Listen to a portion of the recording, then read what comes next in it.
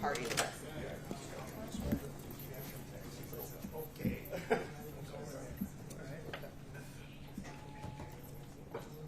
All right. Sound good. I just don't. And I won't be.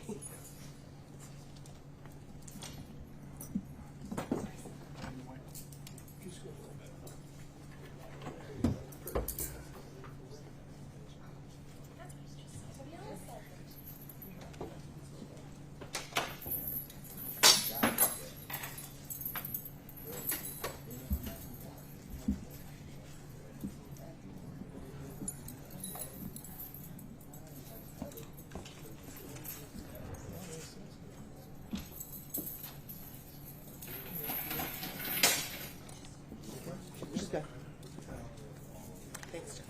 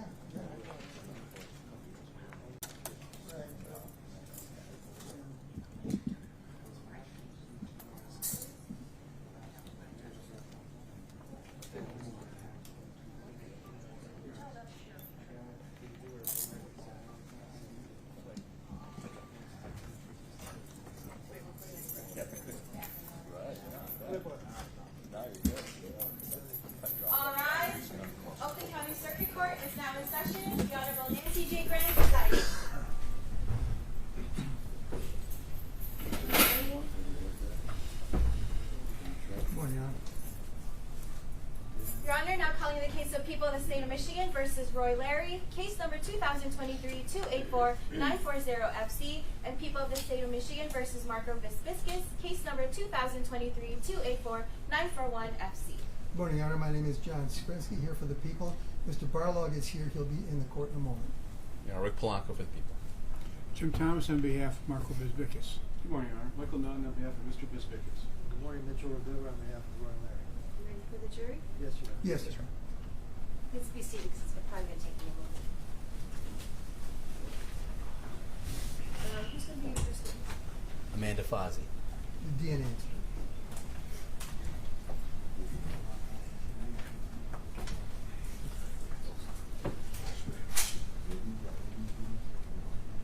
All rise for the jury.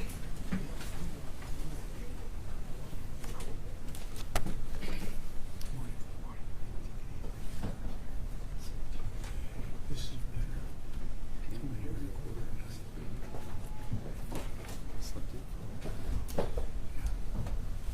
Well, today, I'm looking forward to it. You know, and putting on the case, you have to go to the case office. You may be seated. Good morning. Good morning. Weather won't be so great today, so it won't be so bad standing. So again, appreciate how timely we were this morning. And Mr. Spence, please call your first witness. At this time, the people call Amanda Fozzi.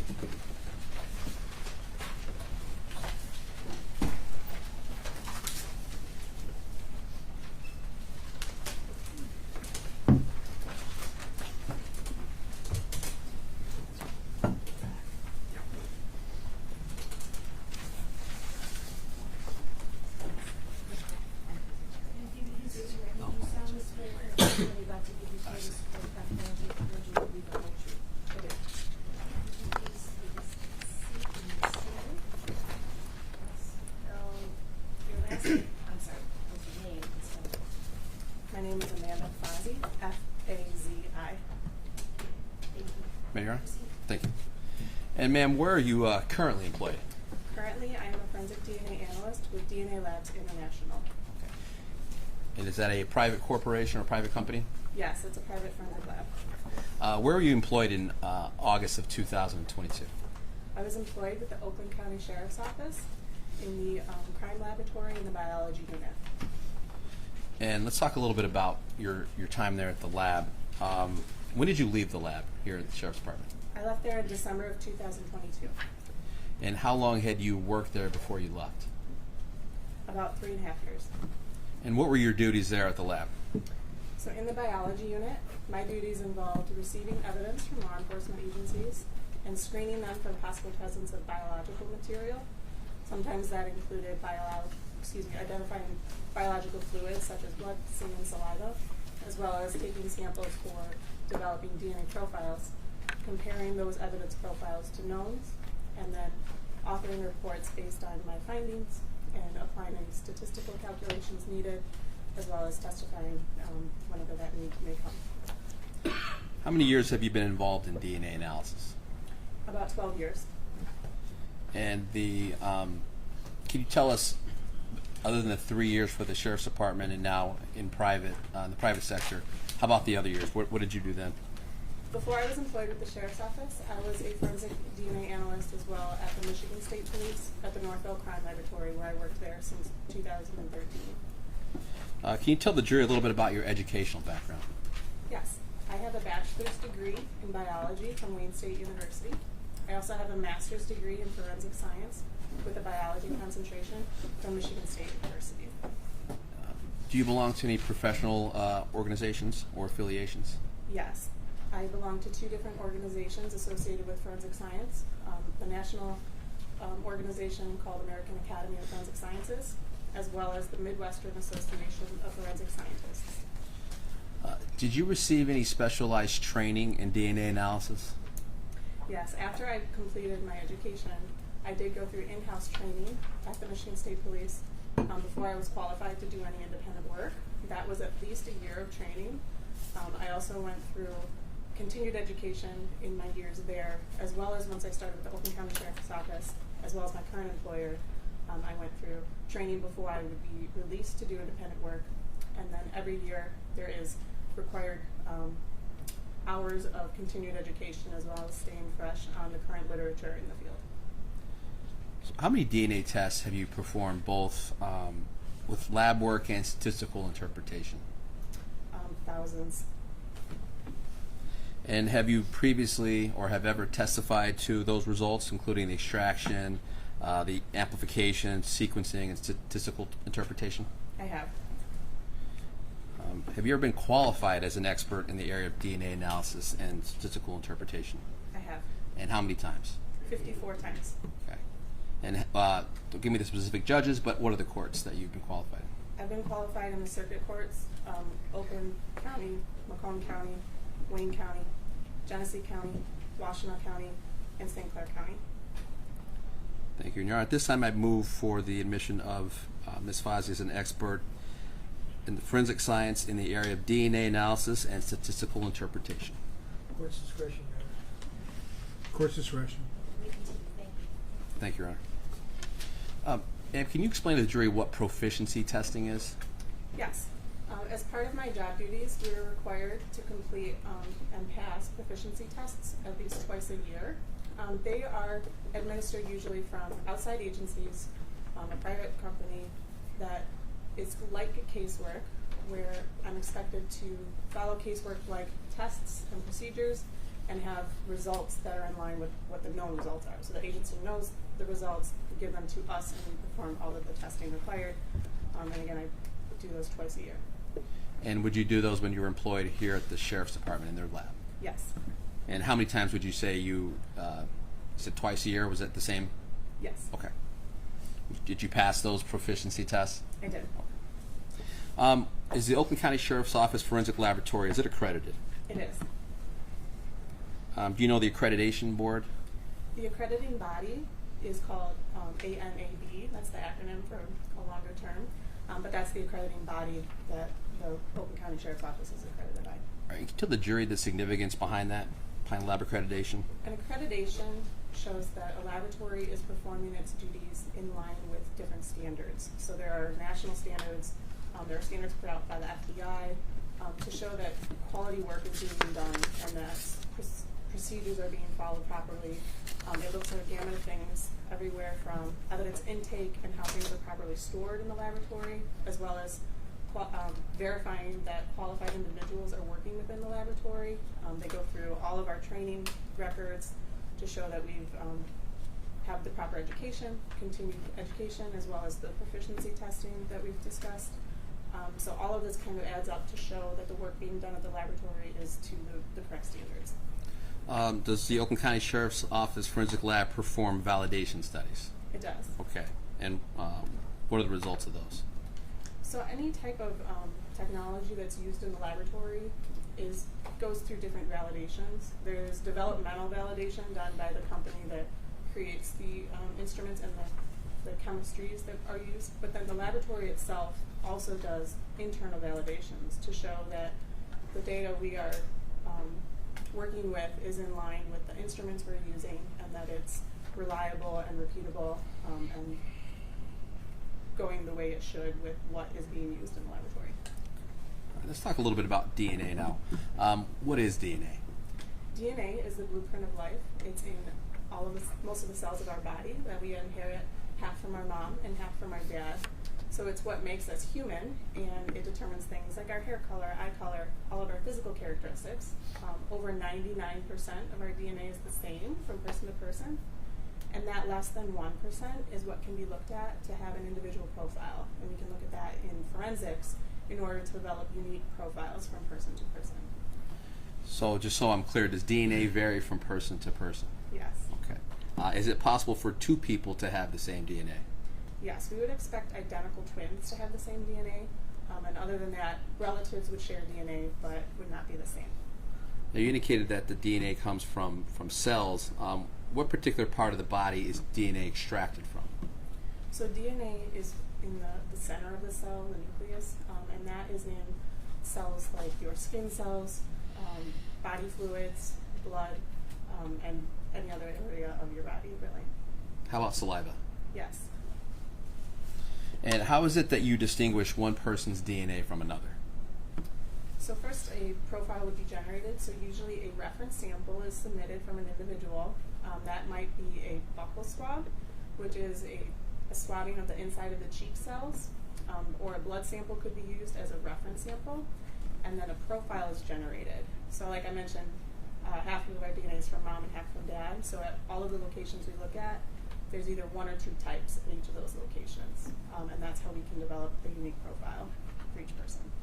Okay, just so I'm clear, so in a DNA profile, it's half from mom, half from dad. Yes. So in DNA analysis, do you compare profiles to one another? Yes. Okay, so that's what you do. Correct. And when you're comparing those profiles, what is it exactly that you're comparing? So for every case involved, the evidence samples are examined first, and DNA profiles are generated from an evidence sample. If those are deemed suitable for comparison, then they'll be interpreted. So I would interpret how many contributors are in that sample, and then compare them to the known reference samples that might be included in the case. Now, what are the steps in developing a DNA profile? So the first step would be extraction. So after a small cutting is made from an item or a swab is collected, we want to separate out just the clean DNA sample. So it's kind of cleaned and the DNA is isolated so that the tissue from the swab is removed, everything else in the cells are removed, so a clean sample is obtained. Next is a quantitation step to estimate about how much DNA is present in that sample. The next step is amplification, where copies are made of that DNA, and it's targeted, or certain areas of the DNA are flagged for our purposes, and then in order to reach the amount needed for the next step called capillary electrophoresis. So in that step, the profile, or the DNA sample kind of goes through an instrument that has a little camera, and it converts the data into what looks like a graph with peaks across like an X and Y axis. Is that otherwise known as sequencing? Yes, that some can refer to it as that. Okay. Again, that's done. Is that done by a computer program? Yes, there's software programs in addition to different instruments with the camera and different electrical currents that work together. Ma'am, are there safeguards to ensure the accuracy of each of those steps that you just described? Yes, there are many different steps along the way to ensure that cleanliness is a factor. We use sterile work environment. I'm wearing gloves and a mask and a lab coat at all times.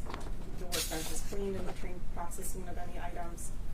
There's also controls that are incorporated, both positive, where we know a profile should be obtained, and a negative that should be blank. So at any given step, if there's any indication that something might be not intuitive, we can kind of see that as we go along. Now, in this case, ma'am, were you given a known sample? Yes. Okay, and whose known sample were you given? May I refer to my report, please? Sure, if it helps refresh your recollection.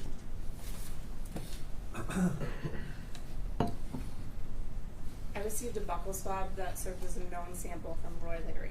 And again, to tell the jury, what is the significance behind a known sample? Why is that important to you? That's used as the reference. So that's a known source. In this case, came from Roy Larry. So the DNA profile generated can be identified as coming from that individual. Now, did you test that known sample to get a DNA profile? I did. And what did you do? With that same procedure you talked about before, the 4 steps? Yes, I went through. So for knowns, some of those steps are abbreviated, but a profile was generated from that buccal. And were you also given pieces of evidence to perform DNA analysis on? Yes, I was. What evidence did you receive? I received, for all of these items of evidence, they were swabs collected from the item. There was swabs from gloves, swabs from a hat, swabs from bike grips, swabs from bike seat, and swabs from bike frame. And when you receive those at the lab, are they like numbered, that kind of thing? Yes, so the container that has those swabs, in this case they were brown paper bags, so that would have identifying information that came from the law enforcement agency. Once it comes into the laboratory, we ensure that the seals are correct, that the identification matches up with the notes, and then a laboratory number is also added on to those items for our internal tracking of the samples. And did you perform DNA analysis on those items that you received from the law enforcement agency? I did. And how did you perform that? So for the evidence samples first, I went through one item at a time. So the first item, I opened up the package, took a small cutting of the swabs, and put those small cuttings into a tube. Once that sample was done, I went on to the next. And then after all of those swabs were into tubes on their own and identified with our laboratory number, I went through the steps I discussed in order to develop a profile. So were you able to obtain DNA profiles from any of the evidence you received? Yes. Which evidence?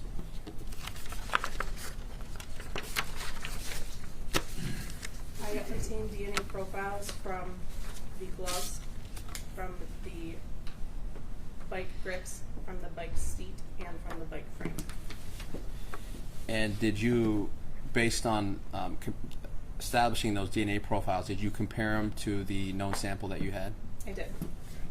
And let's first talk about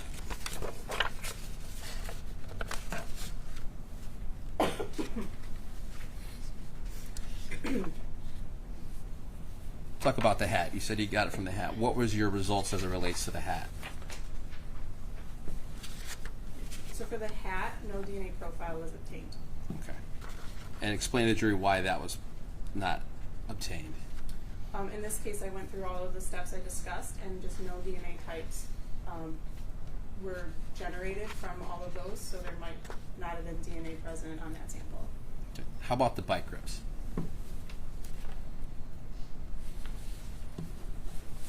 The bike grips, the DNA profile was interpreted as a mixture of 3 individuals, and then I made a comparison to the buccal swab from Roy Larry.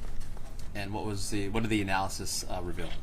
Based on the DNA typing results, it is approximately 219 times more likely if the DNA originated from 3 unrelated unknown individuals than if it originated from item 042 Roy Larry and 2 unrelated unknown individuals. This analysis provides moderate support that Roy Larry is not a contributor to the DNA typing results obtained. And how about the bike seat? The bike seat, the DNA results were that a partial DNA profile was interpreted as a mixture of 2 individuals. And what would your analysis reveal? The comparison, so based on the DNA typing results, it is approximately 70.4 times more likely if the DNA originated from 2 unrelated unknown individuals than if it originated from item 042 Roy Larry and 1 unrelated unknown individual. This analysis provided limited support that Roy Larry is not a contributor to the DNA typing results obtained. So in sum, no DNA analysis shows the known sample of Roy Larry to have been on the bike seat or the bike grips. Is that fair? So based on the DNA results, the comparison to Roy Larry was in favor of his types not being a contributor. Now I want to talk about those gloves. Were you able to obtain a DNA profile from those gloves? Yes. Okay. And explain your results. The DNA profile from the gloves was interpreted as a mixture of 3 individuals. Excuse me. Based on the DNA typing results, it is approximately 62 trillion times more likely if the DNA originated from item 42, Roy Larry, and 2 unrelated unknown individuals than if it originated from 3 unrelated unknown individuals. This analysis provides very strong support that Roy Larry is a contributor to the DNA typing results obtained. So 62 trillion, correct? Yes. So very strong support that Roy Larry, the known sample that you had, is a contributor to the DNA results that you received from those gloves. Based on the DNA, yes, very strong support. Ms. Fozzie, did you complete a report following your comparison and interpretation? I did. Your Honor, may I approach? Yes.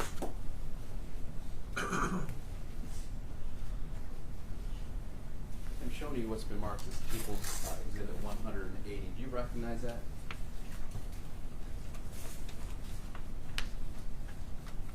Yes, this is a copy of the report I authored, and it has 3 pages with my signature on the last page. Is that fair and accurate? Yes. Thank you. All right, this time move forward admission of People's Proposed 180. No objection. No objection. Ladies and gentlemen, Daniel Hutch. Thank you, Your Honor.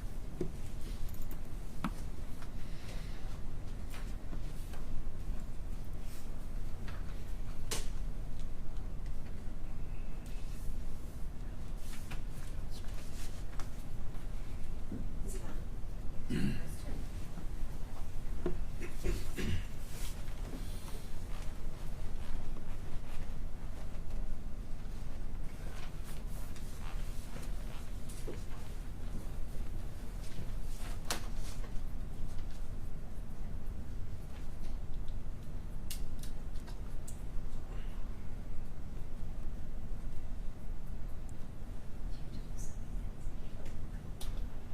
All right, Ms. Fozzie, we're looking at People's Admitted 180.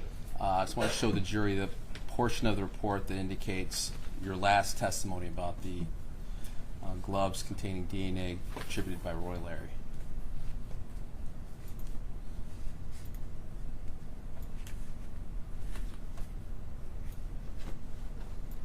Highlight that. Is that the portion of the report? Yes. Okay.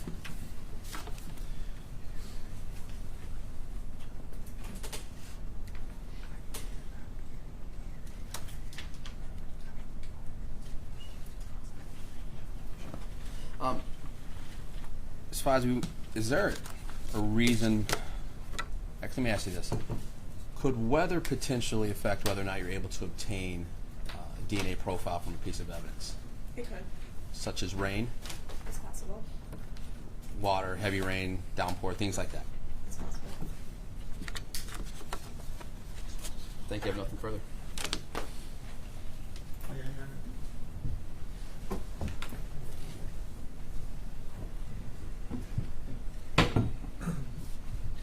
Morning, Ms. Fozzie. And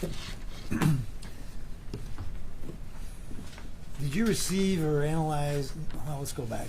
You know what a bullet is? Yes. Okay, you know what a casing is on a bullet? Yes. Okay, did you receive any casings to analyze for DNA? No. Okay. So there was nothing submitted to you, you were not asked to look at any casings to determine if you could obtain DNA from a casing, correct? Correct. Let's go over your report just a little bit. It's clear that there's no DNA gleaned from the hat, correct? Correct. And you indicated that with respect to the bike grips, that it's from a mixture of 3 individuals, correct? Yes. 3 individuals being 3 different people? Is that what you mean when you say 3 individuals? Correct. Okay, 3 different human beings. Correct. And it's your opinion that Roy Larry is not a contributor to the DNA typing results contained from the bike grips, correct? There was moderate support. His types were not a contributor. Okay. And with regard to the bike seat, you said there's DNA profile from 2 individuals. That'd be from 2 human beings, correct? Correct. 2 people. And again, Roy Larry is not a contributor to DNA typing on those results obtained, correct? That was limited support that his types were a contributor. Well, you didn't find any positive DNA that Mr. Larry's DNA was on the bike grips, correct? Well, positive isn't really the terminology I would use, but there was no support, if that's what you're inferring. I apologize. There was no support that his DNA was on the bike grips, correct? Correct. And there was no DNA to support that there was no support for DNA being on the bike seat for Roy Larry, correct? Correct. And there was no support for DNA being on the bike frame for Roy Larry. Is that correct? There was no comparisons made to the bike frame. So there's no. So my question is, there was no support for DNA on the bike frame, correct? I can't make any conclusions on the bike frame. Okay. So you don't know if it was on there or not on there. Fair statement. Sure. And the gloves, you indicate that there was also, besides the information you gave us about Roy Larry's DNA, 2 unrelated, unknown individuals. Does that mean 2 other people's DNA was found on the gloves? That means the support for his DNA is there based on there being 2 others on the sample as a whole. So there was 3 individuals on that sample. So this support that 3 people may have handled those gloves. No, just the DNA present was interpreted as 3 individuals, and there was very strong support of his being a contributor. Well, how did DNA get on the gloves? I don't know. Fair statement.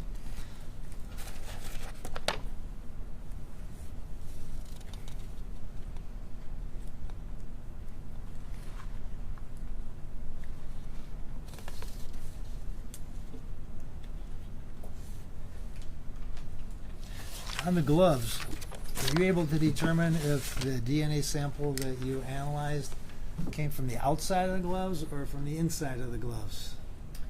For that sample, it was just identified as swabs of the gloves, so I'm not sure how those items were swabbed. So you don't know whether the swab was from the inside of the glove or the outside of the glove.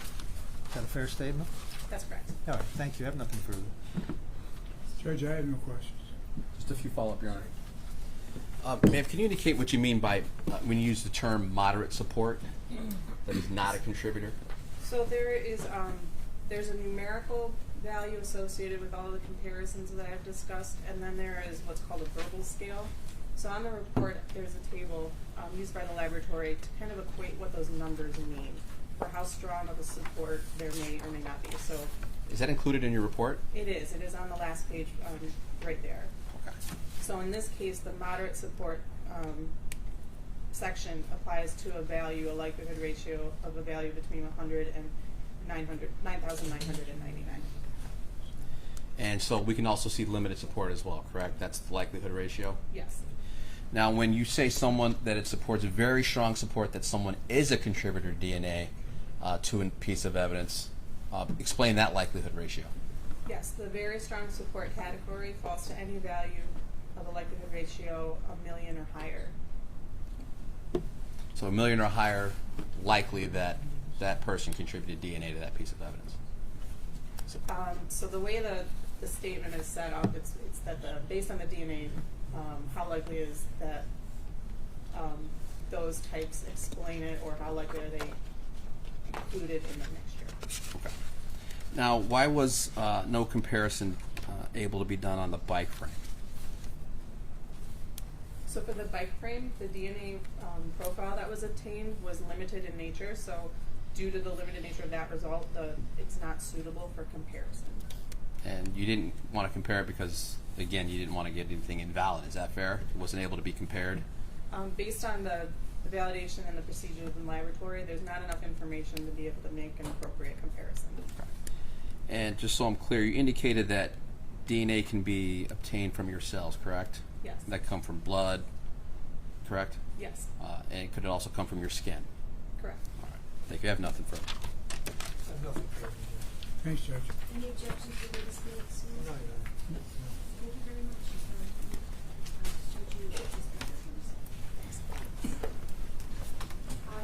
Next time, this time, people call Marissa Hutchinson. Thank you very much.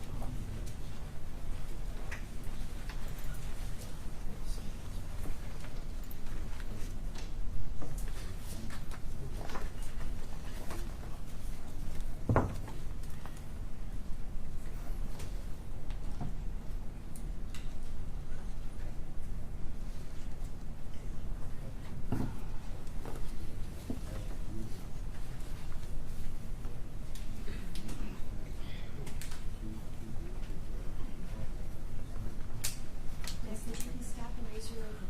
Do you solemnly swear upon penalty of perjury that the testimony you're about to give before this court is the whole truth? Here, if you could please proceed to the stand. State your name for the record and spell your last name. Marissa Hutchinson, Hutchinson. Okay. Ms. Hutchinson, can you keep your voice up so that the last people over here in the jury can hear you? Yes. Thank you. Ms. Hutchinson, before we start talking about your testimony, you are testifying here today pursuant to an order of immunity. Is that correct? That is correct. Okay, and that says that nothing that you say on the witness stand today can be used against you, correct? Correct. And that nobody can use your testimony to obtain other information which may incriminate you. Is that correct? Correct. And that order was signed this past Monday by this court, Judge Brent, correct? Correct. All right.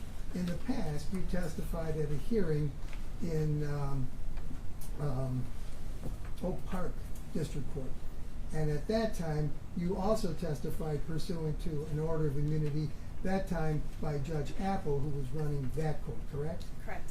And at one time, you had a conversation with a couple of United States attorneys and federal attorneys, and you gave them a statement pursuant to what's called a proffer agreement, correct? Correct. And that also said that nothing you said could be used against you in the future, correct? Correct. All right.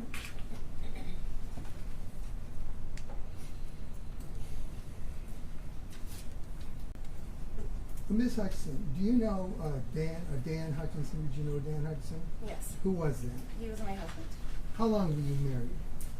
We were married for 16 years. Okay. And do you have any children as a result of that marriage? We have one daughter. Okay. How old is she today? Today she's 18. How old was she in June of 2022? She was 16. Okay. What school system did she go to school? In June of 2022. Yes. At that time, she was a sophomore at Huron Valley Lutheran School in Westland. In Westland. Okay. Back in 2022, where did you live? Pleasant Ridge. Pleasant Ridge. Okay. Can you describe? Does the street that you lived on, did that hit Woodward? Yes, it did. Okay. And was that in the area north of 9 Mile, like between 9 and 10 Mile? Yes. All right. Can you describe that area? What's on the corner of your street and Woodward? On the corner is there's a funeral home and a bus stop and was a resale shop. Okay. Do you remember what your husband's phone number was? His phone number was 248-730-0706. Okay. Now, did you and your husband own any businesses? At the time, we owned a jewelry store, Okay. What was the name of that jewelry store? Hutch's Jewelry. Can you describe the merchandise that you sold there? We sold fine jewelry, so that's gold and diamond jewelry, and watches, and it was high-end jewelry. When you say high-end, can you give us an example of the cost of some of the jewelry? So anywhere from maybe like $500 for some smaller items, but we had some very high-end stuff that would range up to $50,000-$75,000 price tags. Okay. And where was that your jewelry store located? It was on Greenfield in Oak Park. Was it south of 9 Mile Road? Just north of 9 Mile. Okay, so between 9 and 10? Yes. And what side of the street were you on? It was on the east side. Okay. What was the name of the store? Hutch's Jewelry. Did your husband go by Hutch? He did. Right. Now, at some point, you also became the owners of a pawn shop, is that correct? Correct. Where was that located? That was also on Greenfield in Oak Park, and that was just north of 8 Mile, Okay. And what side of the street was that on? east. So same as the jewelry store? Same. How far south of the jewelry store was that place? About 1 mile. Okay. On June 1st of 2022, was that store, the pawn shop, was that open? It wasn't open yet. Okay. Had you already purchased it? We had purchased it. Right. The person that you bought it from, do you know what that person's name was? His name is Ray Fox. Okay, Ray Fox. Yes. And the name of the store was what at the time? Pay Benny, or 1-800-PAY-BENNY. Okay. Now, in your jewelry store, did you have any businesses operating beside the jewelry business inside the store? So we did. We had an optical company operating inside the jewelry store called H2 Optics. Okay. And what was that all about? Can you explain that to us? So that was so that we could obtain a Cartier account. So we had to have an eyewear company to obtain this Cartier account. They don't issue them to jewelry stores or to other, only to eyewear companies. And what is it that they are issuing? It made us authorized dealers of Cartier glasses. Okay. So these are frames? Yes, these are frames. All right. And what kind of frames are those? Can you describe those a little bit? Again, high-end, very expensive. Some of them start maybe in the $1,000 range, but they go all the way up to $3,500, $4,000 just for the glasses, just for the frames. Okay. You didn't have an optometrist there, did you? No. Okay. Did you own any other type of business? We had an income property. What was that called? Well, H&H vacation. It could it be H&H Properties? Yes. Okay. And what was that? That was an income property that existed within a resort in Marathon, Florida, in the Keys. Okay. And was it a rental? It was a rental. All right. Can you explain, was that like a timeshare kind of Well, thing? it wasn't a timeshare. We owned it with another couple, but it was completely operated and managed by the resort, and they took their portion and then they just sent a percentage to us. We could only ever be there for, I believe, 6 weeks out of the year, and the rest was just completely rented out by them. And so did you get a portion of the rental property, the rental Yes. income? Okay. So it was an income property for you? Yes. I see, okay. Now, can you describe your duties at the jewelry store? Sure. So I mostly did administrative work at the store. I never did anything with sales or with the customers. I would go in, go through the mail, pay the bills, sometimes check in with wholesalers, and I would every month put together, excuse me, I would put together a package to send over to the accountants to put our tax form together to pay the sales taxes, and How often did you have to pay sales taxes? monthly, and then during the pandemic we had to pay it twice a month Why was that? because sales went up. Okay. We were above a threshold. When you prepared the package for your accountant, what would you put in there? The daily sales, and then the total of the month. I would put in bank statements and credit card statements, check stubs. Okay. And you would do cash transactions? Yes. And so how would you report your cash transactions? Within that, it would be reported. It would. So you would see what we had in credit card sales. You would see in other forms of payment, if we would get bank wires or PayPal, Cash App,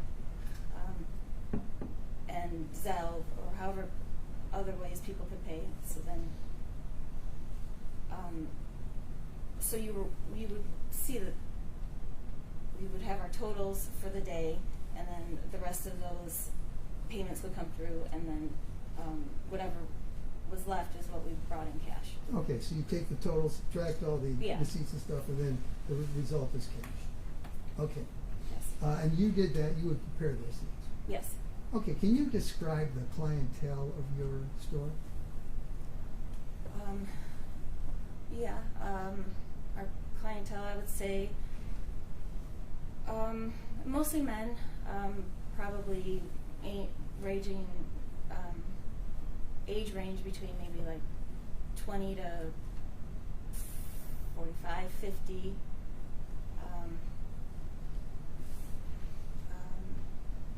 A lot of guys from the city. When you sort say of- the city, you mean Detroit? Yeah, like Okay. local sort of celebrities. we Like would what kind of have, celebrities? Artists, rappers, and athletes. That was our more high-profile clientele, and of course, just everyday people as well. Right. Did you ever have any reason to believe that the people that were coming and buying jewelry from you were involved in crime of any kind? No.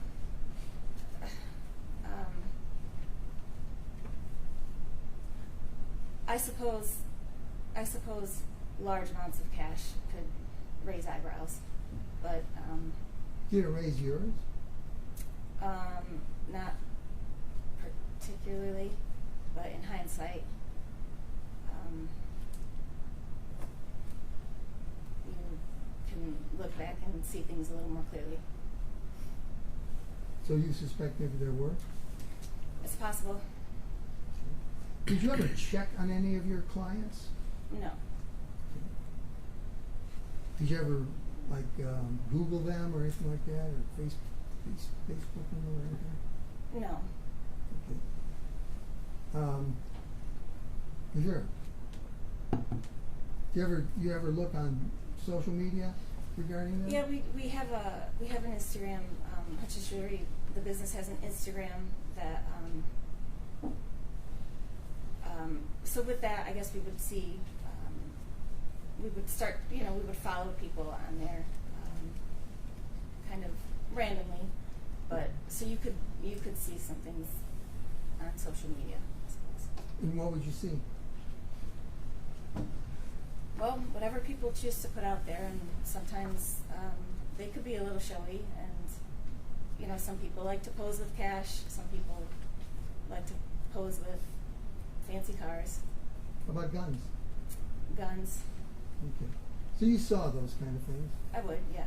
All right. You know Marco Bisbicus? Yes. Is he in the courtroom today?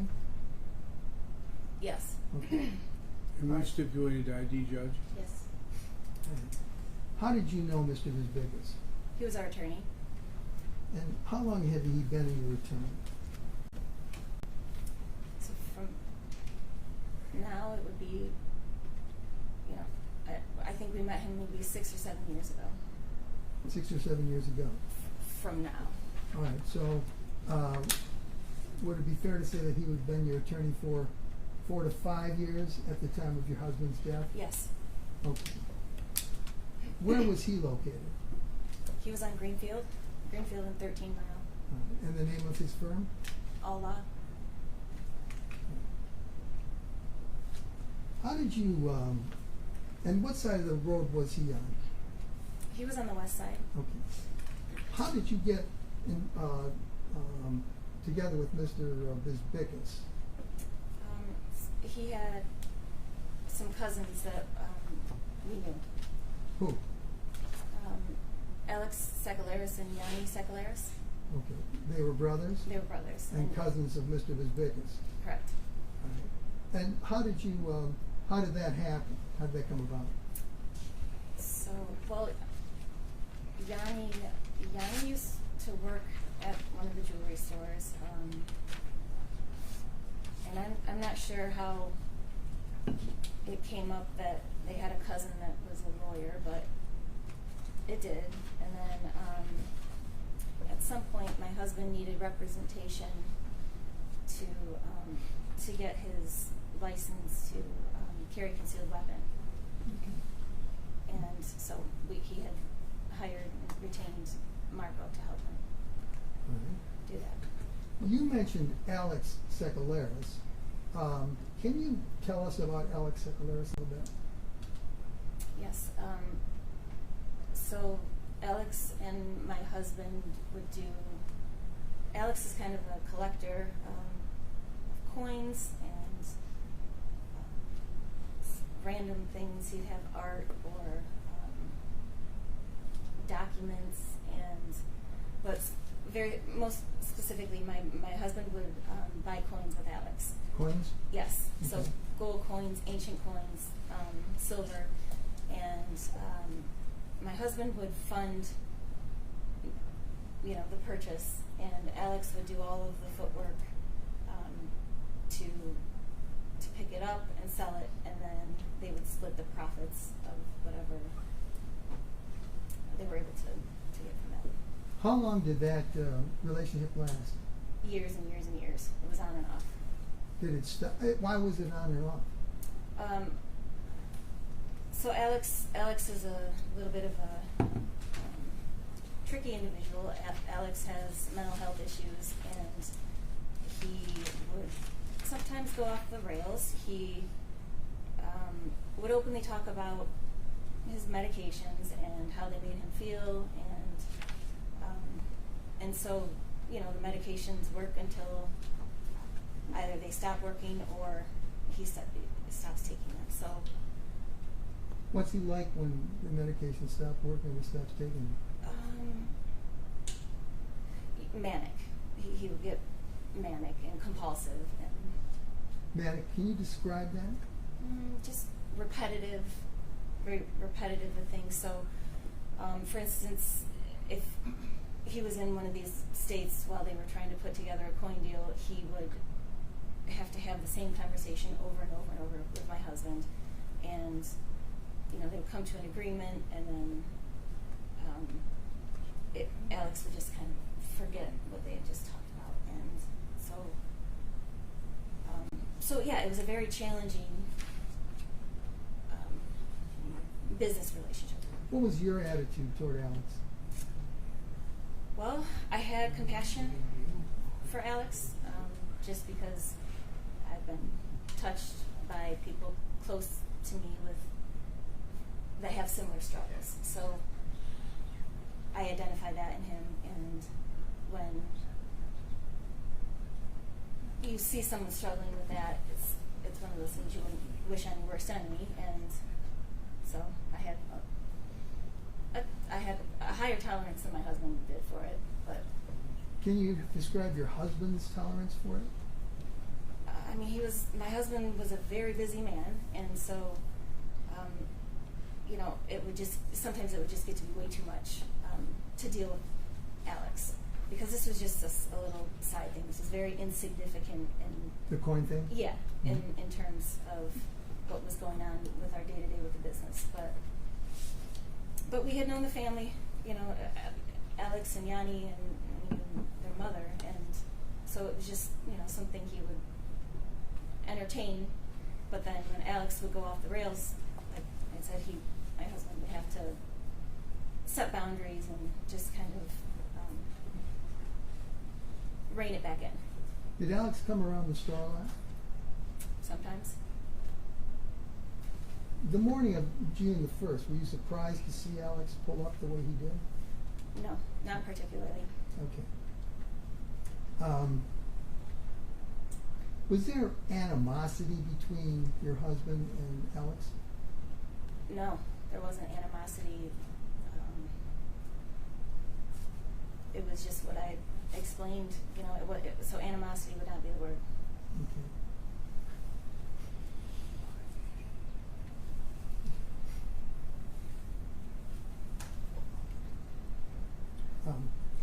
Do you know, or did you know, on the morning of June the 1st, 2022, a person by the name of Angelo Raptopoulos? Yes. And how did you know Angelo? I knew Angelo through both Alex and Marco.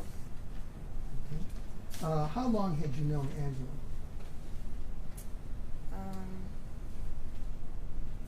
Years. I don't know, maybe 5 to 10. 5 to 10? Was he a close friend of your family? No. What can you describe the relationship between you and your husband and Angelo? Mostly we would see him when we saw Marco at the law office, but Angelo also drove Alex a little bit. Drove him? Yes. Okay. Like when he was doing the coin thing? Or? Yes. Alex didn't have a license. Okay. How well did you know Angelo? Not well. Just knew him enough that if we saw him, we'd say hello. It'd be cordial, but aside from the connection between either Alex or Marco, there was never anything, not really a direct friendship, or he was an acquaintance. Okay. On the morning of June the 1st, 2022, did you know a person by the name of Roy Larry? No. Do you since come to find out who he is? Yes.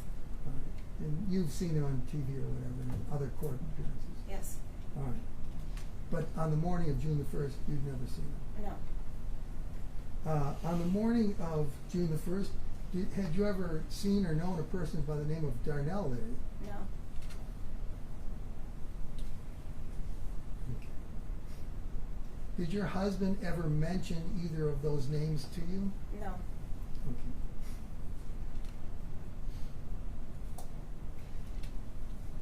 Before Mr. Bisbickus had his law office on the corner of around 13 and Greenfield, did he have another office where you dealt with where you and your husband dealt with him?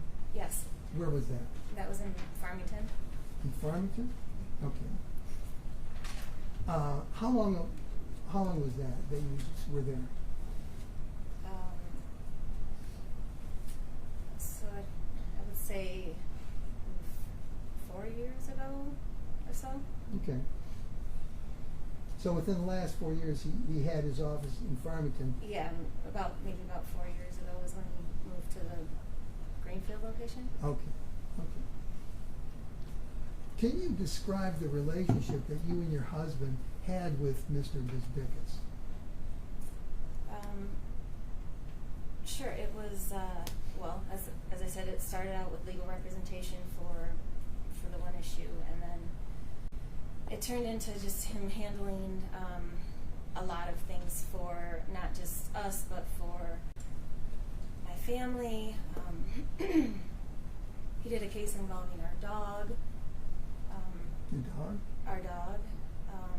But yeah, my brother and my father did things for my in-laws. So and then he started to represent the business, just general counsel for the jewelry store. Do you know about when that happened? It would have been right around the 5-6 year ago mark. Okay. Or yeah.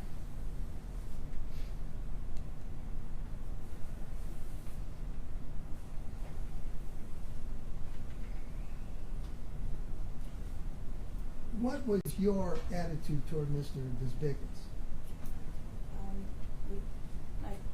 I trusted him. We looked to him. I looked to him for advice and on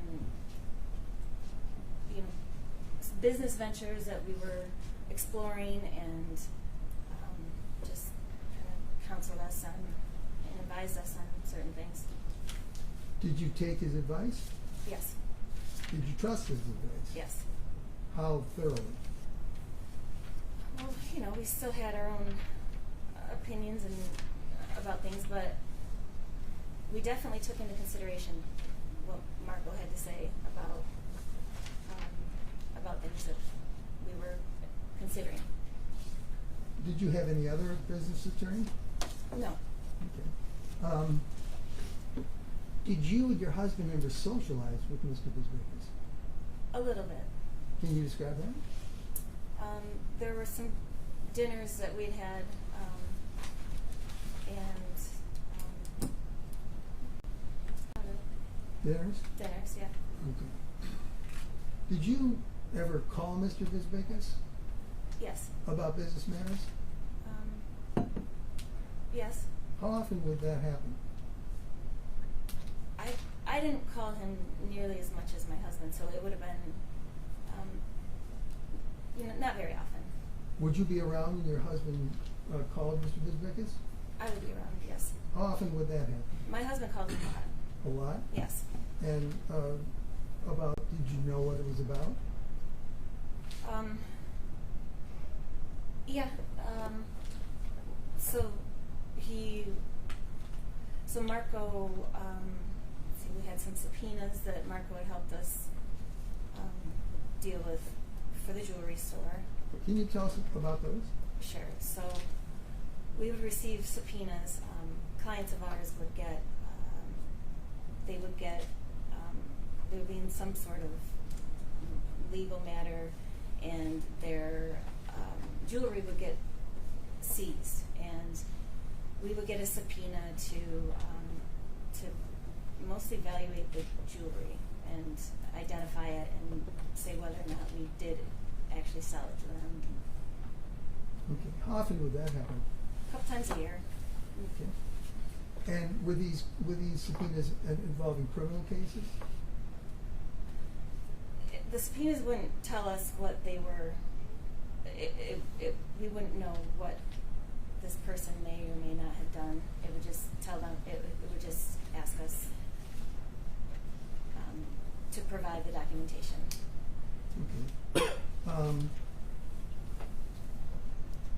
So Mr. Bisbickus would advise you about those? He would just respond to them appropriately for us. Okay. How did you pay Mr. Bisbickus? Usually cash. Cash? And did you sign a retainer with him? No. When you paid him cash, did you ever see that happen? I did. How did that happen? Very informally.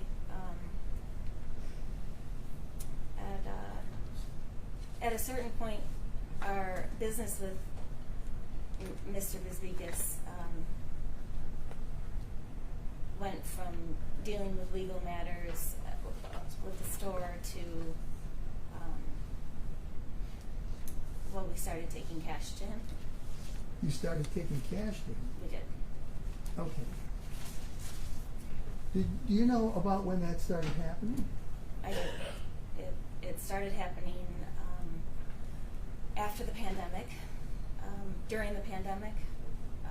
So we were closed with the rest of the world in the month of April of 2020, and when we reopened in May of 2020, our business shot through the roof, and the amount of sales,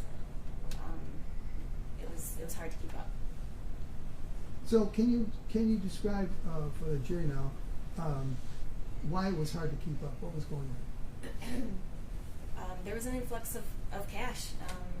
At that time, people, with everything being shut down, because we were a freestanding store, we were able to open up a lot sooner than the malls and other places. So the outlets where people were going to spend their money were closed. So people were coming to us. So no casinos, no restaurants, no traveling.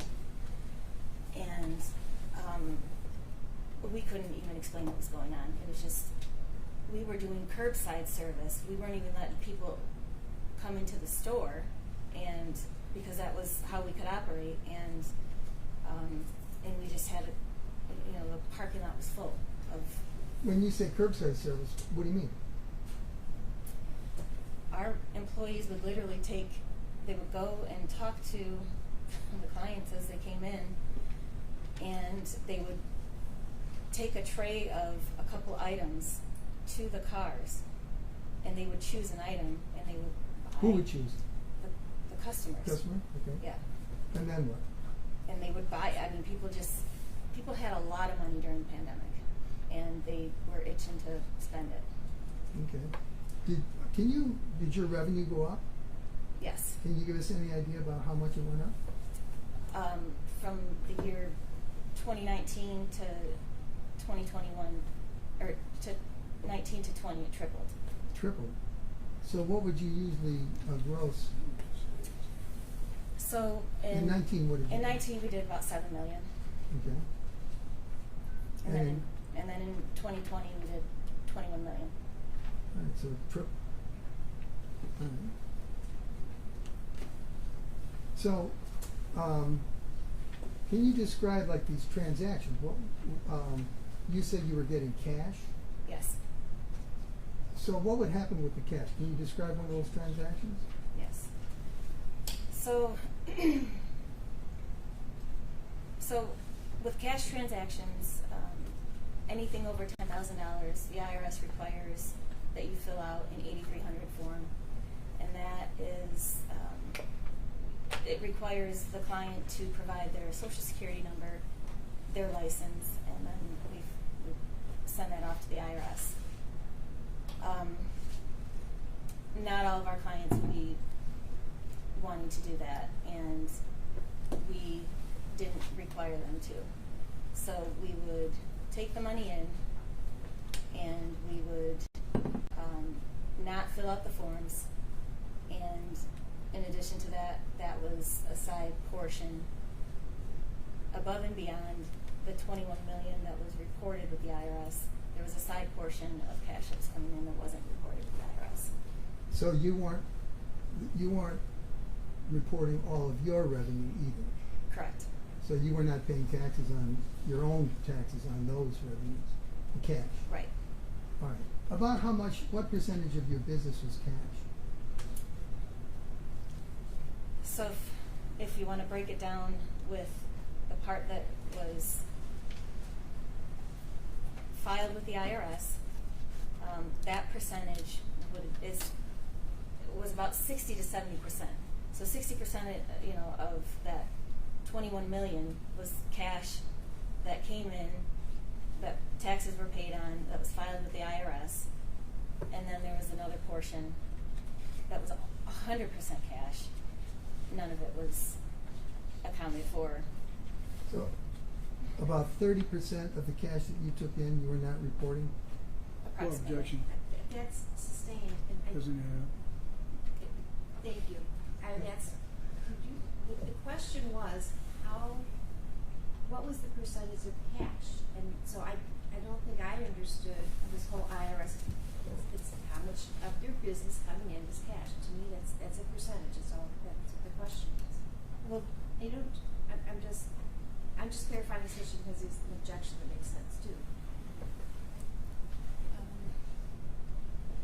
Out of your total revenue, do you have an idea about what percentage of your total revenue was cash?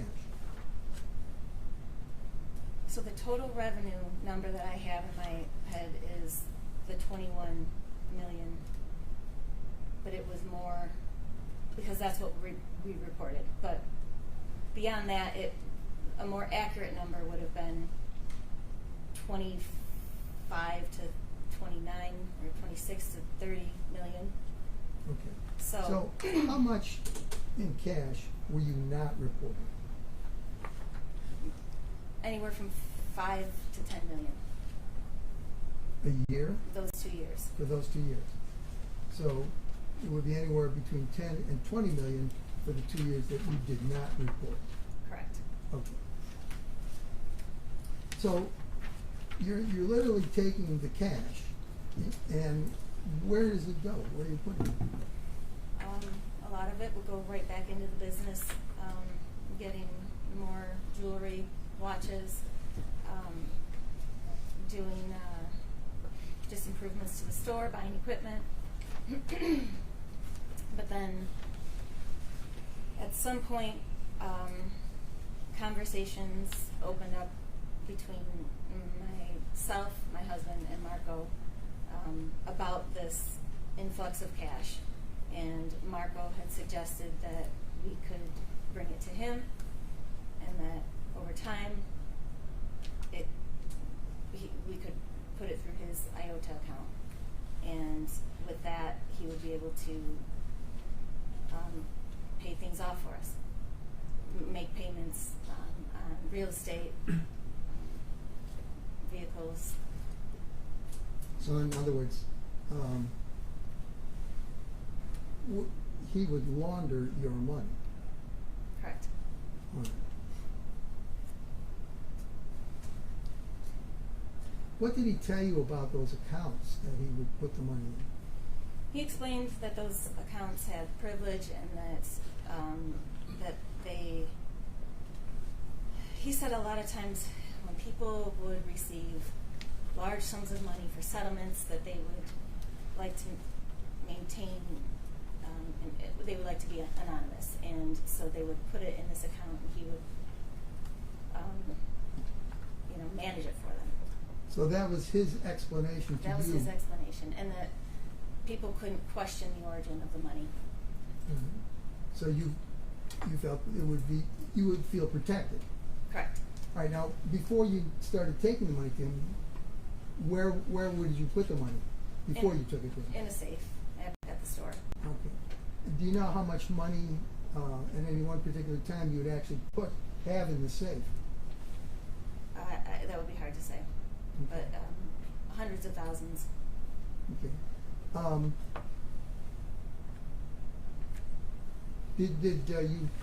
Was the money banded or anything like that? It was. Can you tell us who did that? I did. My husband did. We bundled and banded the money just like a bank does. So each, 100 bills. So if you're dealing with $100 bills, you've got a strap of hundreds is 10,000, and then you take 5 of those straps, bundle that, so you've got a $50 or $50,000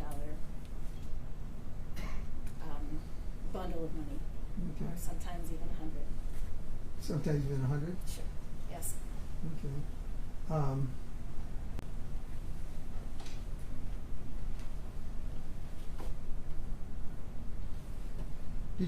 Now you said that you started taking this money to Mr. Bisbickus. Yes. Which office was he when you first started taking it? Both offices. So it would have been the old one. In Farmington Hills? Yes. Okay. And when you took it there, when you took the money to him, what would you transport it in? In a bag. Like what kind of a bag? Drawstring bags, duffel bags, whatever would be laying around. Backpacks. Besides the IOTA account, did Mr. Bisbickus ever tell you any place else where he might store the money? He referenced a place called Fort Knox. Fort Knox? Yes. Did he explain to you what that was? Yes, he said, of course he had safes there. He described it as like a warehouse type of industrial area where you could drive a vehicle into this place. So there must have been, doors, and he went so far as to say that he had another car, an older car that couldn't be traced, and so he would drive to where this car was parked, and that was the car that he would take to Fort Knox. Okay.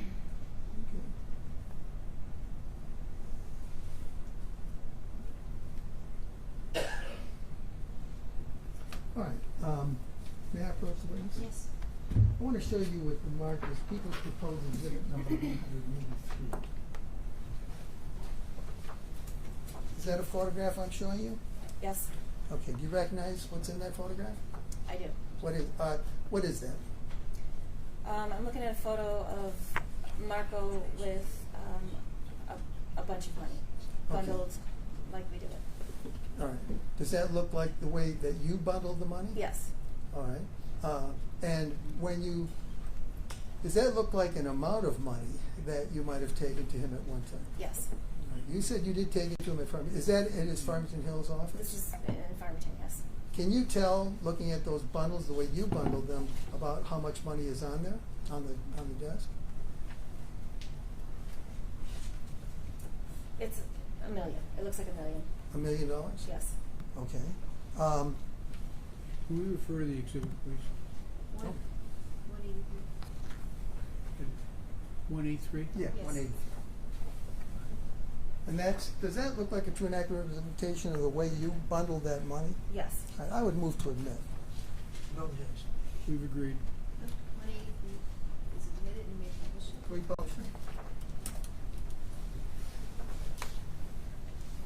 All right, so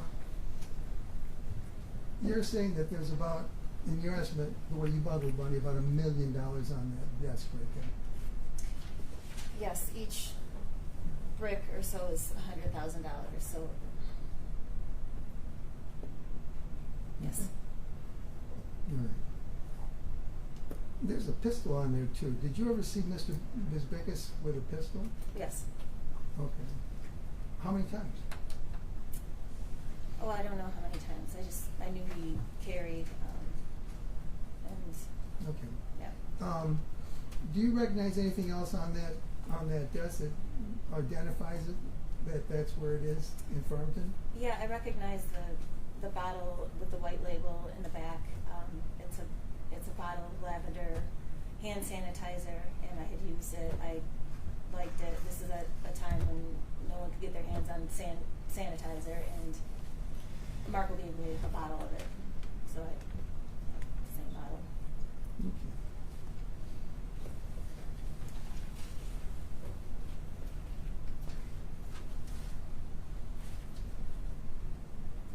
When you would bring, well, let me ask you this. You said that you brought it in like a zip bag or something? Well, I have drawstrings, some Okay. drawstring bags or duffel bags.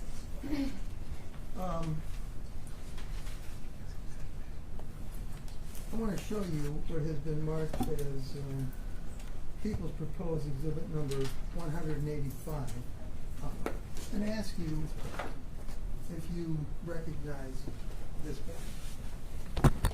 I do. Right? How do you recognize that? This is my bag. All right. In fact, what did you do with that bag? I took money to Marco in this bag. Okay. In that very bag? Yes. Okay. At this time, I would move to admit. No objection. Mr. Thomas? Move to Is there any amend? No objection? objection. 184 is admitted. Okay.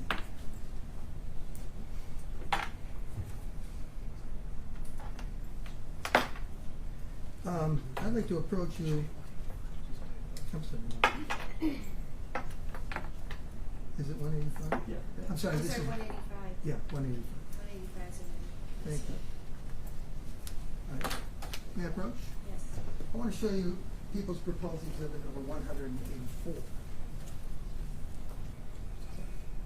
Do you recognize what's in that photo?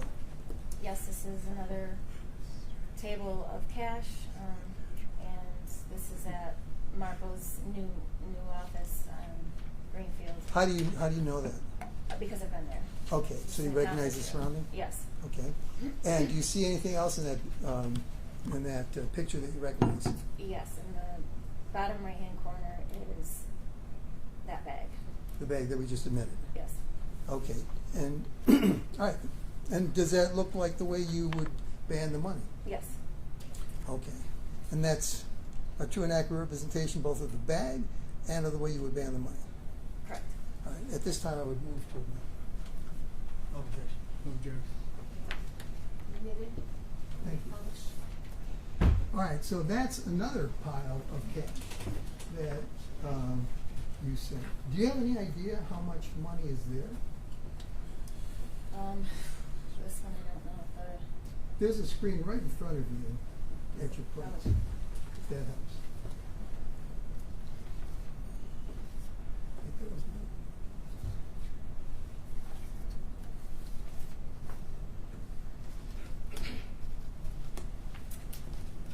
I would say this is closer to maybe $400,000 or $500,000. $400,000 or $500,000. Yes, those are 20s. So the 20s are 10,000 each, and it's hard to see what's behind what's Okay. buried. And I do see the blue hundreds right there. There's 3 stacks that I can see. Those 3 stacks alone are $150,000. So the rest, I would estimate to be about.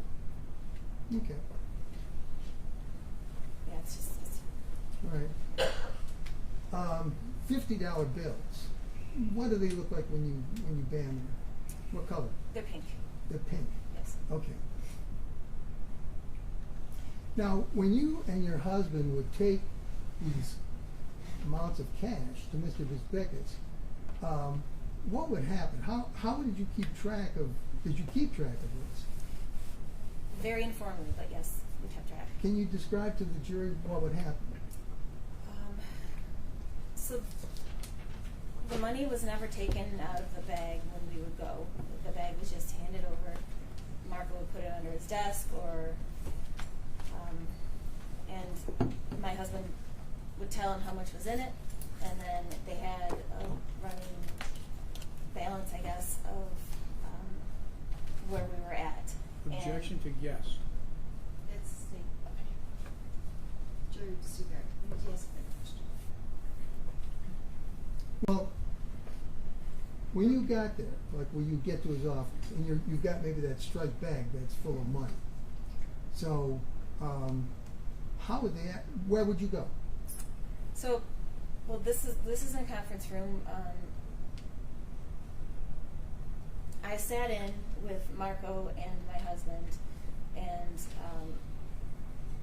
when they wanted to talk about the balance of what we had brought to them, they would jot down a number on a piece of paper, a piece of scrap paper or junk mail, and both of them would agree. They would look down at it and say, "Yep, okay, that's where we're at."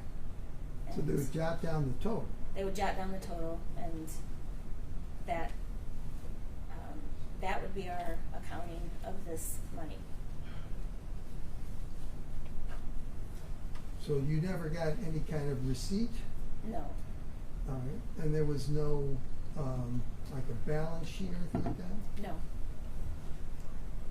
And this money right here, this would be part of the money that you did not report Correct. to the IRS? Yes. All right. Could you have any idea of how much money you took to Mr. Bisbickus over the time that you, like, between you see between April of 2020 and June 1st of 2022? I would estimate it to be like $4.5 to $5 million.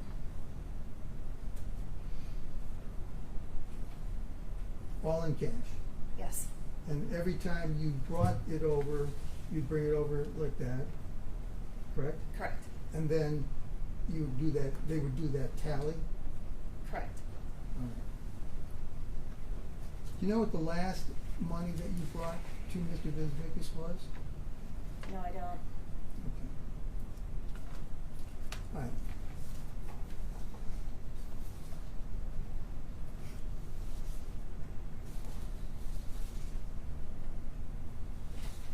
Can I approach? Excuse me? I want to show you exhibits number 221, 222, 223, and 224.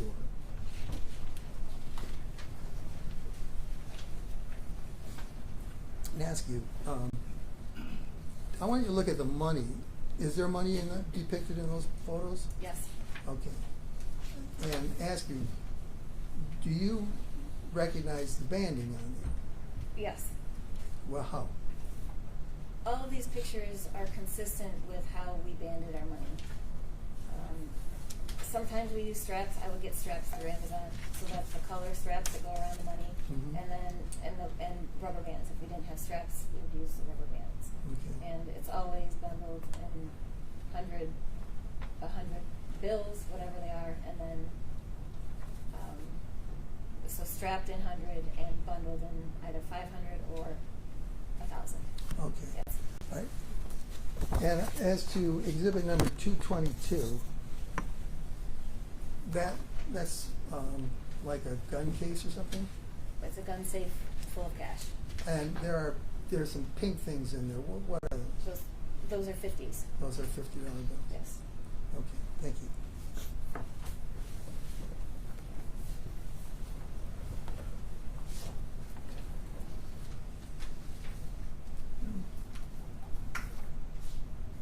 I would move to admit numbers 222 through 224. No, no objection. 220. 221. I thought yeah, you meant to say 221. I did. All right, 221 through 224. Thank you.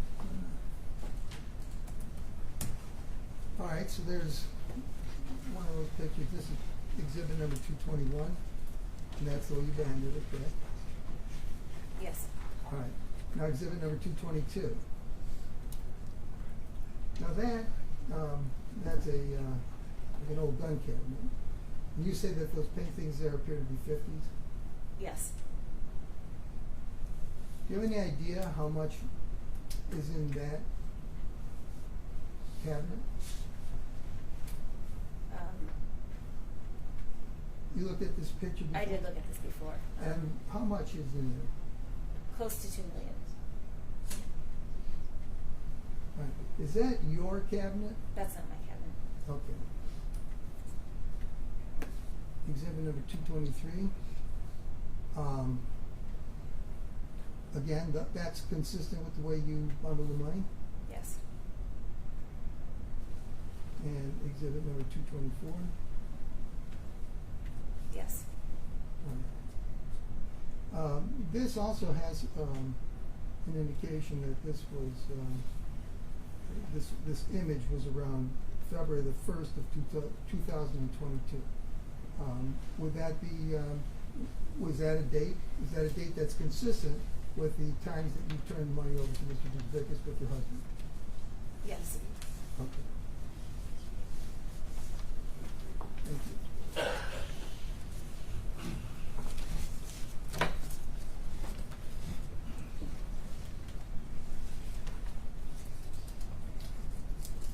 Now you said that Mr. Vickers would take this money and basically launder it for you, correct? Correct. All right. And you mentioned, do you recall specifically some of the work that he did for you with that cash? Yes. So, I guess to start with the most recent, the pawn shop that we purchased, the funding for that closing came from the trust, or from the IOTA account. Okay. And how much was that? Do you recall how much you paid for the pawn shop? $600,000, $599 maybe. Okay. Yeah. And that was in cash? Yes. All right. What else do you recall?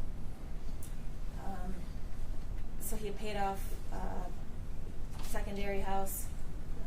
Where was that located? Port St. Louis. Right. And he paid off, was there a mortgage on that? There was a mortgage. Did he pay that off? Yes. All right. There is a house in Oak Park where my father lives. He bought that from a neighbor. And Was that on Talbot Street? on Talbot. All right. There was a balance on a boat. Do you know how much that was? Around the 150 mark, maybe? 150,000? Yes. Okay. How about in Florida? Yes, so the vacation property that we talked about, and then. Where was that? Marathon, Florida. Marathon, okay. And then there's a condo of my mother-in-law's in Panama City Beach. Panama City Beach. And your mother-in-law, that was for your mother-in-law? Yes.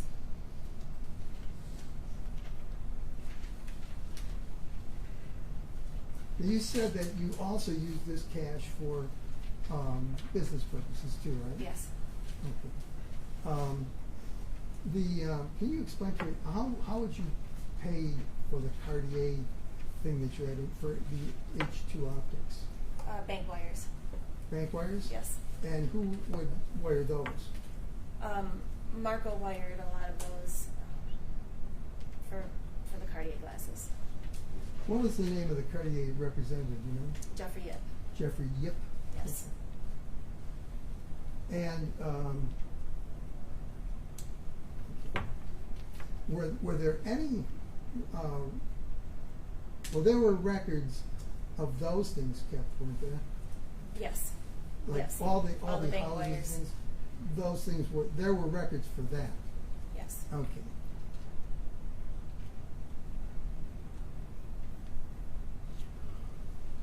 Was there an agreement between you, your husband, and Marco about the amount of money that he would be paid for his services? There was not. So, I mean, how did you keep track of that, or how would that be done? It was as informal as my husband sliding him a stack of whatever. So $10,000 here, $10,000 there. He would just slide the stacks Just over? slide him a stack of cash. Okay.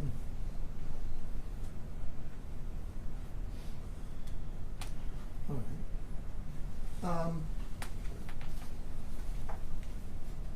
I want to ask you, in addition,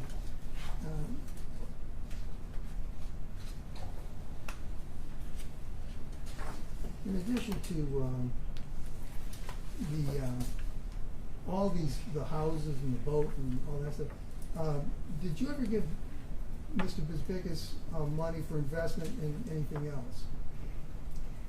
So the balance,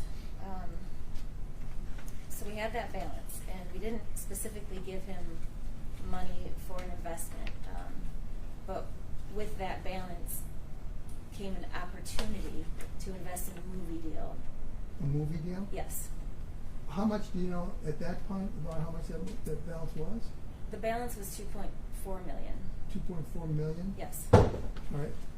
And do you know about when that was? Well, on June 1st, that's what the balance was. Oh, on June 1st. Yes. All right. Well, when did the movie investment, when did that start happening? So that started either late winter, early spring of 2022. So, early spring of 22, late winter of 21? Is that what you mean? Just somewhere in the, January, February, March, like it was cold months. But the years? Of 22. Oh, 22, okay. And what was that all about? Well, it was something that we had talked to Marco about, the film, investing in a film. He had talked about another film that he had invested in, and it went really well, and so he had brought up this film, and then we never really came to a full agreement with him on it. Well, first of all, did you know what the name of the film was? It's called Skeletons in the Closet. Skeletons in the Closet. Okay.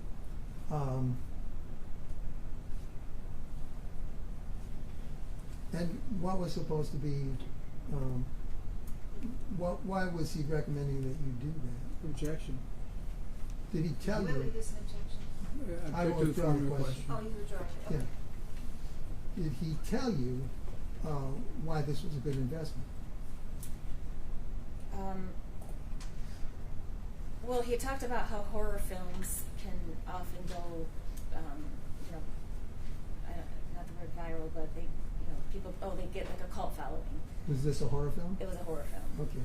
And so he talked about that, and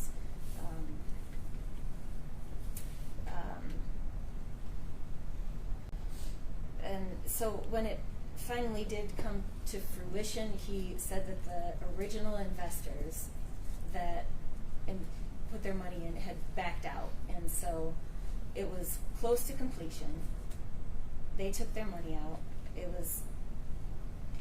And he explained that when a film gets to post-production, so when it's completed and it gets to post-production, there's an insurance policy that kicks in that guarantees your money back plus 10% return on investment. So this last-minute opportunity where these people pulled out would have put us in a position where we were little to no risk because it was almost there to that post-production stage, and so he had gone ahead and invested the money, told us that he had matched, and the money at this time that we're talking about is $2.1 million. Mm-hmm.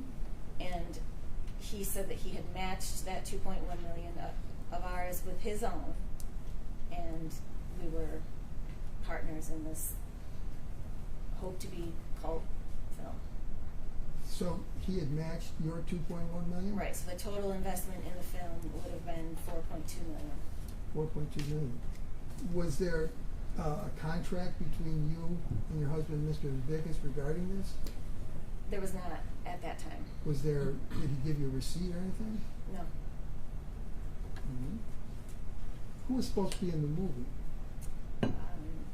Cuba Gooding Jr., Terrence Howard, and Marco Desbigas. Mr. Vickers was going to be in the movie? Yep. Okay. He ended up being in the movie. Pardon? He ended up being in the movie. Have you seen this movie? I have watched a few minutes of it. Up till what point? Well, it wasn't very good, so I watched a few minutes of it, and then I didn't want to watch anymore, and I just randomly fast-forwarded, and I saw the point where Marco was in it. I don't know if he was in other parts of the movie, but I saw a part where he's in the movie. So you actually saw parts of the movie that he was in? I did.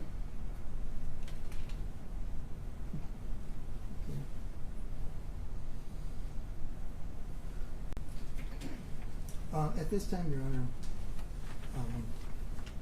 we have entered into some stipulations which I would like to put on the record.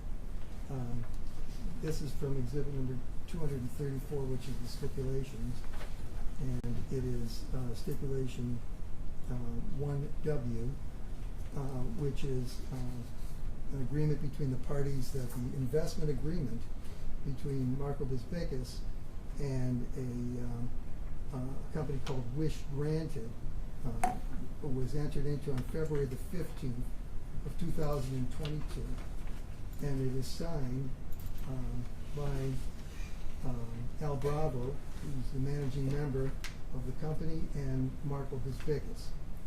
And it's signed only for Marco Desbigas, not on behalf of the Hutchinsons. There are further stipulations regarding this.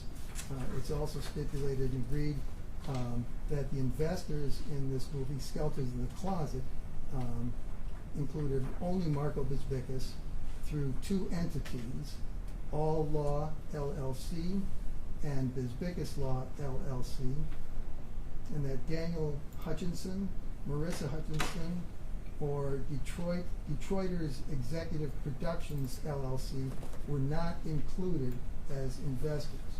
So Daniel Hutchinson and Marissa Hutchinson were not included as investors. That the total amount of money that was invested in this film was $900,000. And that there were various wires that were sent between February the 18th of 2022 and March the 10th of 2022, which totaled $900,000. There was also a stipulation that the movie was shot in Las Vegas from beginning February the 14th of 2022 and extending for approximately three weeks after that. It's also stipulated that the original name of the movie Skeletons in the Closet was Wish Granted. And that's the name that appears on the investment agreement, which is exhibit number 201. Those have been stipulated to. Let me make it clear for the jury what that means. Yes. When the lawyers agree on a statement of facts, these are called stipulated facts. You may regard such stipulated facts as true, but you are not required to do so.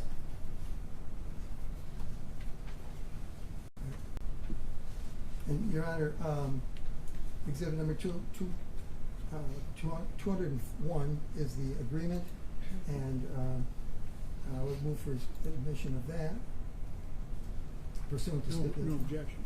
201 is admitted. And then exhibits numbers 202 and 203 are the payments, and those are also stipulated to. Those are stipulated to, correct? I agree. 202 and 203 are admitted. So these show the amounts that were submitted, and by whom.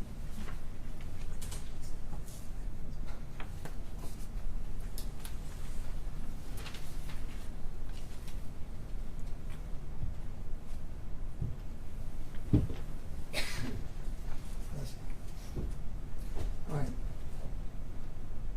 Now I'd like to. Now you said that you had spoken to him. You and your husband had spoken to Mr. Bisbickus regarding investing in this movie. Had you ever actually approved the investment to go forward? No, we didn't. Not one way or the other. And And then he said he had made that decision because there was a sudden need for this investment. yes, he revealed to me. I was at his office with my father, and I found out before my husband, and he came out to the car. I was picking my father up. He was there for a Zoom court with Marco, and when I picked him up, Marco came out to the car and told me then that the money had been invested in the movie, and he was talking about it enthusiastically. What was your reaction? I was a little surprised. I was shocked, but I also wasn't quite sure if my husband and him, had talked prior to. So I left there and went and I talked to my husband, and my husband did not know. Objection. My husband. Okay. Please That's don't the tell us state, what. right. Yeah. Please just don't tell us what he said. Well, unless did he express to you how he felt about this? Uncertain. That would still. All he says, did he express how he felt? It's a yes or no. Yes.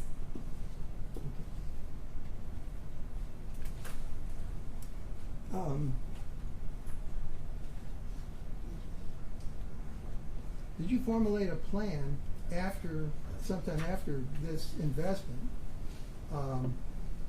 about what to do about this money?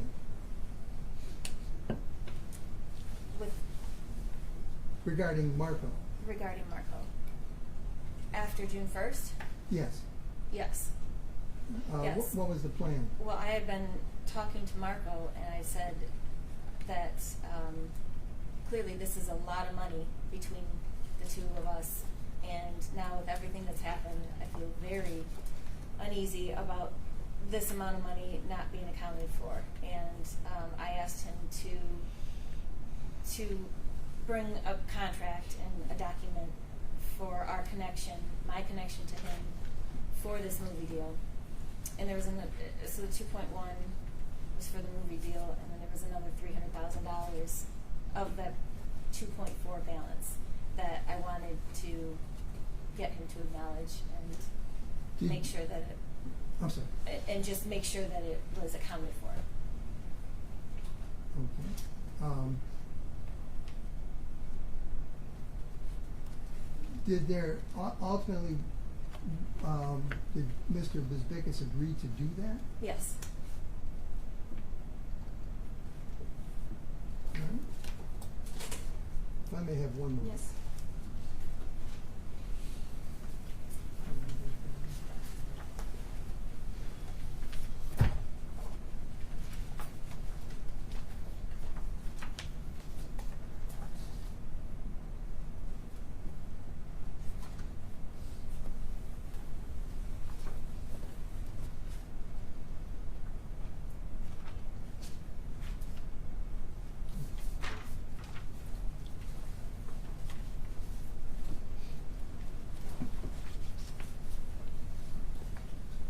Did you ever receive from Mr. Bezbikis some kind of a writing that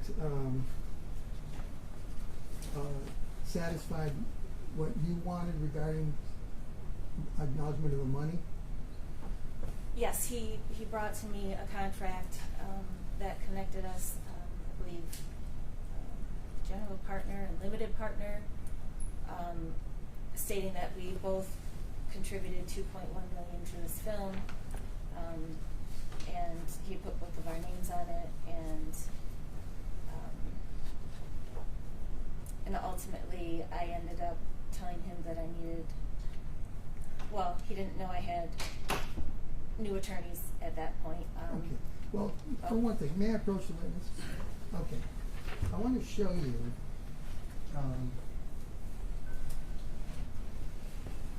text messages between yourself and Mr. Bezbikis. This is exhibit number 198. Can you look those over, please? Yes. The whole thing.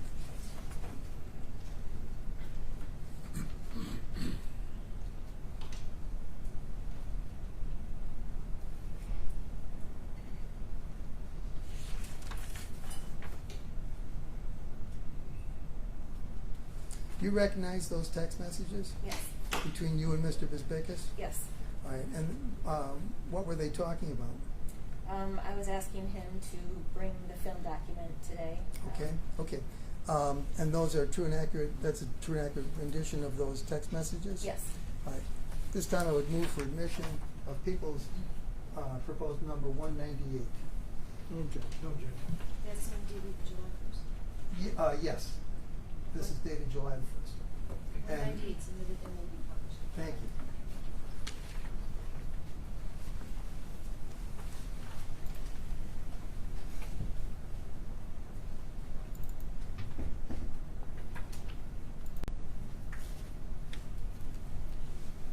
All right. So that, now you can look at the screen right in front of you if you want. This is July the 1st, about 1:36 in the afternoon, 1:36 p.m. It says, Marco, do you think we can take care of the film document today? Is it something I could design, or what I need to sign in person? And Mr. Bezbikis replies, I can bring it to you in an hour. And you respond, awesome, thank you. I'm heading into the store shortly. And Mr. Bezbikis says, okay, I'm still running around, so I'll swing by my office to print it.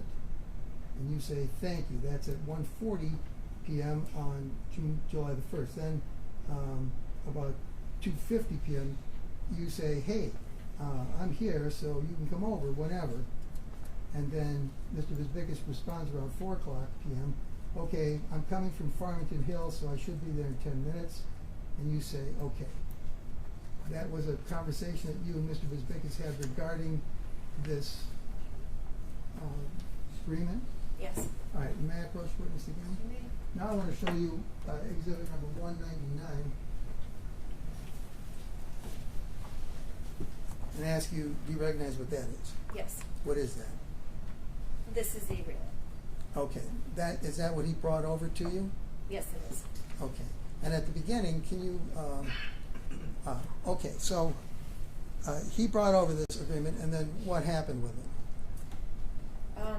I told him that I wanted my brother to look over it with me, and that I'd get it back to him.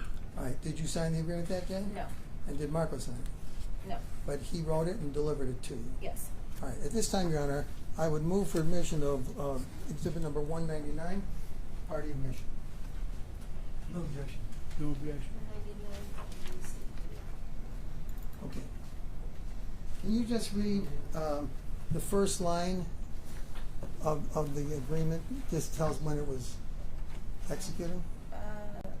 This limited partnership agreement is made on July 1st, 2022 between Marco and Bisbikis, a Michigan corporation, general partner. General partner, okay. General partner, located at 30825 Greenfield Road, Southfield, Michigan, 48076.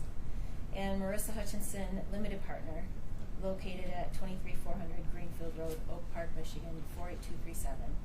The general partner and limited partner are sometimes collectively referred to as the partners and individually as a partner. Okay, now can you turn the page? And I'm asking you to read 2.2, which I believe is circled.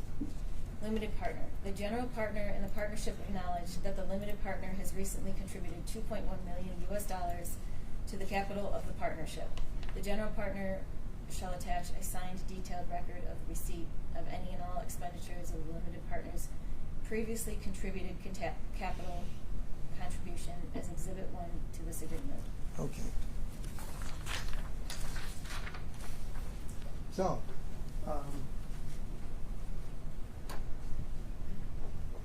is this what you wanted from Mr. Bisbikis? Yes. Okay, and the purpose of this was to do what? To acknowledge that that $2.1 million existed and that I had a stake in the movie. Okay, so you're the limited partner, and you're the one that contributed the 2.1 million. Correct. And the general partner and the partnership is acknowledging that. Correct. Okay.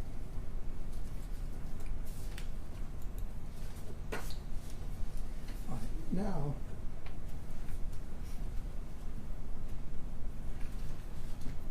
I'd like to point out the time period of maybe late January of 2022. Do you have that time period in mind? Yes. Okay. Around that time period, was there any other kind of a business proposal that arose regarding something for you and your husband to invest in? At that time, Ray Fox, the pawn shop, paid Benny pawn shop owner, reached out to us to ask if we wanted to buy the pawn shop. Okay. And can you do exhibit number 12? This is exhibit number 12. Is that the building you're talking about? Yes. Okay, and it says need cash, and it says 1-800 pay Benny. Yes. Okay, so that's the building you're talking about. And when he mentions that he wanted to know if you were interested in buying the pawn shop. Yes. All right, and that's late January of 2022? Yes. Okay. Do you know what happened regarding this? Well, my husband and I talked about it, and then he wanted, we both decided to pursue it a little further and see what it was all about, check out the building. And he reached out to Marco at that time to take a peek at it with us. Okay. Did you go and see the building? Eventually, yes. All right. Was Marco with you when you did that?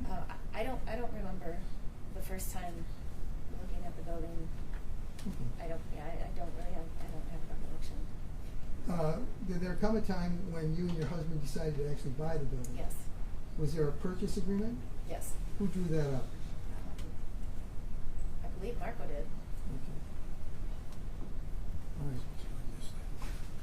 Do you know about what time frame that you and your husband decided to buy that building? Well, somewhere in the February-March area of 2022, because we ended up ultimately closing on it in April. Okay. Before we get to that, since you're talking about April, I want to point out the date of April the 1st, 2022. Do you remember that date? Yes. And in the evening hours of that date, do you remember what happened in the evening hours of the 22nd of April 1st, 22?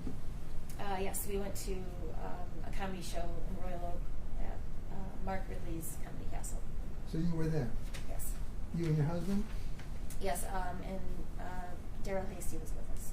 Okay. Did you actually go into the place? Yes. Where did you park? We parked on the street.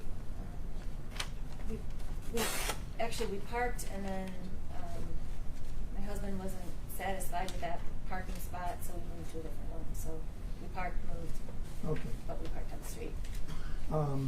Is that building in the same area as the Royal Oak Police Station? It is. Yes. Okay. All right. Now I'd like to talk to you about something else. As of April the 1st of 2022, did you and your husband have a will? No, not of April 1st. Had you ever spoken to your husband about that? We've been talking about it for years. All right. Did anything ever happen regarding a will and trust? Yes, we finally executed the will and trust, and I believe that was on April 14th.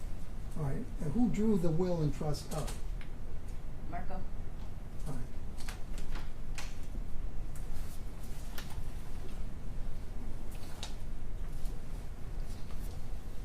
When you signed the will and trust on April the 14th, where was that?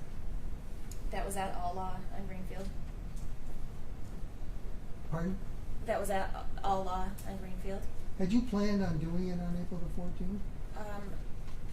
No. No. It kind of came up abruptly. How so? I don't really know. My husband just called and said, "Hey, we're doing this," and like I said, it had been something we had been talking about for years, but just we weren't. We just had been busy with all the other things that keep one busy in life. Okay. Had you or you and your husband ever spoken to Mr. Bisbickus about this will? Yes. Had he given you, had he said anything to you about the will? So it was ongoing conversations, but at that time, it did seem a little out of nowhere that we were actually sitting down and executing and signing and putting it together, because it had been talked about for years. And then it suddenly happened? And then it just happened, yes. Okay.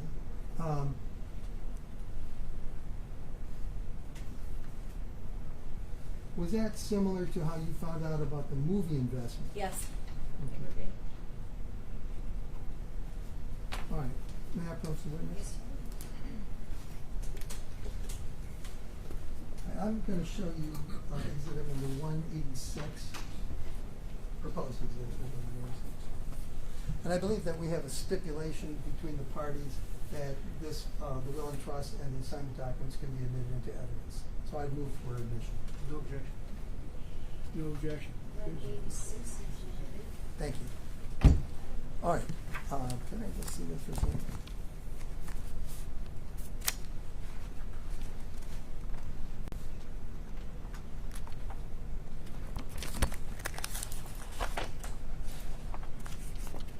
And I'm showing you page 14-8 of the Hutchinson Living Trust.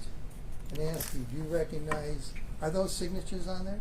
Those are, yes, signatures. And do you recognize whose they are? They're mine and my husband's. Okay. And on the next page, it's notarized. Your signatures are notarized, correct? Correct. And that's a person by the name of Sarah Elizabeth Wyatt. Do you know that person? Yes. Who is that person? She was a front desk person at Marco's office. Okay. All right. I also want to show you things that are attached to this. Now this is a trust, correct? That's what it says, the Hutchinson Living Trust. Yes. All right, now, there are some assignments to this trust. Do you remember signing papers that assigned assets to the trust? Yes. All right, or witnessing your husband doing that? Yes. Okay. The first is, it says, the assignment, I, Daniel Hutchinson, member of H.J. Pawn and Exchange, LLC, assign my interest in this membership upon my death to the trustee under a written trust designated as the Hutchinson Trust, dated April the 14th, 2022, or the successors in trust. Is that your husband's signature? Yes. All right, so the pawn shop was put in the trust, is that correct? Correct. There's another assignment to the trust, and this says, I, Marissa Hutchinson, member of H2 Optics Corporation, assign my interest in this membership upon my death to the trustee under a written trust designated as the Hutchinson Trust, dated April 14, 2022, or the successor in the trust. And is that your signature there, ma'am? Yes. Okay. So the pawn shop goes into the trust too, correct? Yes. Okay. Then, another assignment says, I, Daniel Hutchinson, member of Hutch's Jewelry, LLC, assign my interest in this membership upon my death to the trustee under a written trust designated as the Hutchinson Trust, dated April 14, 2022, or the successors in trust. And is that your husband's signature? Yes. Okay. And incidentally, these are all being witnessed by Angelo Raptopoulos, correct? Correct. All right. And then finally, the last assets put in trust, it says, I, Daniel Hutchinson, member of Hutch Commercial Property Holdings, LLC, assign my interest in this membership upon my death to the trustee under a written trust designated as the Hutchinson Trust, dated April the 14th, 2022, for the successors in trust. And is this your husband's signature there? Yes. Okay. So the pawn shop and the jewelry store and the other two things were both assigned to the trust, correct? Correct. All right. Do you know who was named as the trustee on the trust? Marco. Well, was he the only trustee? Well, no, it would have gone my husband, myself, and then Marley was a minor at the time, so ultimately we put in some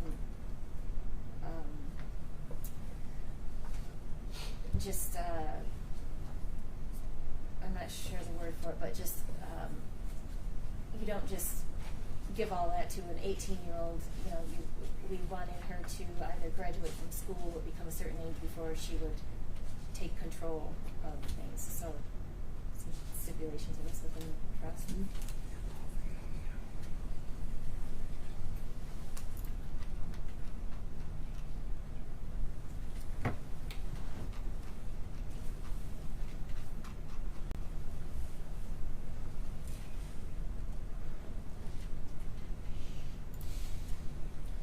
Okay, you can see on the screen in front of you, this is page 3-1 of the trust agreement, and you see that it names the trustees. It says if the grantor is unable or unwilling to serve for any reason, then we name the following to serve as successor trustee in this order: Daniel Hutchinson, Marissa Hutchinson, then Marco Bisbicus.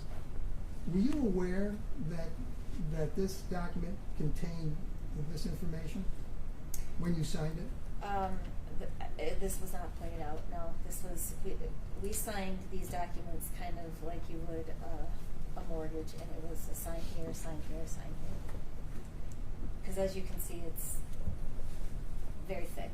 So. All right. So you hadn't read the entire document, then, No, is that correct? That's correct. We trusted that he knew our wishes, and so yeah, that's we did. So you were read it trusting word for word. Yeah.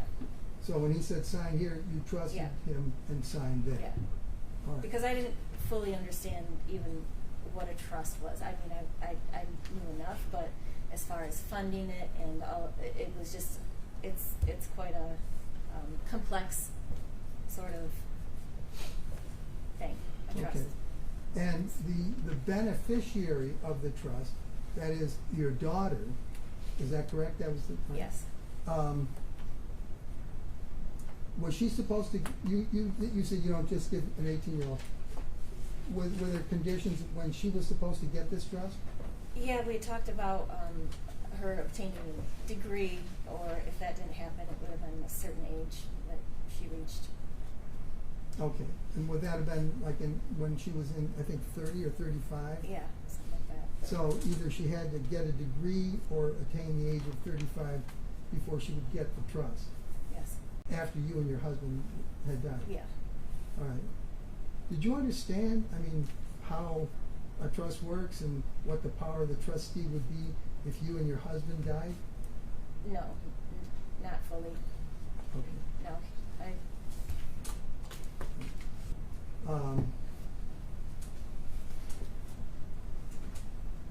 But again, you signed because what? Why did you Because- sign the document? Well, because we trusted that Marco was putting things together for us, for our business, for just kind of keeping things together, and had a better grasp at all of this than we did, and it just felt like we had a lot of loose ends with the companies, the LLCs, and all, and it just needed to be handled. Okay. All right, so this happens on April the 14th. That's what you said? Yes. All right. Do you know what time of day it was? Midday. Okay, okay. Now, the next day, April the 15th, was something supposed to happen on that day? We were supposed to close on the pawn shop. All right, so you're supposed to close on the pawn shop. Where was that going to take place? Livonia. And did you know the name of the title company? First Centennial Title Company In Livonia. in Livonia. All right. And do you know around that area, was there a police station in that area? Yeah, there was a police station across the road or right nearby. Right nearby, the Livonia Police Station? Okay. May I approach the witness? Yes. All right, I want to show you a proposal exhibit number 87. Now, you were to that area more than once, correct? Yeah. All right. This red dot here, what does that show? That's the title company. Okay. And the area to the right of the title company, right and above it, is what? That's the police department, Livonia Police Department. Okay. Is that a fair and accurate representation of that area when you were Yes. there? All right. I would move to admit exhibit number 187. No objection. No objection. 187 is admitted. Yeah. All right, so the red dot there, that's the office where you were, and then up into the right there is the Livonia PD, Yes. correct? Yes, correct. All right. I'd also like to show you exhibit number 180. May I approach? Yes. This is 188.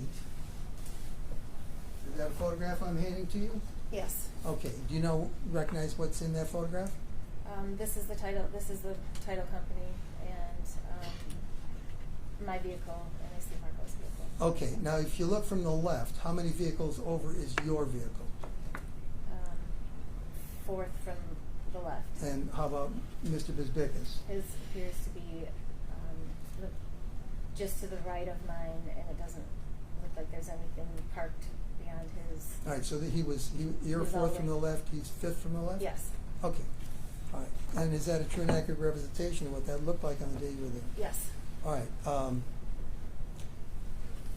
You went there twice, right? No. Oh, just once? just once. So is that on the 15th and the 19th? The 19th. So this is how it looked on the 19th? Yes. Okay, I would move to admit exhibit number 188. No objection. No objection. All right. Be published. Okay, so, and your vehicle, you said, is the fourth one from the left, that's the dark vehicle? Yes. And Mr. Bezbicka's vehicle is the fifth one from the left, that's the light vehicle? Correct. Okay. But you said that's on the 19th. Yes. All right, well, I thought you were gonna close on the 15th. We were supposed to close on the 15th. So what happened? Marco notified us that he was in Detroit, walking from court. He said he was on Lafayette, in the crosswalk, and he was struck by a car. Okay. And how did you get this information? He texted my husband. Did you read the text? I did. All right, so he was saying that he was walking on Lafayette Street downtown in Detroit, and he got hit by a car? Yep. What else do you remember what else he said? He said that he was going to the hospital to get it checked out, and that we were going to have to postpone the closing. Okay. So on the 15th you did not close? So we did not close. Okay. And did you come to find out it was rescheduled Yes. to? April 19th. All right. So now it's April 19th, and you are at this building in Livonia, correct? Correct. Who else was there? Do you So remember? I was there with my husband and, of course, the title company people, and then Marco came with his cousin, and then Ray Fox and his girlfriend or fiance wife. Did you end up closing on the 19th? Yes. All right. And you mentioned before this was about $599,000. Yes. Do you know who wired that money? Marco. Okay. And he had been given that cash already? Yes. That was in the balance. All right, so that was one of the tranches of cash that you brought over in Yes. the way you described before? Yes. Okay.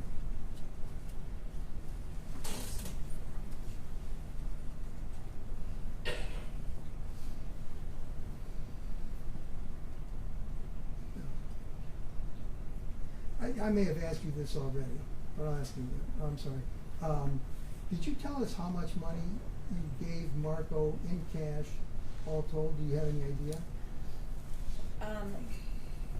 I believe it to be about like 4.5 to 5 million. Based on the transactions that he did for us and the balance that I had on June 1st. Okay.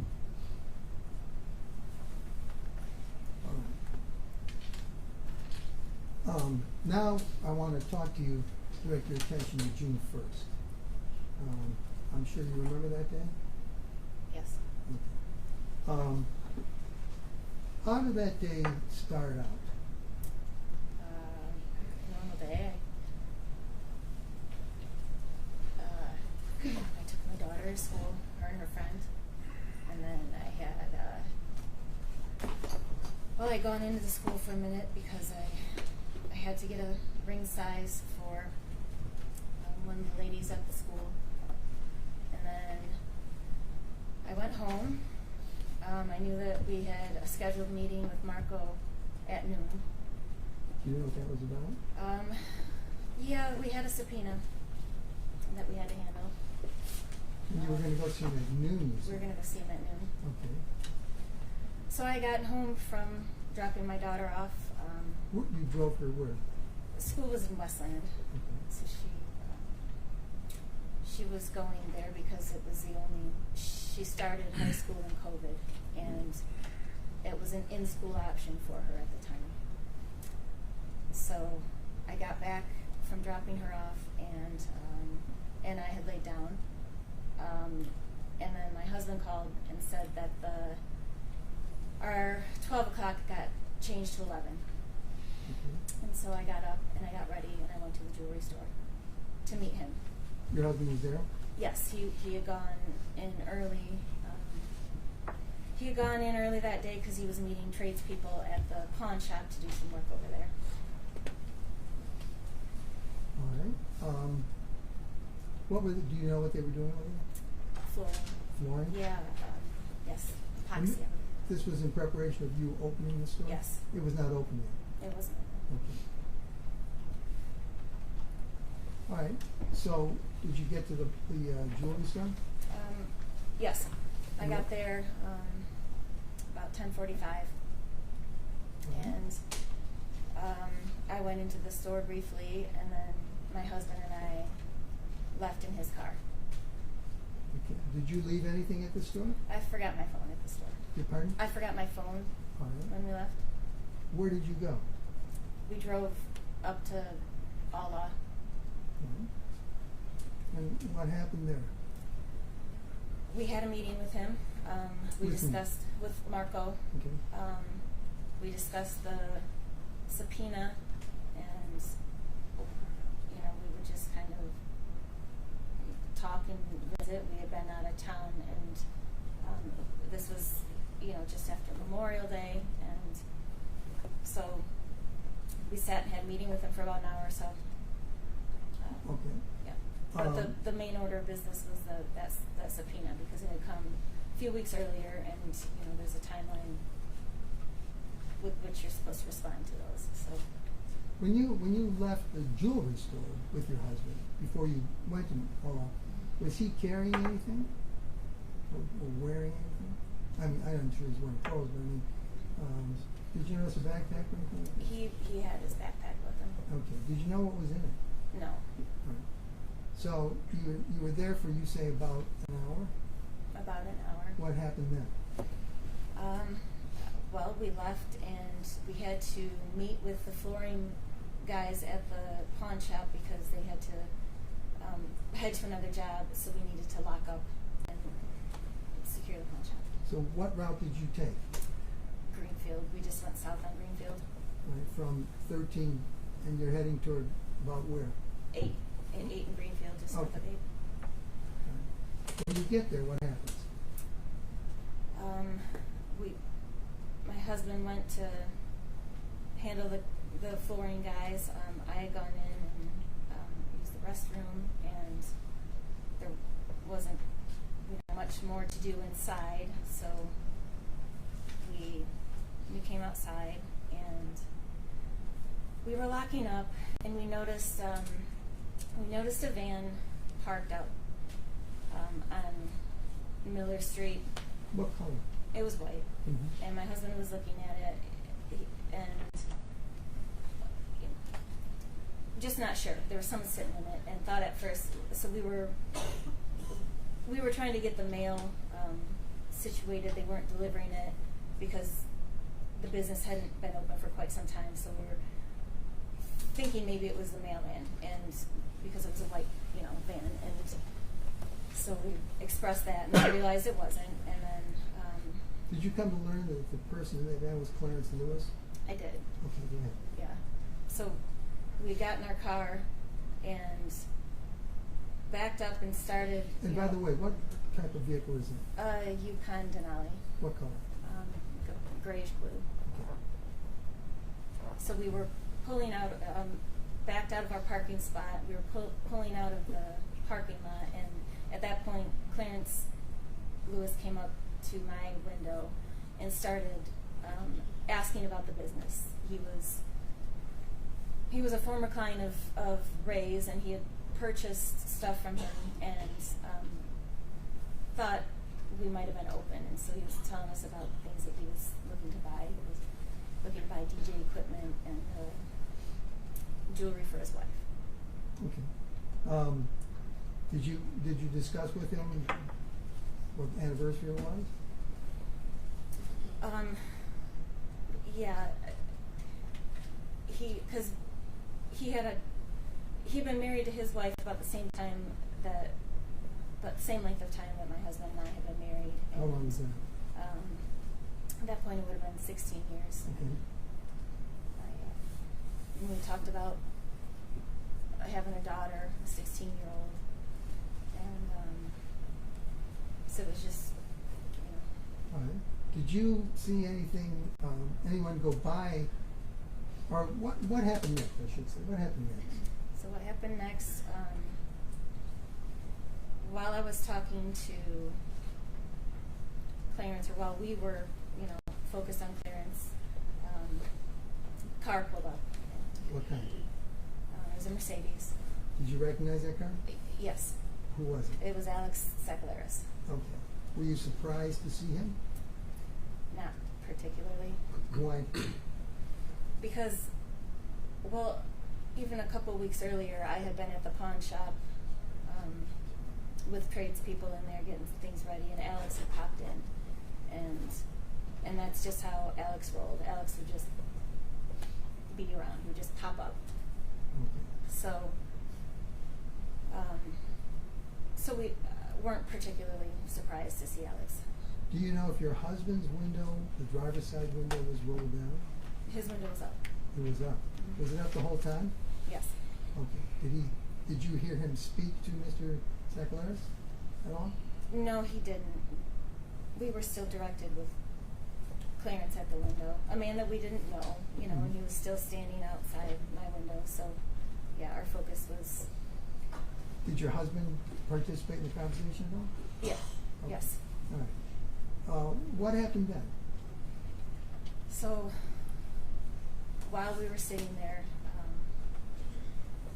in my peripheral, I noticed something go by. It was a man on a bike,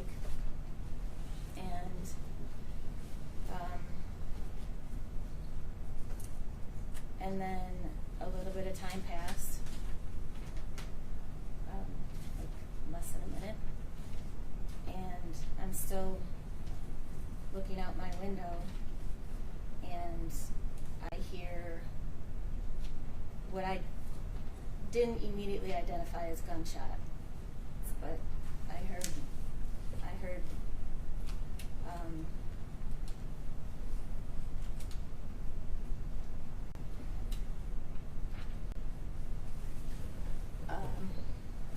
I heard it coming in. I heard pop, pop, pop, pop, pop, and at that point, still not even really realizing what's happening. It's kind of smoky in the car, hot, and the car starts to roll forward, and at this point, look over and I see that my husband had been shot. What did you see?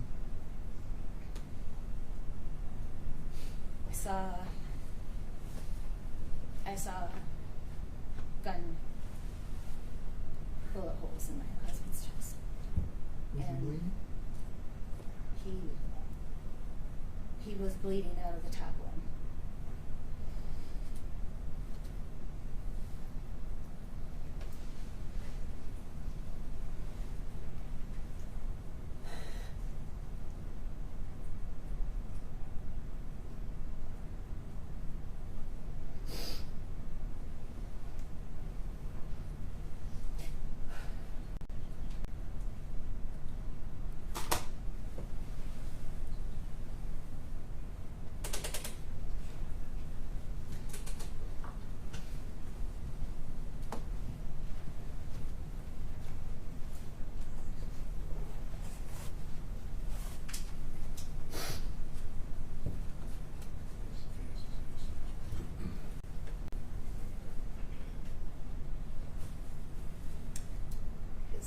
His head was tipped back.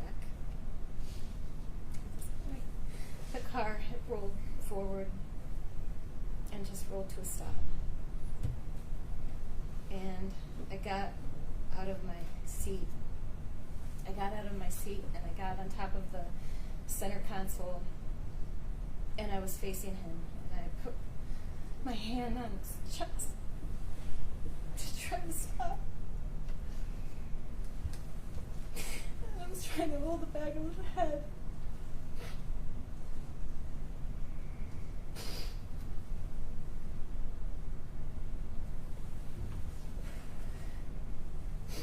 And I tried, so I called, his phone was right there, so I called 911. and I reported it, tried to tell them where I was and what had happened.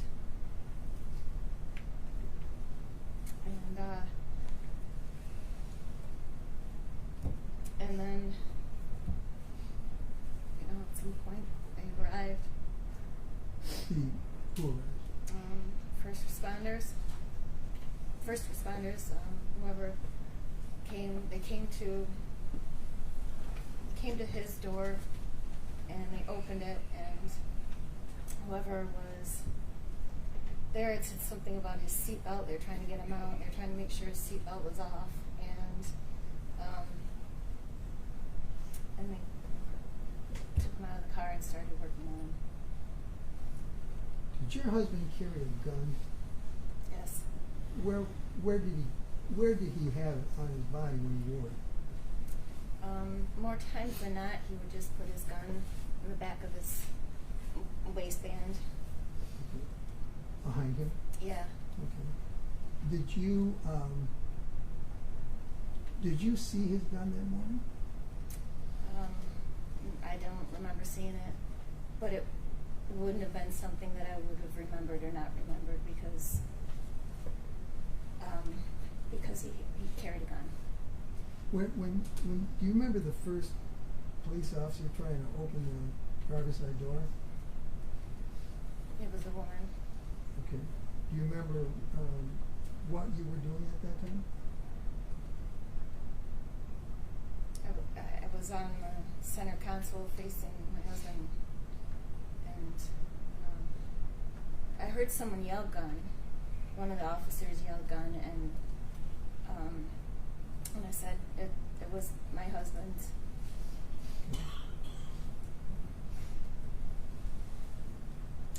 Did you open the doors right away?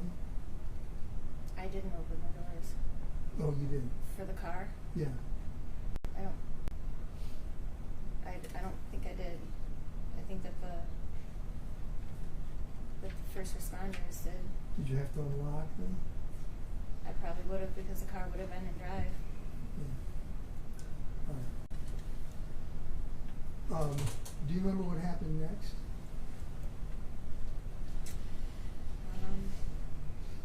Well, at that point, it was just all the, the scene had, there were lots of police officers, and at some point, one of the police officers got me away from where they were working on my husband, put me in the back seat of his car. It was torrential downpour at that point, kind of out of nowhere. So the whole parking lot / field, it was just like flooded. So someone sat me in the back of their car.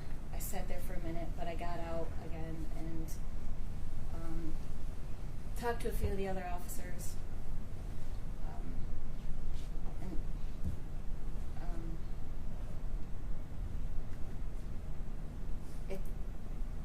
It's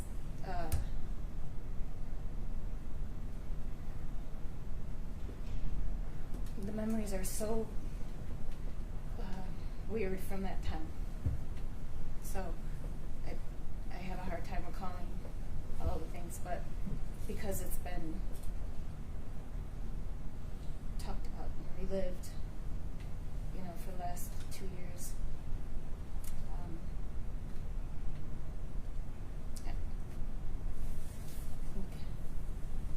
The actual numbers are a little bit strange. Did you see your husband taken from the field? I did. Pardon? I don't think so. Can you remember, what's the next thing you can remember? I think things just shifted to trying to figure out what happened. And we had all the cameras at the pawn shop, and I knew that they would have had footage of everything. So the focus shifted to trying to get into the pawn shop, and my husband had the keys on him. To get in the pawn shop? to get into the pawn shop. So what happened? So I had to get the keys, the other set, from my house. Did you go there? Yes. With whom? Rob Truskowski and Detective Green drove me to get All right. the keys from my house. So you got the keys? What Yeah. happened? And then we got in there and In the pawn shop? into the pawn shop and pulled up the footage so that they could see. Did Mr. Truskowski know how to operate the? Yes. Okay, that's why he was there? Yes. All right. So- Everyone, at some point, I had called, when I was on the scene, at some point I had called, because I had forgotten my phone. I used one of the police officers' phones, called the only number, one of the only numbers I knew, which was the store, the jewelry store, and my sister-in-law answered the phone, and I told them that my husband had been shot, and then, so they, at that point, you know, they were only a mile away, so they started to come to the scene. Everyone started to show up. From the store? Yeah. Okay.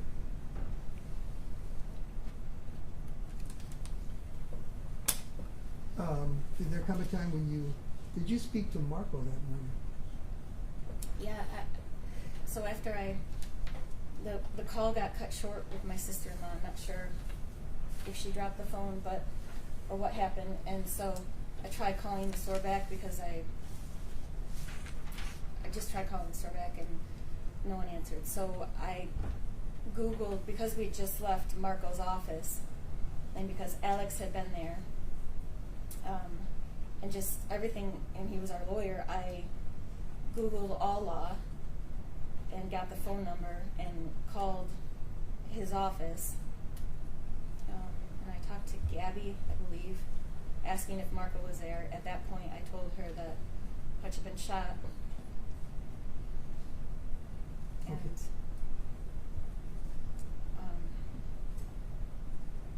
So that was in between. My timelines are a little bit off, but that's in between. So,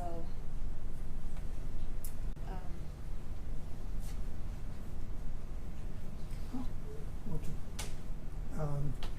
Did there come a time when you went to the hospital?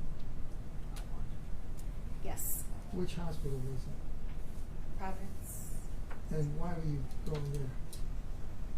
to identify the body. Of your husband? Yes. When you got there, what happened?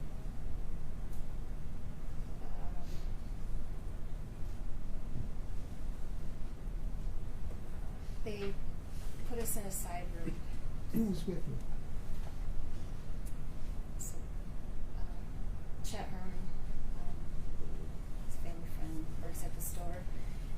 He drove me to the hospital. So Marley had just gotten out of school when all of this was happening, and she knew at that point that her dad had been shot, but that's what she knew. So they put us in the side room, and that's when I had to tell Marley that he was gone, that her dad had died. What was that like? It was horrific.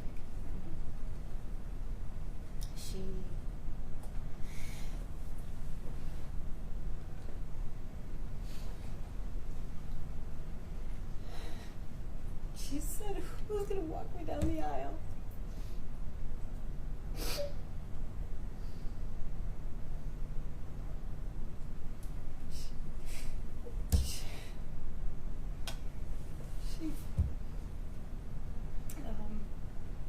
She fell to the floor. It was awful. And then I had to decide should she see him. They asked me that at the hospital. And I didn't know, because at 16, I don't know. He wasn't. I didn't understand. You didn't understand? I didn't let her see Oh, him. oh. Did you see him? Yeah. What did he look like? He was intubated. And he was on a table and he was just wrapped in so many blankets. And just completely covered up, but up to here. Yeah. You recognize him? Of And course. identify him? Yeah. Did there come a time when you realized that you had been murdered? Yeah. Yes. At some point, just felt heat and burning and wet, which would have been probably blood on my leg. Yeah, Which leg? my right leg. May I approach? Sorry. I'm going to show you exhibit number 189 and 190. Are those photographs I'm handing you? Are they photographed? Yes. Okay. And do you recognize what they're photographs of? Yeah, this is my right leg. And both of them? Yes. Both photographs. Both photographs are of my right leg. Yes. And did you receive a wound there? Yes. Are those true and accurate representation of the way that looked that day? Yes. Okay. I would move to admit numbers 189 and 190.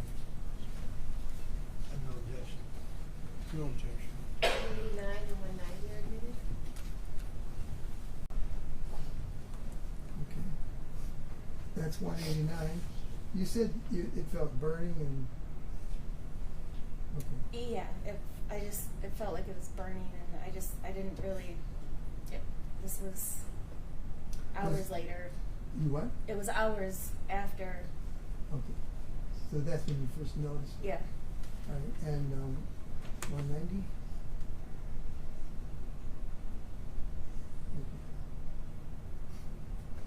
Okay. Did you, during the time of the shooting, do you remember, did you hear glass breaking at all?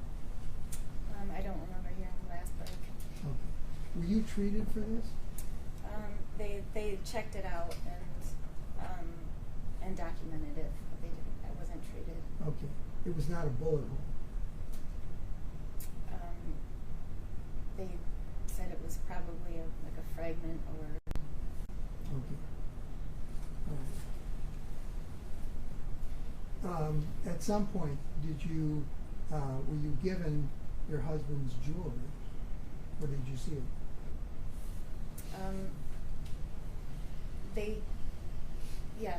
It was given to me some point between June 1st and the funeral. Okay. But do you recognize his jewelry? Yes. All right. Let me show you.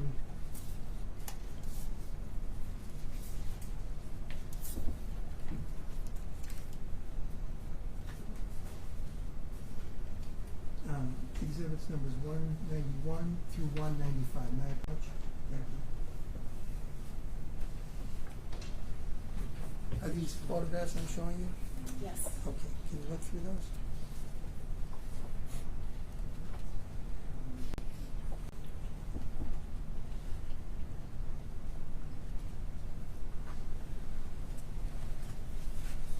Do you recognize What what's were in the there? numbers again? Yes. 191.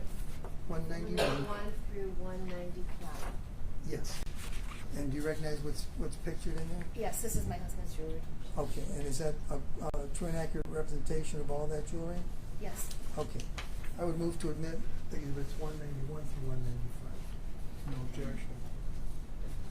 No objection. 191 to 195 is admitted. You may publish. Thank you.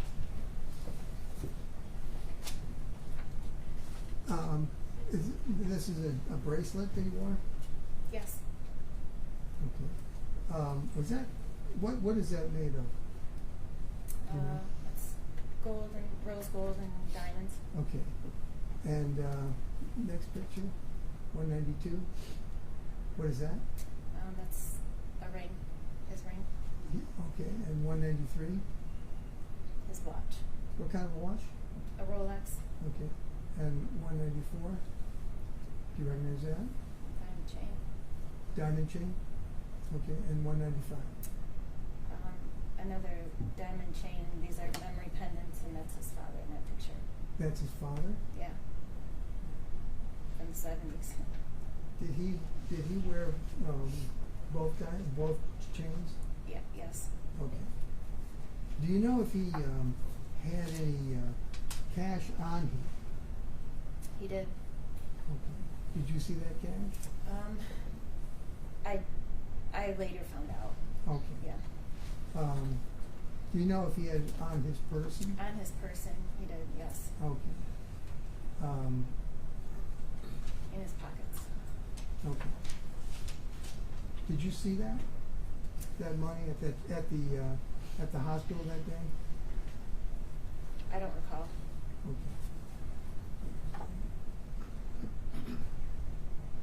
Okay. Did you eventually get that money back yet? No. All right. Have you received any of this stuff back yet? Some of the jewelry. Yes. Okay. Did the police tell you why they weren't giving it back to you? Evidence. That's evidence. Yeah. Okay.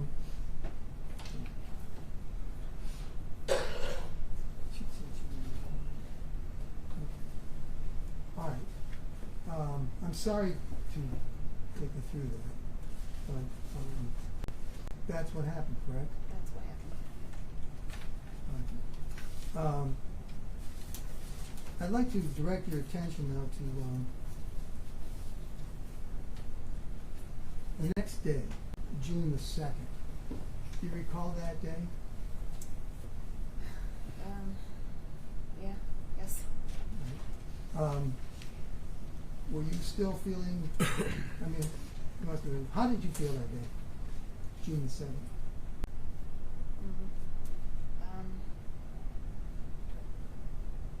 I'm sure shock. I'm sure there was a lot of shock. Okay. Did you recall having any contact with Mr. Bezbickas on June the 2nd? Yes. Can you describe what that was? So I believe at some point we were in the office at the jewelry store.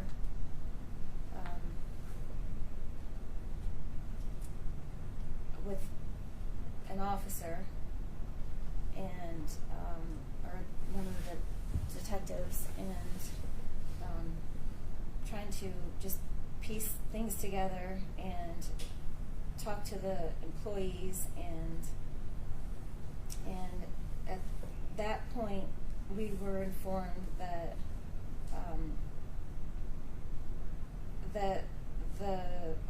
that Roy Larry had received, or that a lawyer had come to visit Roy Larry, and Did you find out what that lawyer's name was? Trovia Star. Okay. And what happened then? I had asked Marco about Trovius, and he Did you know Trovia Star? no. Okay. I said we found out the name of the lawyer that came to visit Roy, and his name was Trovia Star, and Marco was like, "Oh my God, I know him. He's Washtenaw County." He's like, I went to law school with him. He's a good lawyer. I'll talk to him and I'll ask him not to take the case. Not to take the case? Not to take the case. And I said, okay, great, yeah. I don't want a good lawyer, defending my husband's murderer. So but that was just my thought process. So he said, I'll ask him not to take the case. Okay. Did Mr. Bezbickas tell you that he had paid Mr. Starr $1,000 the night before, the night of your husband's murder, No. to represent Mr. Roy Larry? No. Did he tell you that he phoned him and asked him to come over and spoke to him about what the situation was? Absolutely not. Did he ever tell you that? No, he never told me that. But he told you that he went to law school with him, and he, correct? He did. And he said, I'll try and get him not to take the case. That is what he said.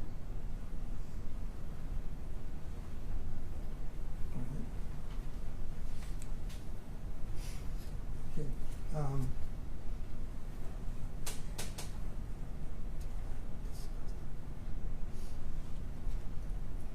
right. What happened next regarding this incident? Do you recall? Did you ever hire some investigators of your own? Yes, I did. Why did you do that? A friend of mine in the jewelry industry had an incident happen, and she had hired these people, and she came over one of the first couple of days after June 1st and just was adamant about you only get one chance, like the more time that goes on, you need to get people and you need to bring in all the help you can, and here's the name of the person. You should call him. Just give him a call, she said. Just give him a call and see what he has to say. Who was that person? Kevin Cronin. Kevin Cronin. All right. At that point, how did you feel about the police investigation that was happening? Your Honor, can we please have a time frame? On the day that this lady came over to talk to you about hiring private investigators, how were you feeling about the police investigation? I was feeling like Again, I've Judge, never. I was asking for a time frame. You keep saying when he came over, but when? When did this lady talk to you about doing this? Maybe June 3rd. June 3rd? Okay. Yeah, June. Again, on June the 3rd, what was your attitude toward the police investigation? I was. I've never been in a situation like this, even remotely close to this. I had no dealings with law enforcement. I thought they were fine. I didn't have any problem. I didn't hire investigators because I had a problem with the way that things were being handled. It was mostly because there was a window of opportunity right away to either do it or not do it. And so when I brought them in, I thought, what could it hurt? Okay. And mostly I was just being guided by everyone around me. Did you know what to do? Absolutely not. In this situation, Yeah. how would anyone know what to do? Right.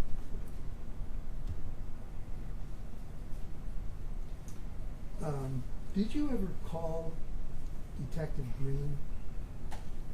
Of course. Many times? Of course. Why? Because he was the officer in charge. And I had so many questions about the case and very few answers. When you talked to Detective Green, what would you talk about? About what was going on with the case. How were you feeling at that time?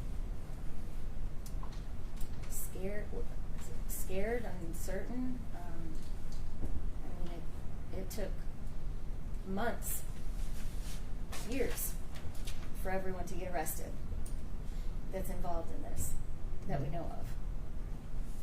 And so during all of that time, I was living with fear and uncertainty, and Why were you afraid? because they tried to kill me too. Did you think people were still out there looking for you? Absolutely. Right. Who were you talking to for solace? My inner circle got very, very small.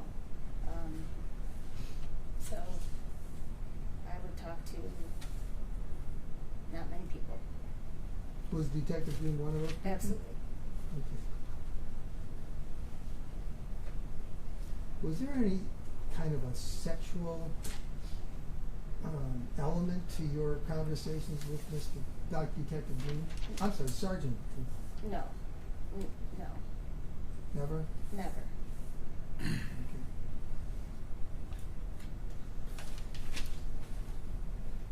Did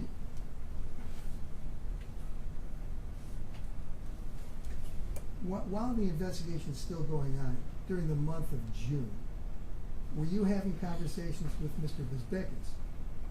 Yes. What were those conversations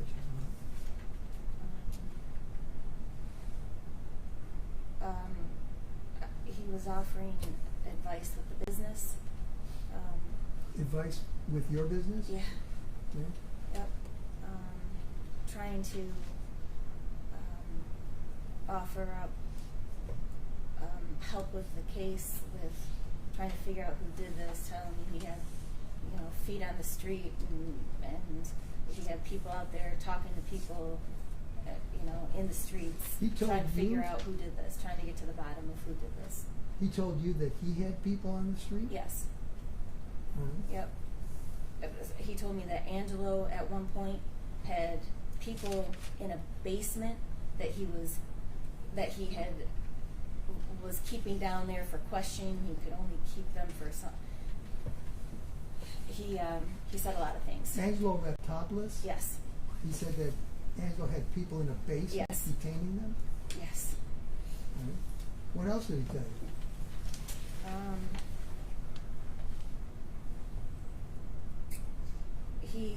He said that a bike shop in Grosse Pointe had been broken into, that multiple bikes had been stolen, and that it could have been one of those bikes, and it could have been involved with this break-in in Grosse Pointe. So I happen to have a Grosse Pointe lawyer neighbor who I asked about that, and he said, let me make a couple calls. He said, well, couldn't find anything out about any break-ins. I don't really know how. I wouldn't know about that. I actually ended up putting him in contact with Marco. Did anything ever come of that? My neighbor asked me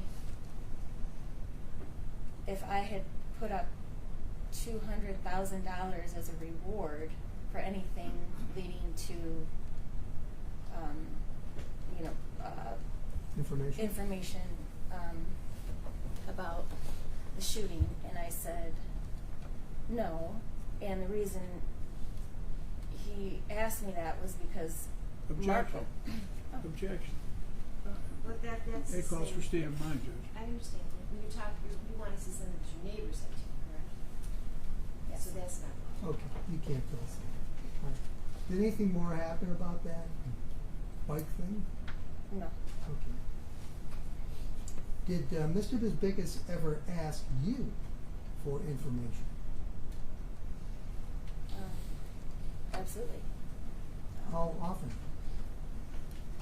When it started with the footage at the pawn shop, he was in there with my some of the guys that work at the jewelry store. Marco was in there. When?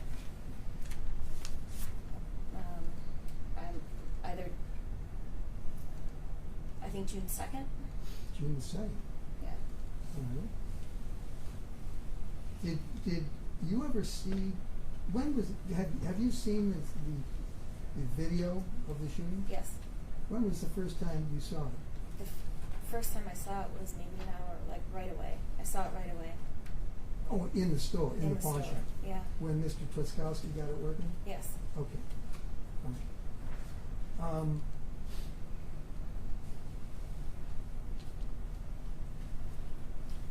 May I approach the witness? Yes. I want to show you exhibit number 197. And this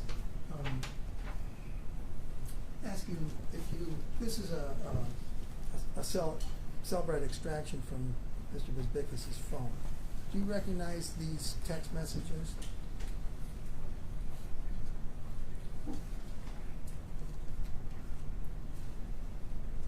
Yes, yes, I do. I'm sorry.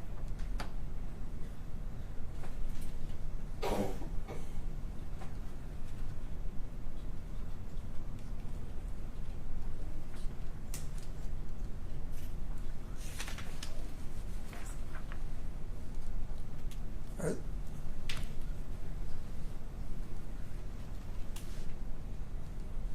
do you remember having this text conversation with Mr. Bezbikis? No. You don't? But I did. I just don't have a recollection. But yes, this is. Yep.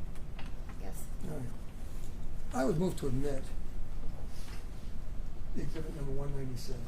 This is from the. Judge, we have a stipulation. That's fine. Is that June 1 or is it July? I thought This is June 24th. So it's 197. Yes. 197 is. I'm sorry, Ms. Book. 197 is. Thank you. All right. Could you approach? Yes.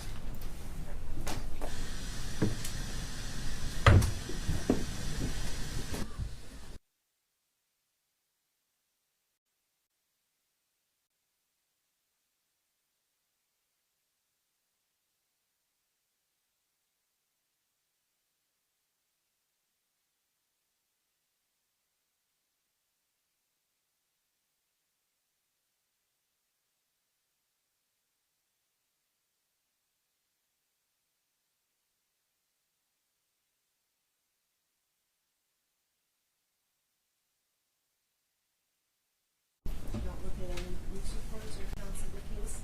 If you could all be back in your room, be back up here by in 45 minutes. And once you're here, I'll get going again. So that would be, oh gosh, max. So if you could be here at, let's just say 20 to 1:40. Once you're all here at 1:40, we'll be get started shortly after that. Thank you. I know, We're at your somewhat. seats. Oh no, 12:40. Thank you. Math. Oh, 12:40. All rise for the jury. Thank you.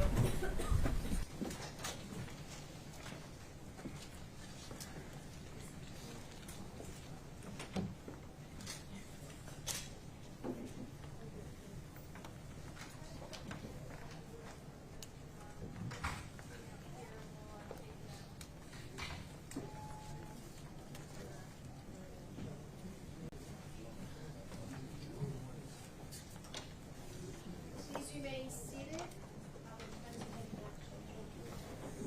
12:40.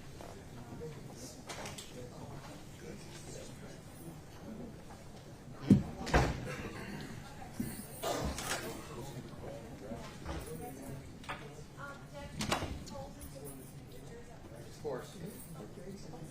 Could we take them out first, please, Your Honor? I just don't want to risk anything. Okay, Brenda? Sure. Thank you. Yeah, I got it. I'm just bringing it back. Thank you. Yeah. Yeah. Right. Thank you.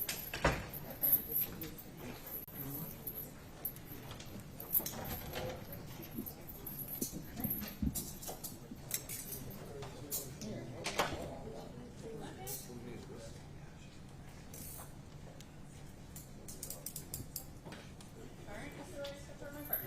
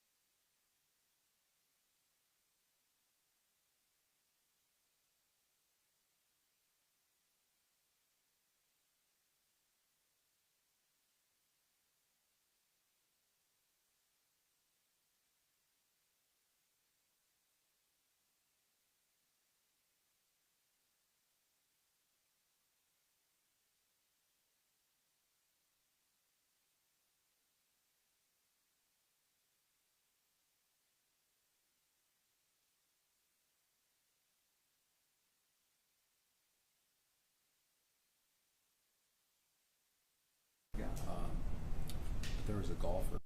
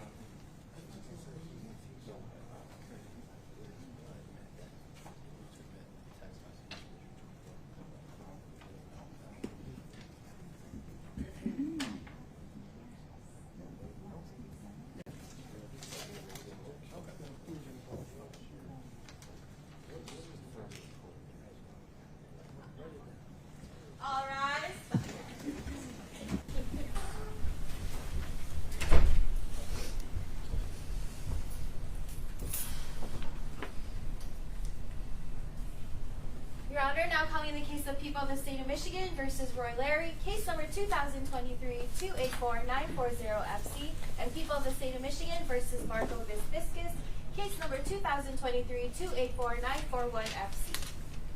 Good afternoon, Your Honor. John Sprinsky for the people. Brandon Brower on behalf of people. Rick Polanco. And James Thomas on behalf of Mr. Bisbicus. Michael Nunn on behalf of Mr. Bisbicus. Mitchell Rivera on behalf of Roy Larry. Ready for the jury? Yes, Your Honor. You're not on my marriage. All rise for the jury. You're not on my marriage.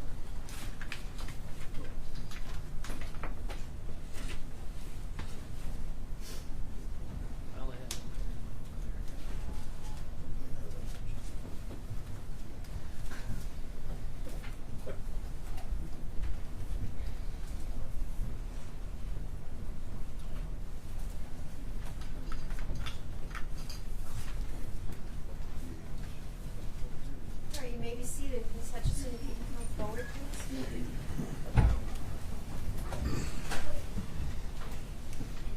please take a seat, and you are still under oath.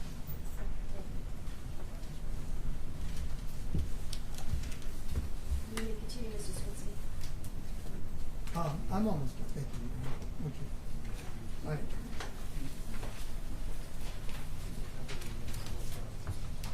Ms. Hutchinson,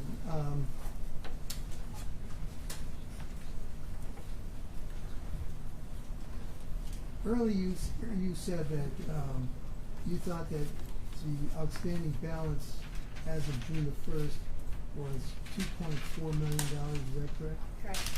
And does that include the $2.1 million that you gave Mr. Bisbicus for the movie? Yes. And the $300,000? Do you recall what that was about? Well, that was just the remainder of what he had been holding for us. And at some point after June 1st, I had asked for that money back from Marco. Okay. Do you remember having a series of text messages with Mr. Bisbicus regarding that amount of money? Yes. Okay. May I approach the witness? Yes. Thank you. I want to show you that marked as People's Exhibit number 200. Can you just look through this? Yes, I remember this. Okay. Yeah. Are those the text messages between you and Mr. Bisbicus regarding the $300,000? Yes. Did that all occur in one day? If you look at the front.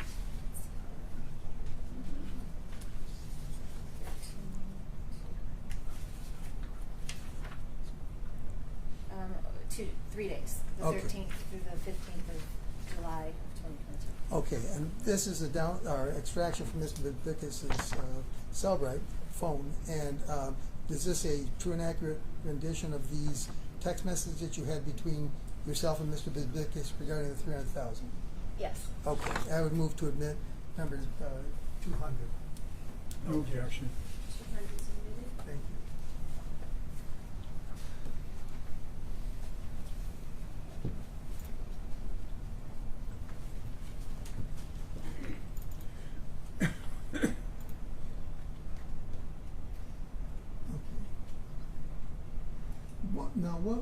How did you broach the subject with him?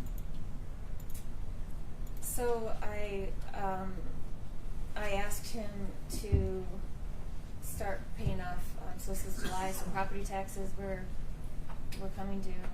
One of the vehicles that we own was in my husband's name, and so I was going to have to deal with that. So I asked him to start paying off some bills for me out of that $300,000 that he was holding. Okay. What did you do that? I was under the assumption that it was in his trust account, the IOTA account. Okay.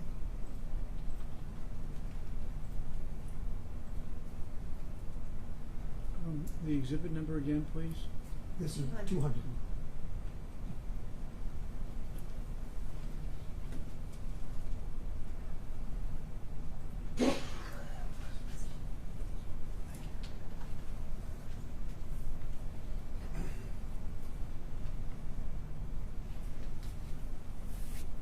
The Kevin that you are referring to in that last sentence, or last couple of sentences, who is Kevin? That's Kevin Cronin, the private investigator that So his bill had come due too, right? Correct. All right, now the next page, you actually sent him the the things that you were talking about in the first email? I mean, the first text message? Yes, correct. Okay. All right, and those were the texts that you sent to me, right? Yes. And Mr. Bisbicka's response on July the 13th, which is the next day, same day, he says, okay, I'll get things in motion. I'm playing catch up on time from last month, but I will get the cash in the account because Hutch had me holding it in cash in case the pawn shop needed it. I will get it rolling. Is that correct, what he said? Yes. All right. And then you responded, thank you so much. Let me know if you need anything else from me. At which time he says, okay, was Cronin able to get any headway? Because I never heard back from him with a breakdown report or even a phone call. Do you understand what Mr. Bisbickas is talking about in this text message? Yes. What is he talking about? My private investigators compiled a report after they did their investigation, and at this point, Marco was trying to get that detailed report. All right, you had it already? I had it. Okay. By this time, this is dated July the 13th. By this time, was Mr. Bisbickas still your attorney?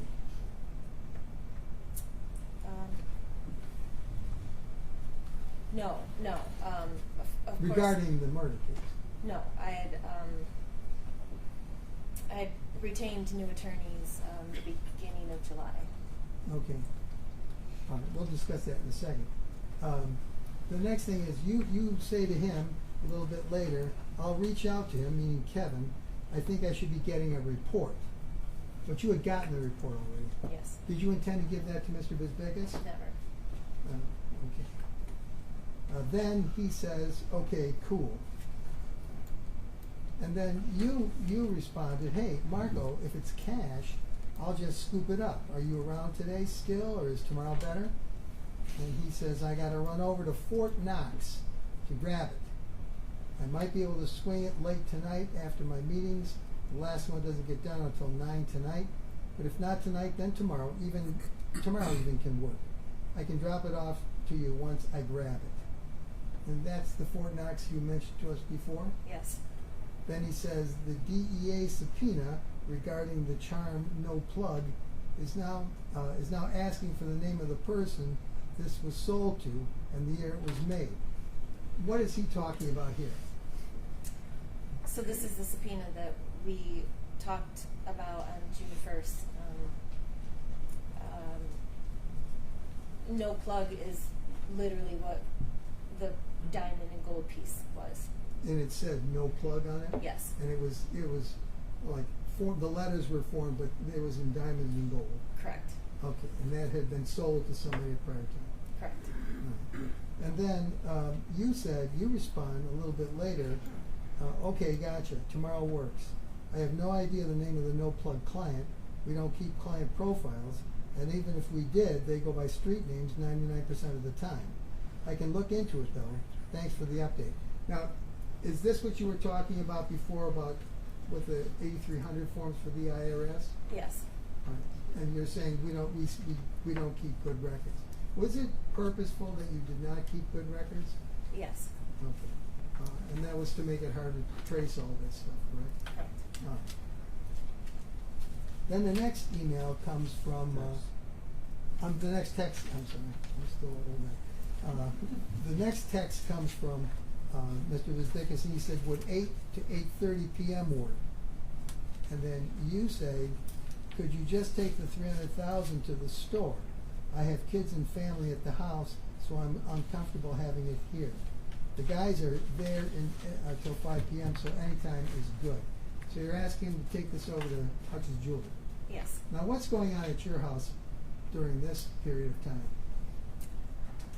Well, during this period of time, I certainly had my family was staying really close and keeping a watchful eye,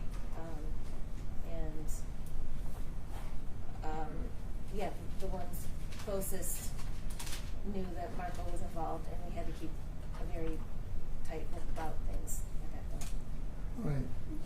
Right. Did the receipt of that report that you got from your private investigators, did that have any bearing on the fact that Marco was no longer your attorney as far as the murder was concerned? Of course, yes. All right. What they All right. uncovered about this. All right, don't tell me that. All right. So then, the next, that was the 14th when you asked him to bring it to the store, and then you mentioned again, this is now on the 15th. Hey Marco, will you be able to drop the money off at the store today? And he responds back, I can't today, it's my daughter's birthday, so I'm trying to get home today. Tomorrow I have a wedding to attend, so I can either do it Sunday or Monday the latest. And that's dated July the 15th, correct? Yes. And then he also says, do you want me to pay Cronin from that, or are you taking care of him? And then he says, I wasn't sure about that because I never heard back from him. Okay? And then you respond, okay, kids always come first. Tell her happy birthday. Sunday or Monday is fine. Yes, please, yes, please, on Cronin. So, you're not telling him, are you, that you already have the report? Correct. And then he responds back to you, okay, will do. If you want to come by, we're going to cake and ice cream around 7 for the adults. The Princess festivities already began for the kids, LOL. And then you respond, it's hard to pass up a Princess party, but I think we're going to have to sit this one out. Marley has plans with friends, and I still have family around. Thank you, though. Enjoy. And then he says, okay, sounds good. So, did he ever contest, did Mr. Bisbickus ever tell you, I don't owe you $300,000? Did he No. ever say that? No. Okay. In fact, from this string of text messages, what was the impression you had? That he had it in cash and was going to bring it when he picked it up from Fort Knox. Okay.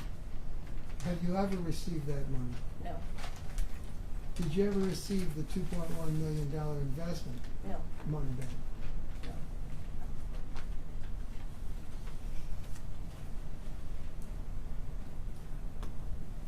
So as of June the 1st, Mr. Bisbickus still owed you $2.4 million. Correct.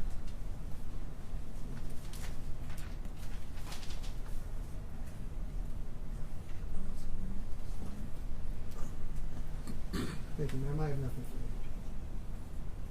Mr. Bickler. I have no questions.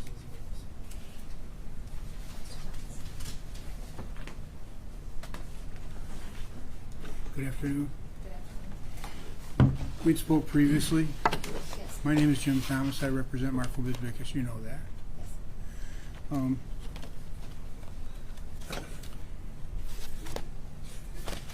You're here as a result of the death of your husband. Correct. And I want to be sensitive to you as a witness in this case because I saw how it is that you reacted to discussing what it is that happened. Mr. Thomas, I can hardly hear you. And I'm trying to be soft, Judge, but But we hear the questions. yeah, if you think that I'm talking too loud, let me know. But the questions that I'm going to ask you are going to relate to what it was that Mr. Skrinsky brought out on his directive. Fair enough? Yes. You're going to have to answer, yeah. Yes. And so you're here to testify, but you're testifying under a grant of immunity. No pun intended, Judge. There's an order signed by Judge Grant that says that you are able to talk without any problem whatsoever. That is to not worry about any potential criminal case that's going to be filed against you. Is that right? Correct. And so that means that anything that you've done that was illegal that you talk about, you're protected. Is that right? Correct. Objection. He's misstating. That's not what the That's not what the agreement that's says. not the Okay. agreement. What is your understanding of the agreement? That it provides protection from what I've testified about for the illegal activity that I've testified. So if you testify about an issue, for example, like money laundering, you're protected, correct? Correct. If you testify against some fraud that you committed, you're protected, correct? Correct. If you did not pay your taxes and it becomes a criminal thing, whether it's federal or state, you're protected. Is that right? Objection. Judge, again, the document speaks for itself, but the document says that nothing she testifies to today, her actual testimony, cannot be used against her. That's what the immunity agreement says. Okay. So nobody can take a transcript of her testimony and use it against her. That's what the agreement is. Not just today, though, is it? It's what you testified to on a prior occasion. Isn't that right? Correct. Okay. But you did involve yourself in the business of the jewelry store and other things that Hutch had either purchased or owned. Yes. First, how involved were you in the jewelry store before Hutch died? I would go in once or twice a week. And really one of my main duties there was to put together the month-end package that I would take over to the accountants. Do you have an accounting background? No. Okay. So the management of the company was handled mostly by your husband, is that right? We have a team of employees. Yes, and I was going to get to that. And so who is on your team? When? She said when? When? Before your husband died. Oh, We're talking in that sequence, please. Okay. We had a lot of, we probably had about 12 employees. Okay, but was Daryl Hasty one of them? Daryl Hasty, Is he a manager? he wasn't then. What about Mike Casa? Was he one of them? Yes, And was he a manager? he was a manager. And how about, is Demetrius Brown, and was he an employee before your husband Yes. died? And was he a manager? No. Okay. And did you have any other managers? Yes. And so these managers would supervise people who were employed there that were at the counters, is that right? Sort of. And would they be also doing business with people at the counters? There was kind of a division of duties within the store, so. Could you explain?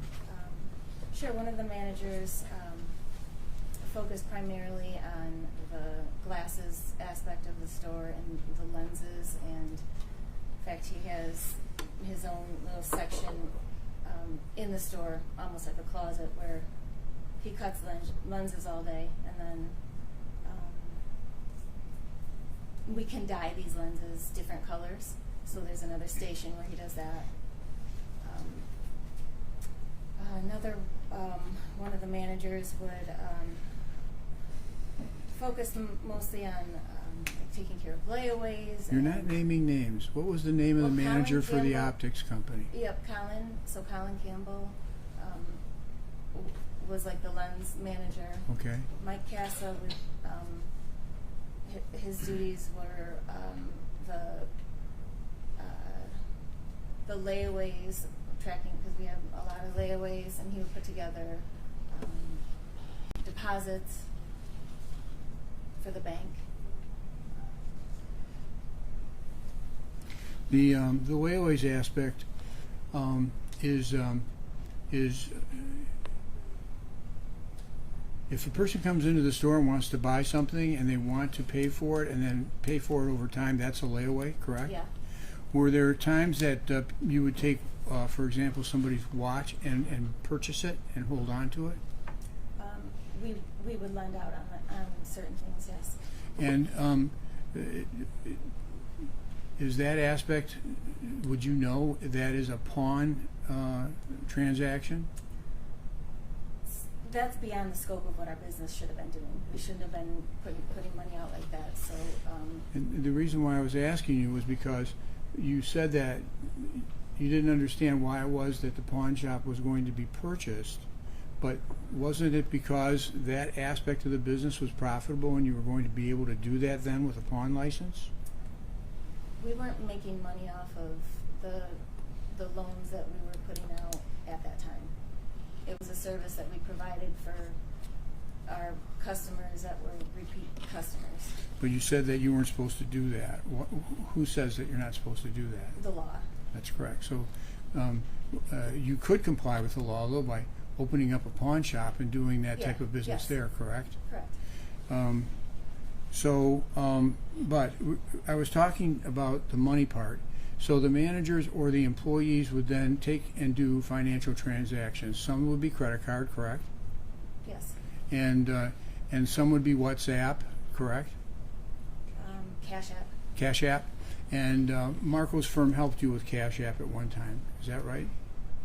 Yes. There was a $300,000 issue, and even after the charges, the firm was able to turn over that file to you and your lawyers, right? They turned over a file that had been resolved years earlier. And did you get the money? Years earlier, before the death. June Before 1st. that, so Yeah, way before. okay. Yeah, that was a very old issue. That had been There were many resolved. issues that Mr. Bisbick has handled for the office, isn't that correct? Sure. And as a result of those issues, he was able to generate business from the office. He was getting paid, correct?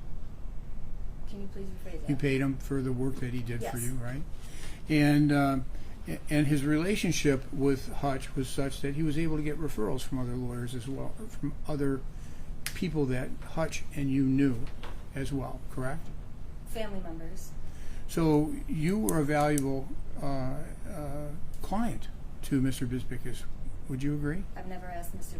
Bisbickus if he thought I was a valuable client. Did you consider that the work that you gave him was significant? I don't know the scope of any of his other clients, so I don't know how significant. Well, he represented your father, did he not? He did. Okay. And that was in a criminal case, correct? No. What kind of a case was it? DUI. Okay. That might be criminal. It might be general practice on a Friday night. I don't But know. Is it he was criminal? charged in court. Marco represented him, correct? Yes. And you sent other family members to him as well. Yes. And he represented Hutch in getting an expungement, didn't he? He didn't. It wasn't an expungement. It was. Ma'am, your husband did you know whether he had a conviction for a drug offense and that it was erased? If you don't, say so and we'll move on.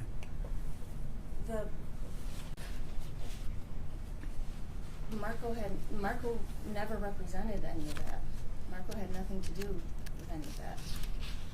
What other family members did he represent?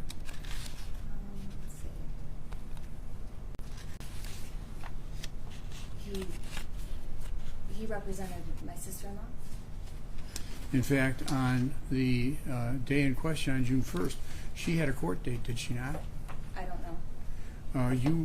You were with Marco that morning. Wasn't that one of the things that you discussed? I don't remember discussing that. Were you in the room with Yes. Marco and your husband the whole time? Yes. But you don't remember discussing an upcoming date where an issue that she had was resolved? I don't have any recollection of that being talked about. Not to say that it wasn't, but I don't remember. You're talking about your clientele at the store and the people that came to the store.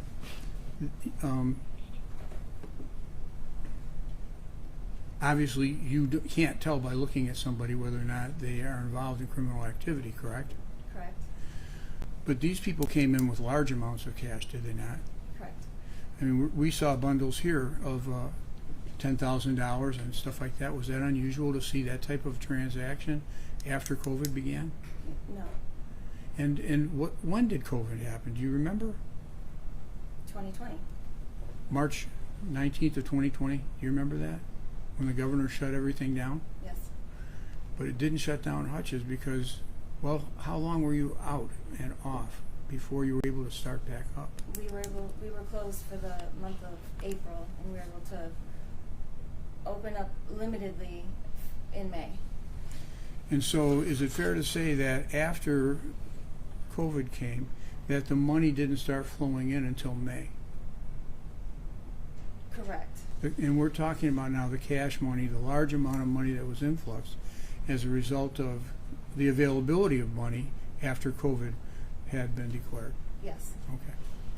And so when the money comes into the office, who then takes the money? How is it handled in the office? And I don't want to betray any secrets, but I want to show the flow of person to person, not place to place. So give me an example. So it would come in through whoever the salesperson was. I come to the salesperson, I give him 10 grand. Yes. Not 10,001, but $10,000, correct? Okay. All right. Did you know whether or not that was a legal transaction at that time? At what time? When a person brought $10,000 into you? Yes. When. But what if I brought you $10,001 in cash? Would that be something that you would have to declare to the government? Yes, there's a form that you have to send to the IRS. And that's the 8300 form, correct? Yes. Yes. Yes. All right. So I hear your testimony. You did not file 8300s for every transaction. Is that right? That is right. And that is a crime, isn't Yes. that? And when the 8300 form is filed, you're required to put down the name of the person, correct? Correct. And his identifying information, driver's license and whatever, correct? Yes. And did you know whether or not that form had anything on it that required you to notify them regarding a suspicious transaction? I believe, I'm not sure. I'd have to look at the form. Okay. And it's signed by you, is that right? The 8300 form. The 8300 form would be signed by the business or the manager or the owner of the business. And that's signed under a provision that it would be perjury not to be accurate or correct on that, correct? I would have to look at the form, but it seems like that makes sense. All right. Now, I'm trying to understand, and I need some help with it, and that is, there is this issue of $2.4 million. That was cash that was given to Marco Bisbicus, correct? Yes. And then there was the additional money that was given that you're claiming was also cash that he was responsible for, and that was about another $2 million. Is that right? That was documented. That was all documented with wires that he did for us. Okay, and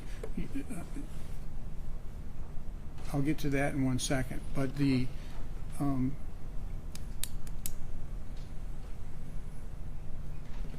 money that you gave him, you're saying was at All Law and at his office in Farmington Hills. Is that correct? When he moved to the Greenfield location, then it was only at the Greenfield location. Greenfield and Southfield. But you said, I thought on direct, that you also gave him cash in Farmington Hills. Yes.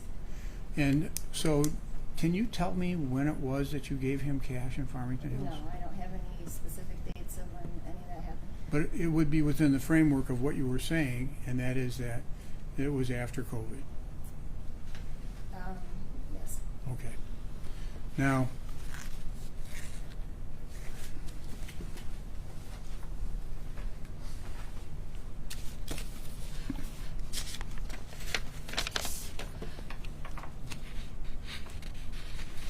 there were business transactions that had been done that you first learned about after Hutch died. Is that right?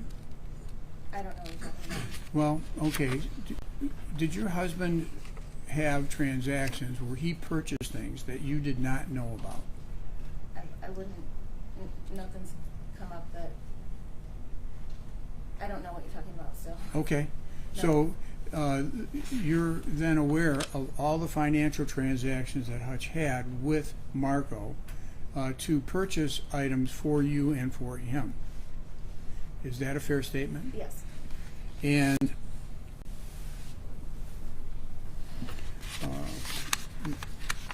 that included houses that you've described on direct testimony, boats and other things, right?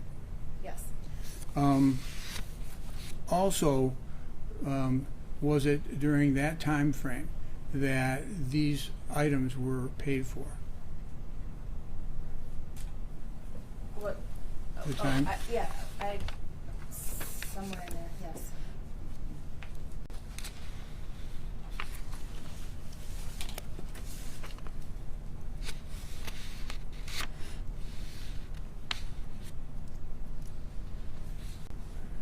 Did you read the Forteris report? I did. Do you agree with the proposition that many of the things that you learned about in your husband's business transactions were unknown to you at the time of his death? Do you agree with that or don't disagree? Can you say that again, please? The Forteris report, did you read it? I did read it. And did it have a provision in it that said that the first time that you heard of some of Hutch's business transactions Well, Judge, was after he died? This is hearsay. Do you agree with it? This is hearsay. I was not hearsay, so I agree, that's sustained. Okay. Do you know Darnell Larry? No. After June 1st, I know. Do you remember him ever coming into the store on any occasion? No. Do you remember him calling the store on any occasion? No. Do you remember talking to anyone at your store, and it's a yes or no, whether or not they told you that they had had a conversation with Darnell Larry? No. And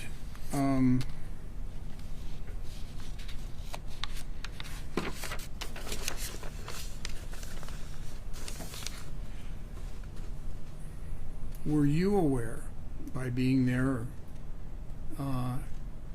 and present, whether or not your husband was cooperating with law enforcement at any time? My husband was in what context? In terms of being an informant in a case against a He was client? never an informant, and that was fabricated by. That was not your husband. No. Okay. And he had received over time, and are you aware of seeing? Please don't use pronouns, I don't know who the he is. Have you seen subpoenas for grand juries No. for Hutches? I don't. Does a grand jury?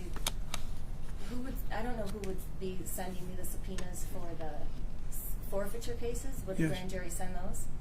They were asking you about. Is that?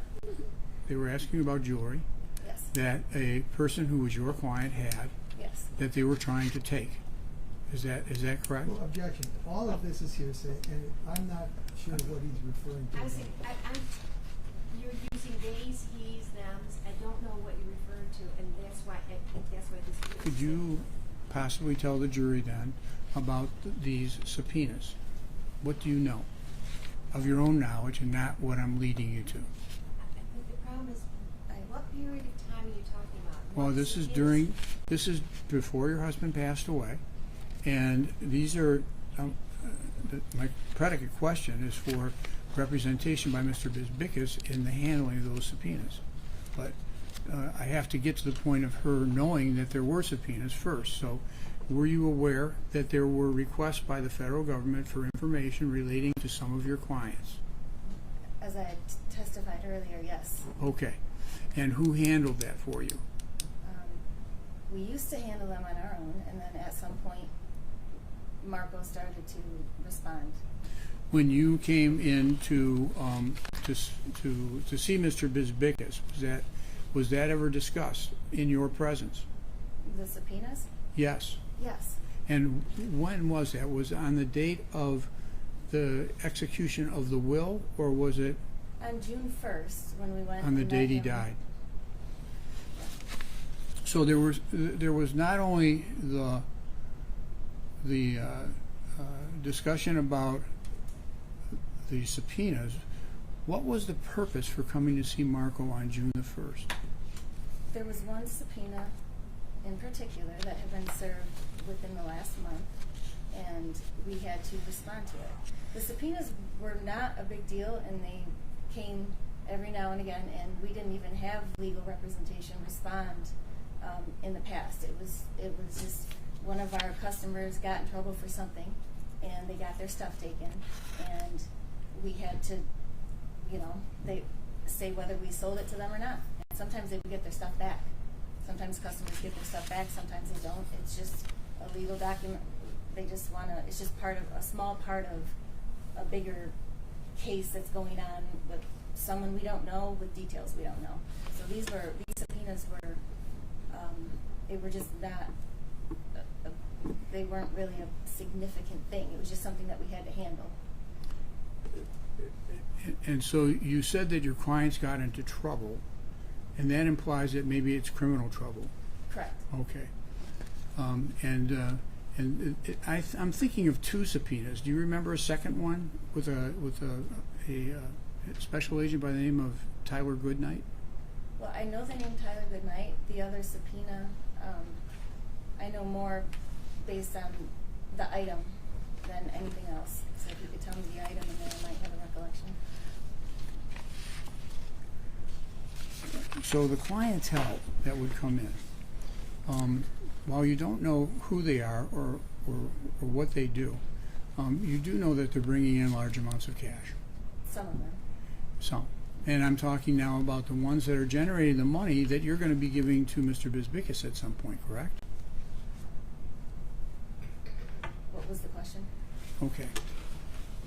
What I'm trying to get to is that your clients may have criminal intentions and generated the money through criminal acts. You don't know that, right? No, I don't know my client's But you do know that they're coming in and on multiple occasions to buy jewelry and expensive jewelry, correct? Correct.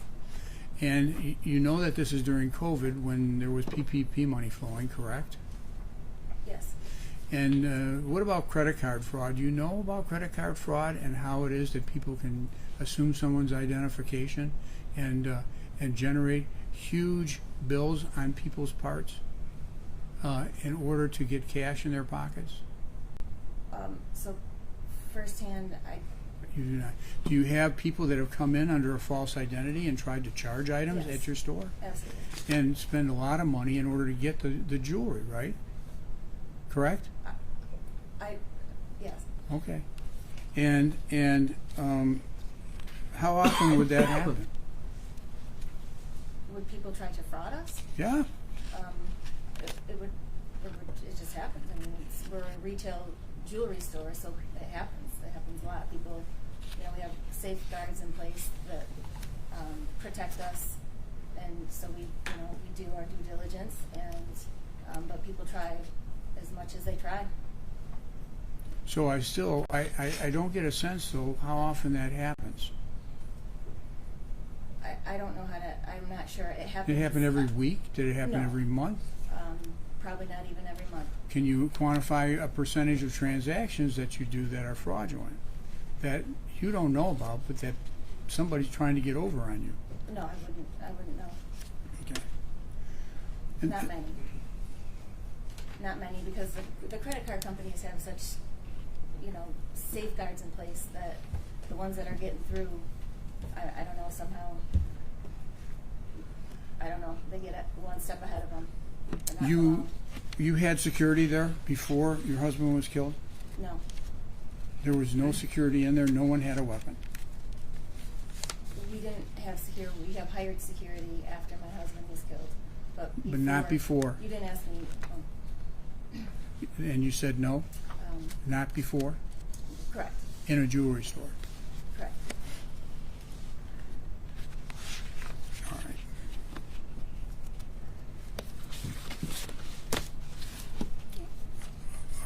I want to talk to you about a series of transactions that occurred with Mr. Bisbicus and ask you whether or not you recall them. Okay. There was a loan, and it was a payment for 1175 Lakeside Drive in the amount of $467,000 $851.39. And it was on June the 30th of 2020. Do you recall that transaction? Yes. What was that for? That was the payoff of the mortgage on the secondary home. And did you accomplish that by giving Mr. Bisbicus the money in order to do that? Yes. Do you remember how that was accomplished? Were you there when the money was delivered to Mr. Bisbicus? I don't know specific times and drop-offs, but I was there for some of them. But not, you don't recall specifically for this one? No, because it was a balance. It wasn't that money was brought over for anything specific. It was just that money was being stored with Marco, and however Marco was holding it, whether it be in a safe or in an account, we had an understanding of this balance, and then he would fire off payments, whether it be for that home or business stuff. So it wasn't like, we're going to buy this, here's a bag of money in this exact amount, do this. It was just... Okay. Did Mr. Bisbicus then do another transaction for payments of $250,000 on October the 16th, 2020 for PC 800 Inc., Jeffrey Yip, $250,000. Do you recall that? Yes, Jeffrey Yip would have been the Cartier account. And again, that was money that Mr. Bisbicus had on hand that you had given him, is that what you're saying? Yes. And you don't recall the specific instance when that was delivered, or do you?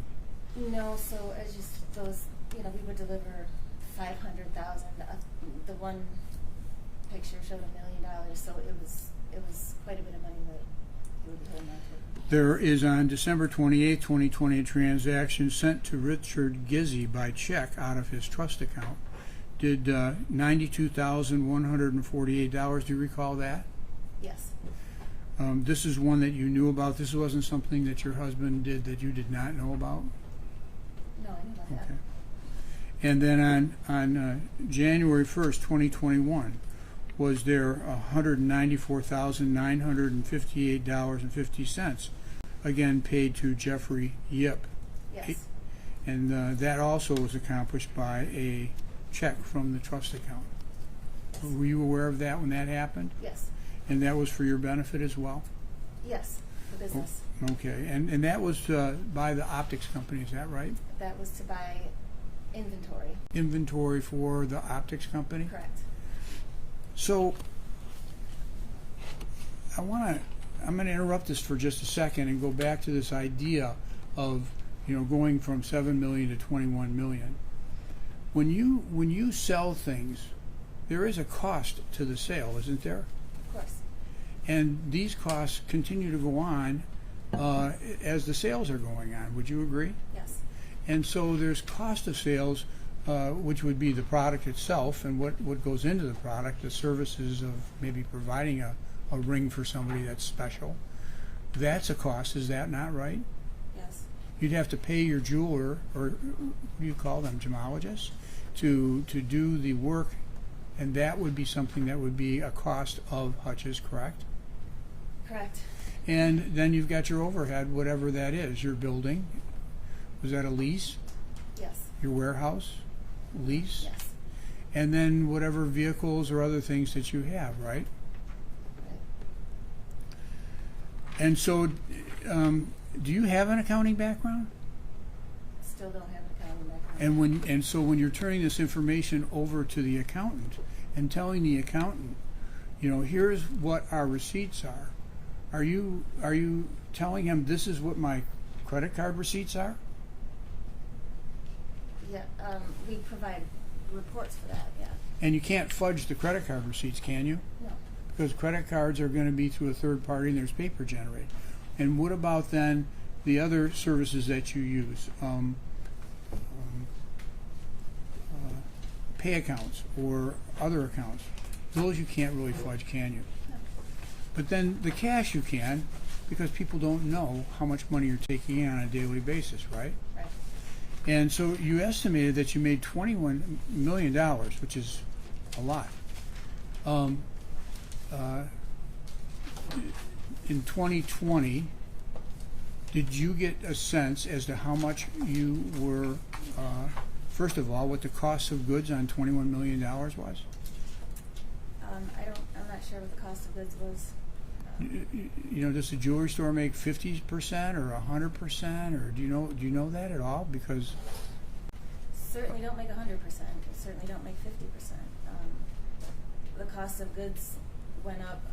During that time, we were doing a lot of custom work, and it was very chaotic, and so there were a lot of mishaps with timing, with just things getting made, and things needed to be remade, and so sales definitely went up, but mistakes went up as well, because we were unable to keep up with the pace of business.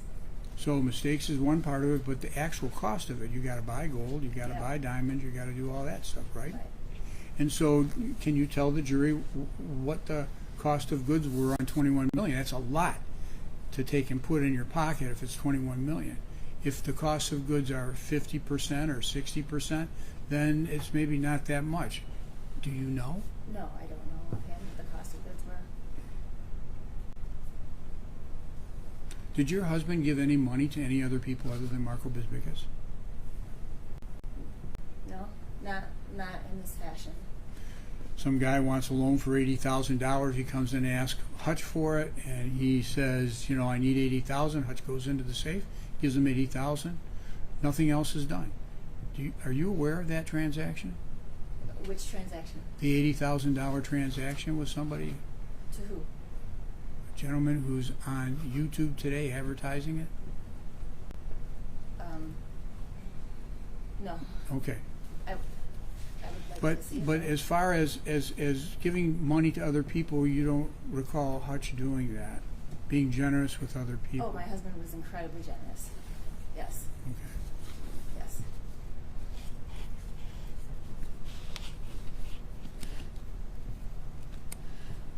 You're engaged in a business that uses gold, correct? Correct. And gold can be melted, can it? Yes. And do you have a facility in your jewelry store that allows for the melting of gold at high temperature? Yes. I asked you previously about gold bars, and you said that you were not aware of a $200,000 transaction to Ram Creations for gold bars. Do you remember that? I do remember that. All right. I was wrong. I was wrong about that one. Okay. And I was honest, but I didn't know what that was until after that. And it was explained to me, you know, this was a situation with another wholesaler. Yeah. So, Okay. Thank you. The fact that it was wrong, I appreciate that part. You were mistaken because you thought you were telling the truth when you were in that previous hearing, is that Yes. right? And you were sworn to tell the truth, but you made a mistake.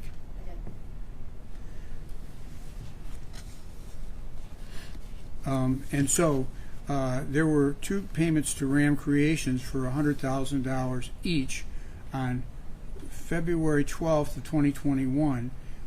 Those were made by Comerica checks out of Bisbicus firm, and that was for the benefit of Hutch or the business. Is that right? Yes.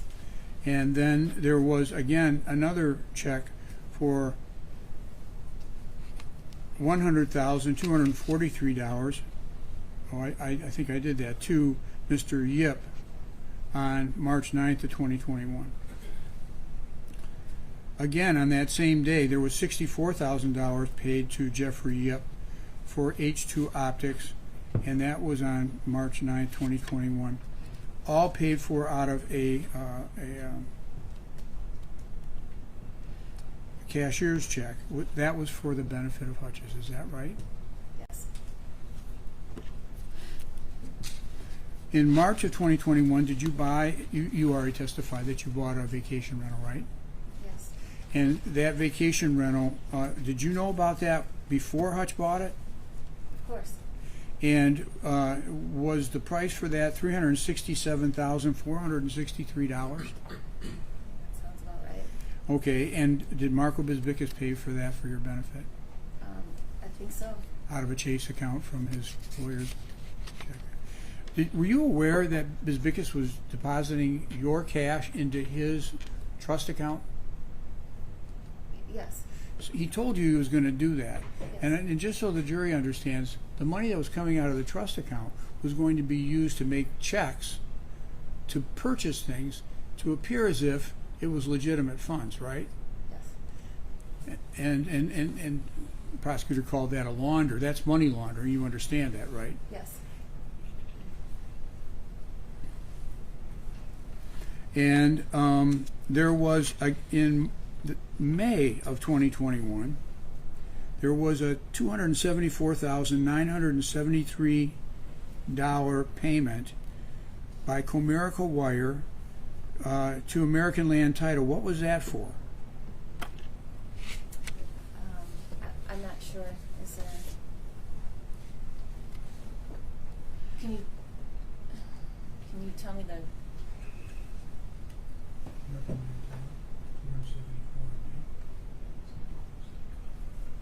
Did your mom have a condo in Florida?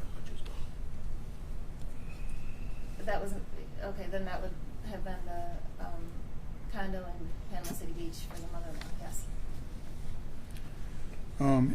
And I only have three more. Payment to Westland Mall Realty of $65,578 on June the 16th, 2021. What was that for? That was for buyout of a lease. And that was the lease that you had for the store in Westland? Your mom's store in Westland? Yes. But that money was paid for the benefit of Hutch and you, right? By Mr. Bisbicus? Yes. All right. Michigan First Credit Union, there was a loan of $115,769.91. Was that for the boat? Yes. And that was to pay off your boat? Yes. And that was also done by Mr. Bisbicus? Yes. With the money that you gave him so that he could legitimize? Yes. And then the last one that I have is the pawn shop. I'm sorry, what? The pawn shop. And that was on April the 19th of 2022. Is that right? Yes. Now, you talked to the jury about the April 15th date and how it got postponed. Yes. All right. But when it did get postponed, it was only 4 days later. Is that right? And did he appear? Yes. At that closing? Did he appear with a family member?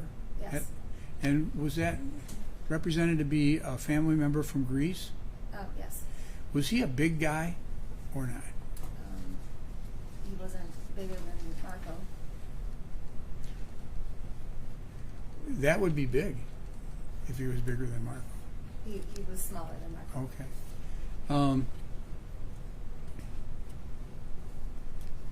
Did he attend in the closing itself? Yes. And in that closing was the owner, Ray. Yes. You knew Ray, Yes. and Marco was there, and the closing agent, and the $599,000 came, and it was delivered by wire. Is that right? I believe so. But it was money that had been given to Hutch. I'm sorry, given to Marco, and that money was being used again for your benefit. Yes. Okay. Now, did you ever espouse the theory that Marco did not want to close that deal? No, the fact that he said he got hit by a car on the original closing date certainly raised suspicions, and it doesn't seem as though. But he was supposed to have been accumulating all this cash on your behalf. he certainly could have used that or the money in his office accounts in order to pay that. Wouldn't you agree?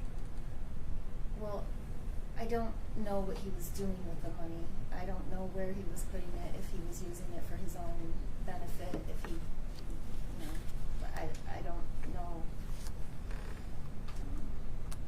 But he did come up 4 days later with the money. He did. And there was no complaints about it, correct? Correct. Okay. You are aware of the relationship between Marco and Hutch, are you not? You had a chance to witness it. You lived it. He was your friend, and you saw him on many, many occasions, right? Correct. Is there any indication by Hutch of any dissatisfaction at all about Marco? We both felt uneasy with the amount of money that we entrusted in him, and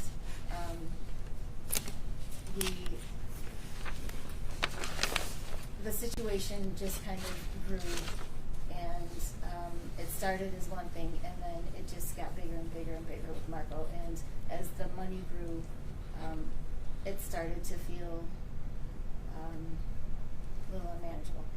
And so yes. And this is at a time when you're going in and delivering money to him on a regular basis, is that right? Or was it afterwards? No, just in general. It was not having that amount of money was kind of scary in cash. That's understandable. But in order to allay that fear, did you ever approach Marco and ask him before your tape conversations or after your husband died? Was there ever a time when you went to him and said, "Listen, I need a balance," or? Yes, the balance was yes. Okay. We did talk about the balance. Did you get a balance? Yes. Where is it? Well, they would write it down and acknowledge it, and Where is that? well, they intentionally we wouldn't keep a ledger because of for both ends. But can you have it both ways? And that is that you're worried and you have this fear, and yet you have this balance, but nobody has any proof of it? Well, the concern was more fear for safety, and it wasn't. Of course, it's about the money too, but. What threats did you receive from Marco Bisbicus? No, never received threats from Marco. It's just to have that amount of cash. You never know who knows what people do with that sort of information. It could be scary. It was. But you didn't have a way to prove that money had been given to Marco if you didn't have a receipt, or if you didn't have a Correct. ledger, or Correct. some accounting for that. Correct. And so we're here with the jury, and we're trying to figure out what's right and what's fair and reasonable. If there is no accounting, then there must have been trust. If there is an accounting, then you have proof of it. But we have no proof of it except for what it is that you say. There was enough trust, but we also had no other options. There was no other, there wasn't. I shouldn't say we had no other options. You could have asked him for the money back before your husband died. Yes. If he was worried about it, he'd have asked for the money back. Correct? He could have. Did you ever text him or email him or give him any other proof that you had this issue regarding the money? No. Did he ever text or email back you regarding that issue? No. Was he on social media? Who's he? Your husband. Oh. Facebook, Snapchat, all those things? The jewelry store has social media, and he had an inactive Facebook. He didn't have a personal social media. So, Mike, I want to pull up the will and specifically the pledging into the will. There was a theory. Tell me if this is what you're thinking. And that is that Marco did not want to do the closing on April the 19th. Well, objection. Whose theory is this? I asked for foundation. This is hearsay. Okay. Did you ever feel that the closing was not going to take place? Yes, when it didn't take place.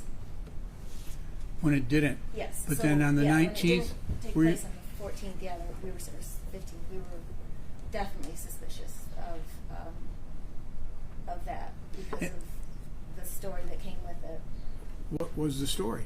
The story was that he was hit by a car on Lafayette in Detroit and had to get checked out at the hospital. So, but the you had executed a will on April the 14th, is that right? Yes. Was it ever said in the will that Marco was a beneficiary of that will? The will, no. The trust, yes. You saw the media reports that said that it was the will? No, I heard. Objection. This is irrelevant. To answer your what, Okay. I don't know, it doesn't matter what the media says about this case. As a result of your execution of the documents, have you looked at them again? I have had to look at them because I had to honor certain things in that will and trust to rewrite my new will and trust. And my new will and trust attorney Trust. spelled it out. When did you do that? Almost immediately. Okay. Who was the person who was going to be the guardian for your daughter in your will originally? With Marco? No. Who was supposed to look out for your daughter? The one that Marco wrote? Yes. My mother, And what is her name? Dawn. Say it Dawn. again.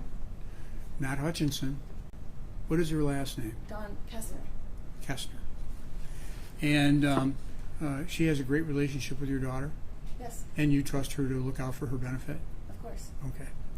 And then on the actual trust side, that trust was executed on April the 14th, correct? Correct. Just before the closing, correct? Yes. All right. The closing was originally scheduled for the 15th, but on the We got Okay. it. on the 19th, that was there. Do we have that? All right. Can I see the will? It's right up there on the left, top left. Mike? There we go. Thank you.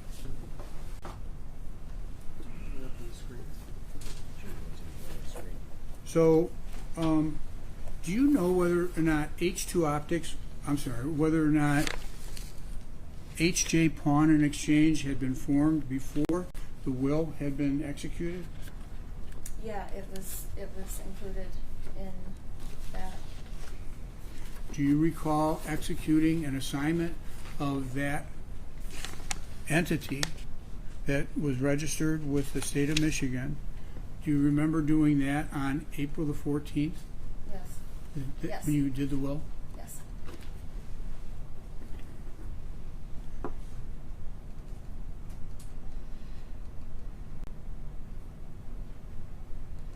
And then the closing did occur, and the property was transferred, and was it, by operation of law, then transferred into the trust? Do you know?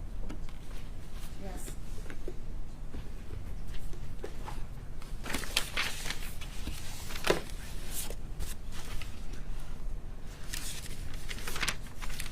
There are, we were talking about expenses of Hutch's. You have advertising expenses, is that right? Very minimal. Minimal? So you do it on the internet then? Our business kind of drove its own sales. Do you have any affiliation with the Detroit Pistons? Oh, yes. And do you spend money with them so Yes. that you can promote your business? Yes. And can you give the jury any idea in 2020 how much money you were spending? I don't remember. Do you remember buying Pistons tickets for $39,000, $40,000? Yes. And was that what it cost you for seats? Yes. And were you seated on the floor? Yes. Is that what the price is for 4 seats, or is that just a partial payment? I don't remember what they were, but I think that was what we paid that year. If I showed you an Amex bill, might that refresh your recollection? Yes, I still wouldn't know if it was a partial payment or a full payment, but yes.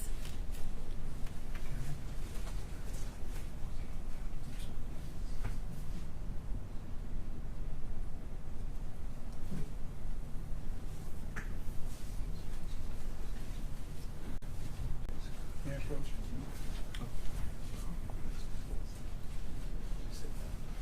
If you could just read it and then tell me that you've read it. Read it first. And tell me that you've read it. I've read it. Okay, thank you. Does that refresh your recollection? That is a payment to the Pistons.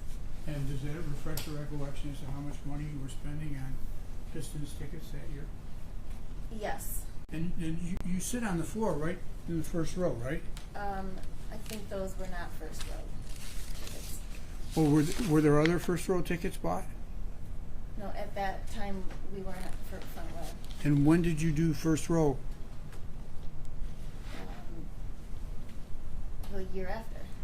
So in 20. No, we did. I'm sorry. We did do first. We didn't do front row one year, and then we moved to the front row the next year. And so this is $38,600 first row in June of 2022. In June of 2022. Yes. Okay. You go to the games? Yes. Do you? Yes. And the games are in the fall, aren't they? Yes.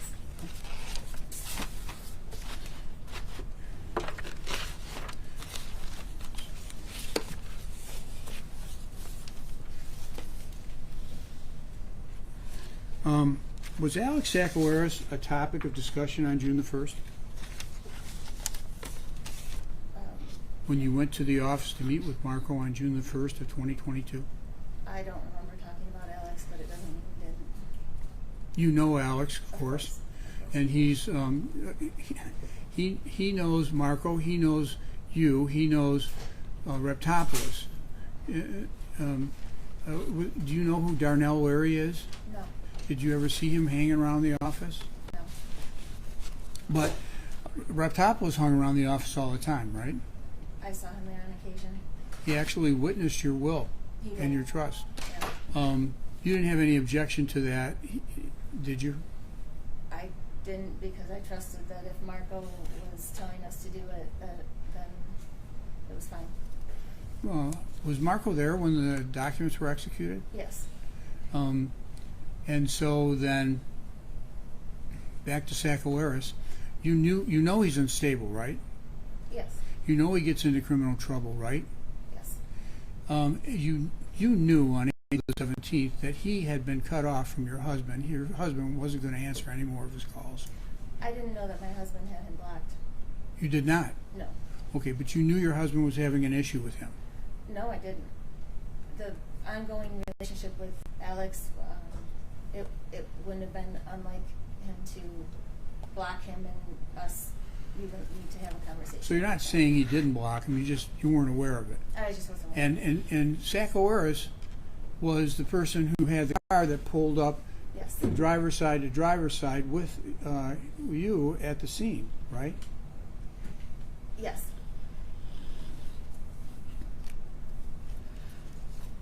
So before the shooter came to the car, you were engaged with a gentleman who had curiosity about the pawn shop, right? Yes. That's Mr. Price.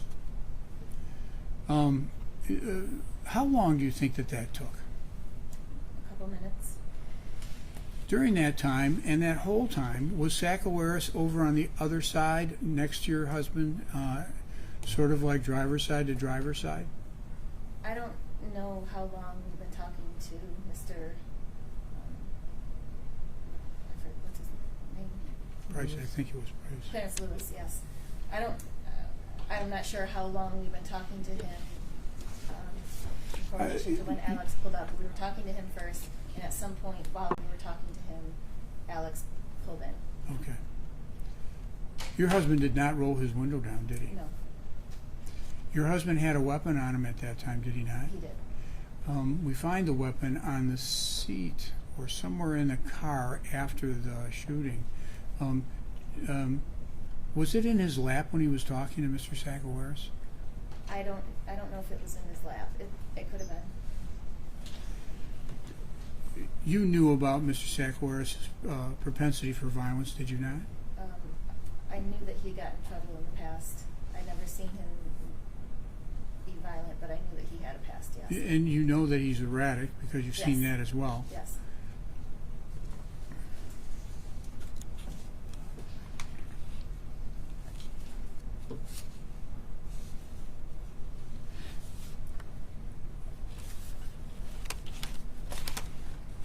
There is a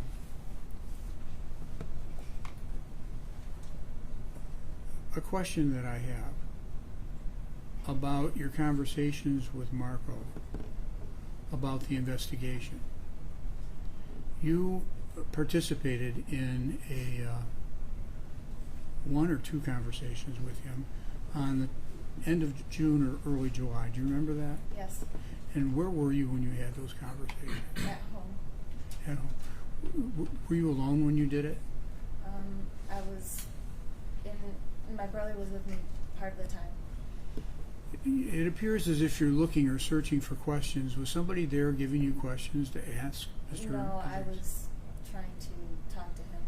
There was no one giving me questions, but my brother was with me for part of the time. Which brother was that? Chris. Chris? You have another brother? Yes. His name is Otis? No. Brother-in-law named Otis? No. You do not? No. So Chris is the only male family member that you have, both in-law and No, I have another brother. And what's his name? Justin. Justin. So this conversation was taped, is that right? Your conversation with Mr. Bisbickus Yes. at the end of June or early July, right? Yes. And do you recall expressing in that conversation what's going on with the police reports? I haven't. I might have. Do you recall, being concerned about getting the police reports and finding out what they have, what they've got? I don't remember. Do you recall him talking to you about knowing the lawyer who is representing Roy Larry? This is hearsay. Well, okay.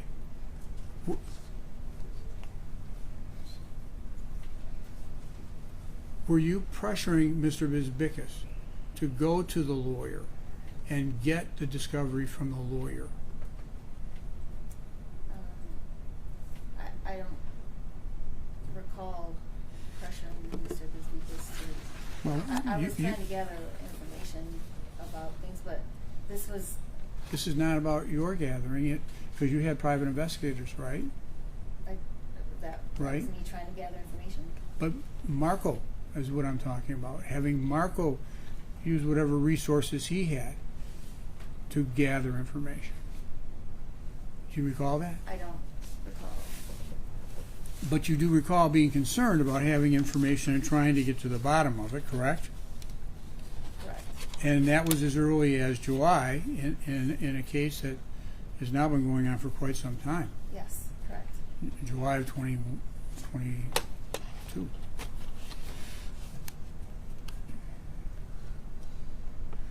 Do you remember having contact with Detective Green in this case, asking him for information about this case? Yes. Were you persistent in trying to get information from him? Yes. You had how many, 10, 20, how many phone calls over a period of months? Yeah, lots of phone calls. And those phone calls were phone calls that were an attempt to get information, but you didn't get it. Is that right? I would get some information, but especially early on, there was very little that could be shared because of the nature of the ongoingness of the case. Did he never gave you reports? No. Did you ask him for reports? I asked for everything I could get my hands on. And maybe with good cause. But then there was a time when you called him on the phone and you asked him to meet you. Is that right? Yes. And when was that? Do you know? I don't know exact dates, but it would have been in the fall, October. And at that time, was your daughter at home? I'm not sure if she was home or not.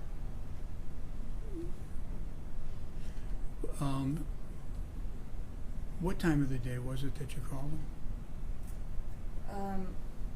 I'm not sure what time I called, but I ended up meeting during the day. Did you call him after hours? Yeah, I had. And did you call him when he was not on duty? Yes. And did you have his personal cell phone? No. But you called him on a phone that you were able to have a contact with him that was not through the switchboard at the police station, is that No. right? No.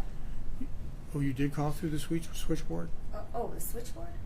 You know, you call the number for Oak Park Police and you get somebody and then you wait for 10 minutes to talk to somebody. I didn't call You know. the switchboard.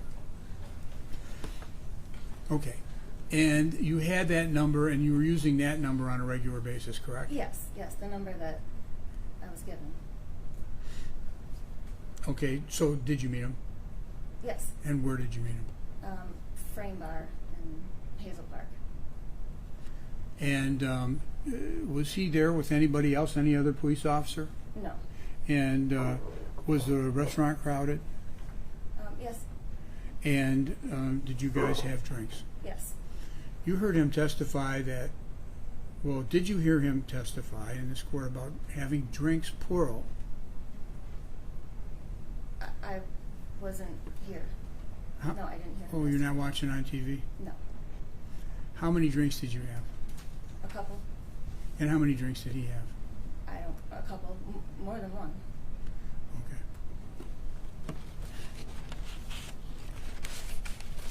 Were you aware that Marco Bisbicus was engaged in marijuana grow when you knew him? I don't remember having conversations about the marijuana grow with him. You don't recall having No. a conversation about marijuana and that taped phone conversation that you had with him? No. But as you sit here today, you don't remember him telling you that he was engaged in the manufacture and distribution of marijuana? I don't remember. Okay. I'll move to a different subject then. You and your husband traveled to New York, is that right? Yes. And in between the time that you were giving money to Mr. Bisbicus and the time that you were, till Hutch passed away, how many times did you go to New York with your husband? A couple times a year. And so in a period of like 3 years, you might have gone as many as 6 times, correct? Possibly. Now, in New York, there are people that are suppliers of the jewelry business. Would you agree? Correct. What are their names? Lots of different suppliers. Any name come to mind? There's businesses, SA, there's Zagabi, there's Vala Diamond. Did you ever go in those places? Yeah, of course. Did you ever go in those places with large amounts of cash? So that may or may not have happened, but no. You never did. No. Were you aware that money was being brought from Detroit by Marco Bisbicus so that it could be given to the diamond brokers or the other people that supplied Hutch? Yes. And are you aware that he would bring as much as $3 million, $3.5 million to those people for the supply of diamonds to the jewelry firm? I don't know the amounts, but it was large amounts. And Did you ever see Marco when he was there in New York with your husband? yes. Did you went to dinner a couple of times? Yes. Uh, maybe more than twice, but you saw Marco. Did you ever see Marco with a suitcase? Yes. And how big was the suitcase? It was larger than a carry-on. Okay, there's many different sizes. I have these crazy ones that are called away. I got 3 sizes. I got this size, I got this size, and I got this size. What size was it? It was larger than a carry-on, so I don't know if it was medium or medium large or large. Could have been large or then. Could have been very large. Yeah. Could it have It had could. money in it?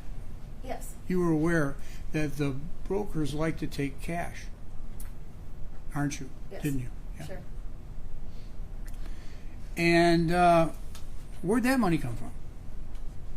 The store generated that money. And that money was given to Mr. Bizbickus, is that right? Well, that was not included in the balances that we talked about. Those were completely separate. Okay, So so that let's was- talk about that then.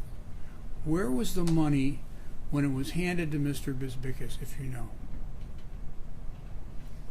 In these New York. The deals? transaction, I'm going to use the one suitcase that you said. They could have been anything from this to this, but you were there, okay? And if it was this big, you couldn't have missed it, could you? Right. Okay. And in that, you knew there was money in those suitcases. Yes. Okay. Was it one or more than one? One suitcase. And on this one transaction that we're talking about, do you know when that was? No. So if I have you in New York City in December of 2021, would that be one of those dates? It could be, Okay. especially if Marco was there. And so where did that money come from? It came from the store. Oh, so you had That we $3 million in a safe at the store. Is that what you're telling me? Yes. And who was it? If it was three, I don't know how much was in there, but the money that was in the suitcase was what I had testified about earlier, as far as the money that was brought in that wasn't, that the taxes weren't paid on, that was regenerated in Yeah. the business. Yes. I mean, that's what we're talking about. Yeah. Yes. But now here's the question. All right, can you tell me, or tell the jury actually, how Marco Bizbickus came into possession of that money? My husband would hand it over the suitcase to him. Were you there? I don't know. Ma'am, we're trying to get to the idea Right, that this money was Hutch's money, Yes. and that it was something separate. But when I ask you the question, I'm not getting a direct answer about how it was delivered to Mr. Bizbickus. From your knowledge, Well, objection to the forms of these questions. Perhaps the question is, do you know how that happened? well, if he was going to be asking her the question, I'd say okay. Could you all approach?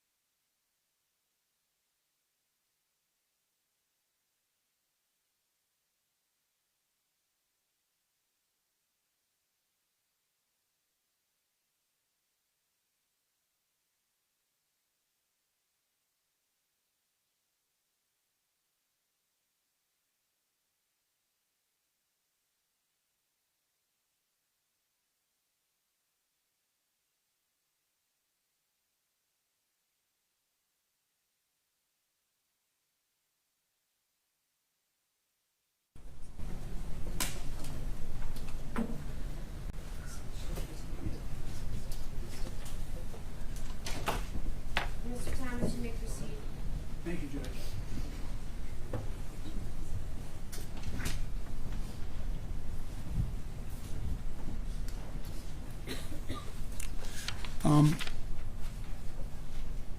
I'm going to move on to another thing, and that is New York City. And you said that you were there a couple times a year over the 3 or 4 years, 3 years, between 2021 and 2020 and 2022.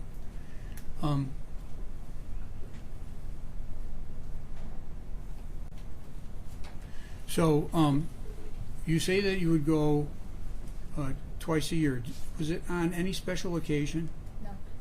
And do you, as you sit here today, do you know when it was that you went to New York? I would need to, reference pictures or. You can't remember.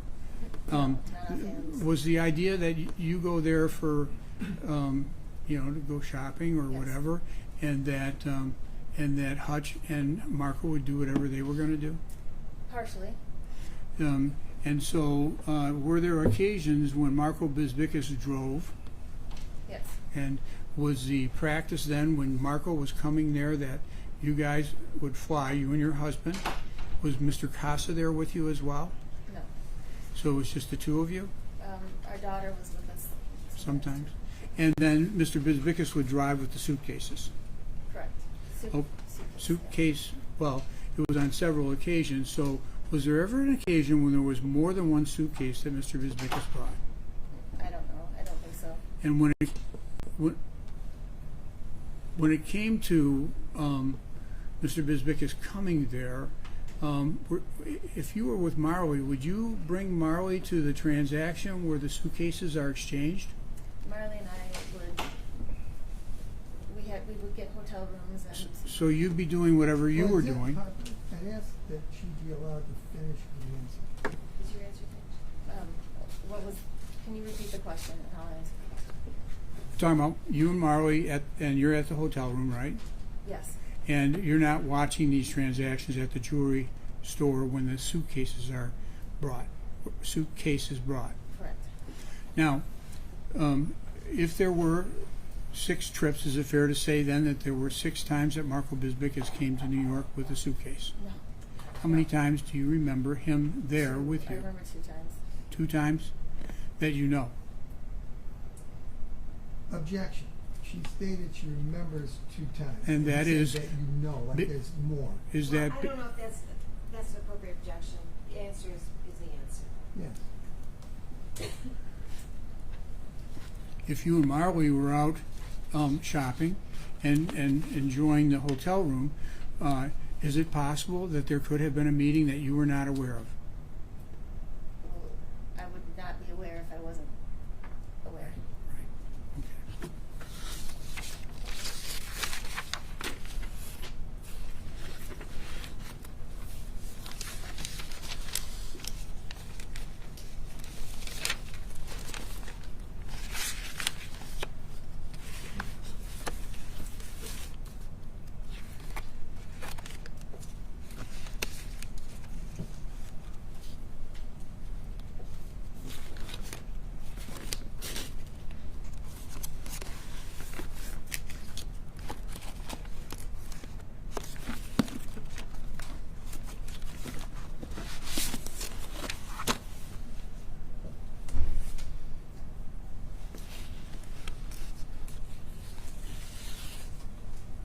You're aware that an issue came up regarding your contacts with Detective Green?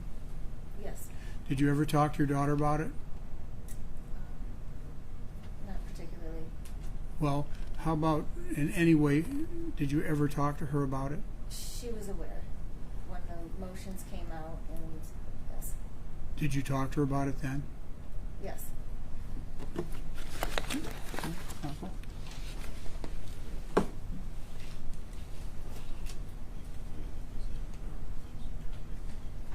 She said he was not. Oh, did I ask you if Mike Casa was in New York City with you? Yes. But then I asked you about Mike Casa and not Daryl Hasty. Was Daryl Hasty ever in New York? Yes.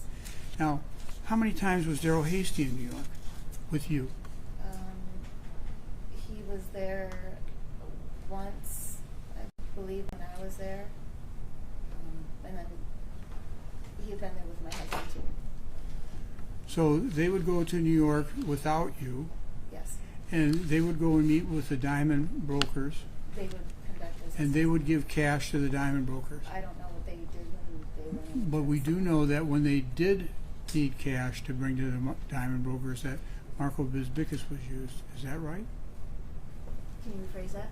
Marco did bring cash at least on 2 occasions that you know. Yes. But Hasty was there more than twice. Hasty, I don't know how many times. I know he was there once while with us and then once with my husband. I don't know if it was more than that. I'm going to sit on that. Thanks, Judge. I haven't got anything further. Okay. Mr. Spencer? The number that you said you had for Detective Green, is that his office number? The number I had was a cell phone. Okay. Can you explain the loan aspect of your business that we were talking about? The loan aspect was the best way to describe it was a service that we provided for our clients, and it was a very small portion of what we were doing, and it wasn't a profitable thing. It was kind of more of a nuisance, but there was a demand for it, so people would just come in and say, hey, I just bought this from, I just need a couple $100. I'll be back next week, or something like that. And so then you give them the money and Yes. they leave that as collateral. They leave the jewelry yes, as collateral. exactly. All right. Did you ever speak to Mr. Bisbicus about this? Yes. What did he say? He advised that as long as you're not collecting interest on these transactions, that was a legal way to conduct it as a retail jewelry store. Otherwise you're doing pawn, and that's a different license. Did you say before on cross that you came to learn that should not have been a part of your business? Yes. Why? Because you need to hold a pawn license in order to loan out money and take collateral and collect interest on it. Did Mr. Bisbicus tell you that? No. I mean, he told us that as long as you're not bringing in a profit, so if someone borrowed 1,000 from us and brought back 1,000 and took their piece back, that was fine. But he didn't say anything to you that you needed a license. No, he said. Which you right. now know that you do. Yes. All right, so as long as you weren't charging too much, it was fine. That's what he said. Exactly. Did he know that the money that you were giving him? I'm sorry, sir. Please don't use I'm the- sorry. Did you or your husband ever discuss with Mr. Bisbicus the fact that you were not filing 8,300 forms with the government? I can't recall specifically if we did talk about the 8,300 forms with Marco. But did you tell him you were not reporting all that cash Yes. to the IRS? Yes. All right. So he understood that this money that you were giving him, you didn't pay tax on it. Yes. What was his reaction to that? He provided an outlet for us. He what? He provided an outlet for us. He provided us, an opportunity to. So he helped you do it. Yeah.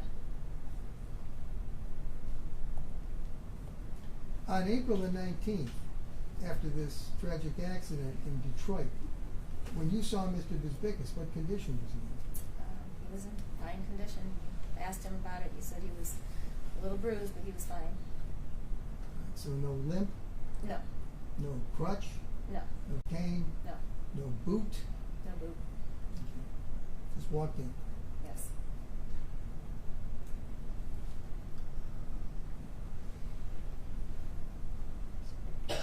Now, you said before that there was no proof of the balance that he had. Is that correct? Correct. What about that agreement that he wrote up?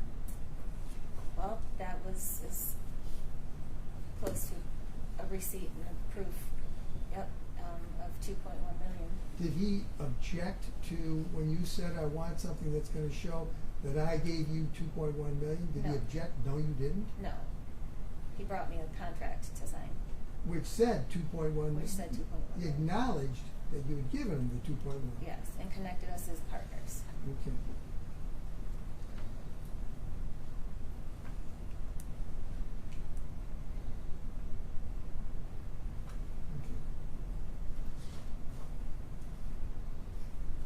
Thank you. He asked you a question, Mr. Skrinsky, and he said the contract you wrote up. Did you write that contract up? No, the contract that Marco wrote and brought to me That's at the that's the office. contract, the only contract. There wasn't one that you submitted. There's only the one that was introduced into evidence. Is that right? Correct. Okay, thank you. Nothing further. Thank you, Judge. Any objections? No. Any objection to the witness being excused? Mr. Thomas? Any objection to the witness being excused? I don't. Mr. Whitten? No, Your Honor. Step down, watch your step. Who the next witness? Professor Julia Bellamy. Several minutes? That's helpful. All right, let's just do this then. Let's take a short break now, and then we'll come back down and finish with the testimony for the actor. So no discussion, no deliberations.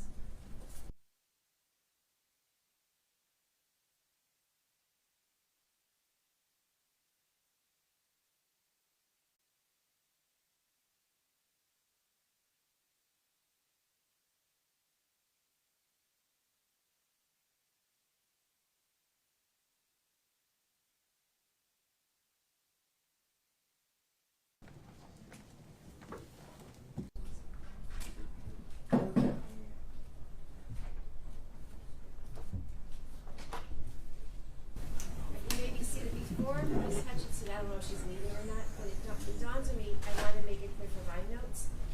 I don't have an admission for exhibit 196, and more importantly, 198. What's going on?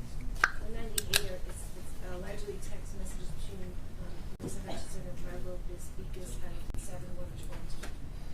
On 7-1? Oh, I thought I did move for it. I checked with my clerk, she doesn't have it either. So no objection. Okay, so, Okay, so I moved to the round. right, and Mr. Thomas said no objection. Mr. Whitworth? I'm sorry. I didn't hear. Well, at 198, the text messages between Marissa Hutchinson and Margot Bisbicus. No objection. Okay, so 198 today, and then 196 was, it's labeled photos, 2 bundles of cash with $100 bill and $20 bill. No, I didn't admit that. Okay, so I just want to make sure the notes are correct. Thank you. 198 today. Before you get off the record, There's no on the record. I would like, Mr. Leary has a concern.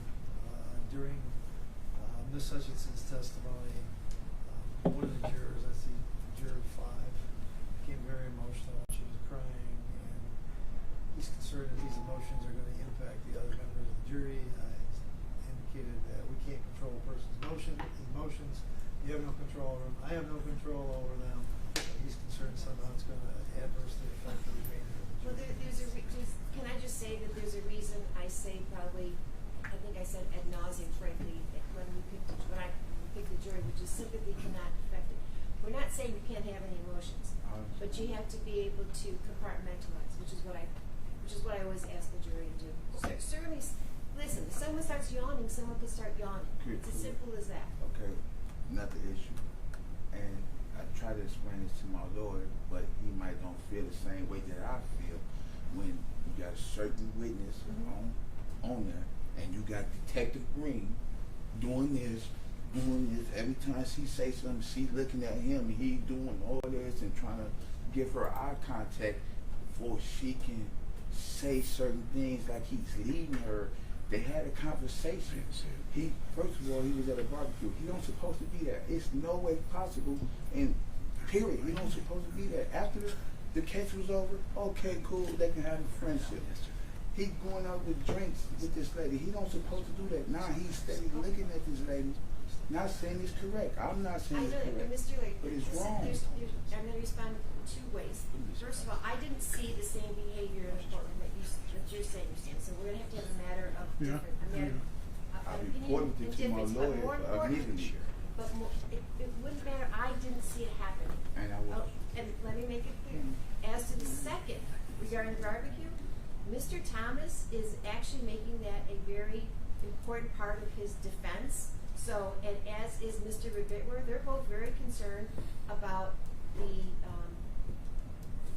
communications, because I'm trying to keep it as neutral as possible. They are also very concerned about the communications between Sergeant Green and Ms. Hutchinson, and they have brought that up, and I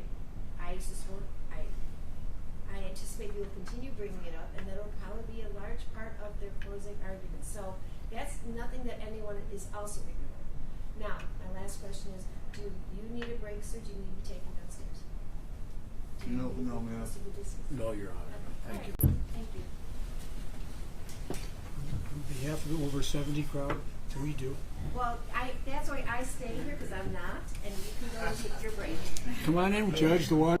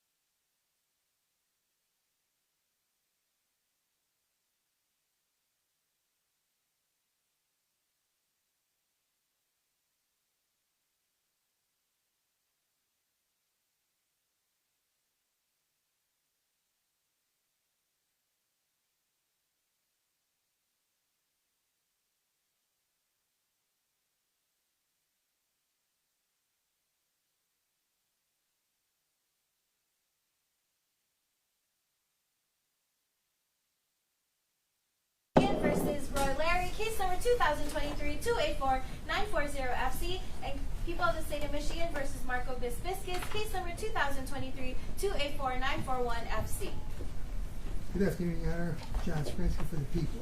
Rick Polanco for the people. James Thomas for Marco Bisbicus. Michael Nunn for Marco Bisbicus. Mitchell Rivera for Roy Larry.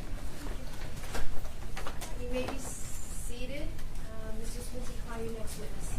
This time the people call Professor Julia Bellion. Please stop and raise your right hand. You solemnly swear upon the authority of perjury that the truth, the testimony about to give before this court will be the whole truth. Yes, ma'am. Thank you. Please be seated. State your name for the record and spell your last name.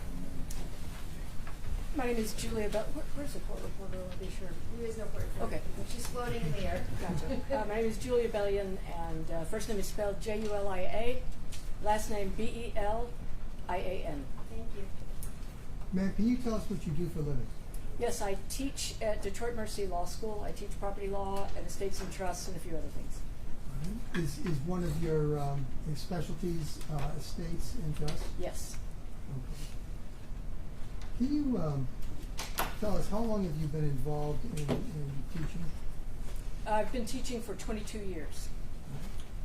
All at the University of Detroit Mercy? No, I've been at Detroit Mercy for 15 years, and I was at 16 now.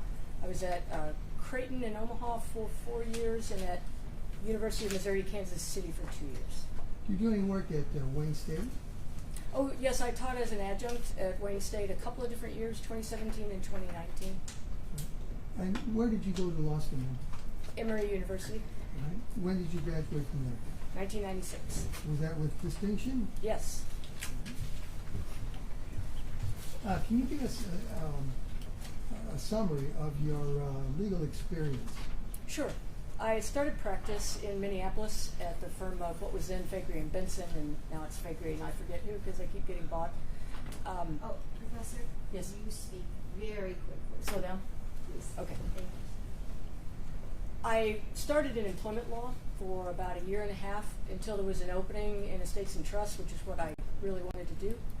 And then I moved into the group. It was called Trust Estates and Foundations. So I moved into that group. Then I took a job in San Francisco at Morrison & Forster for almost 2 years, and then I came back to Faegre for about a year before I started teaching in 2002.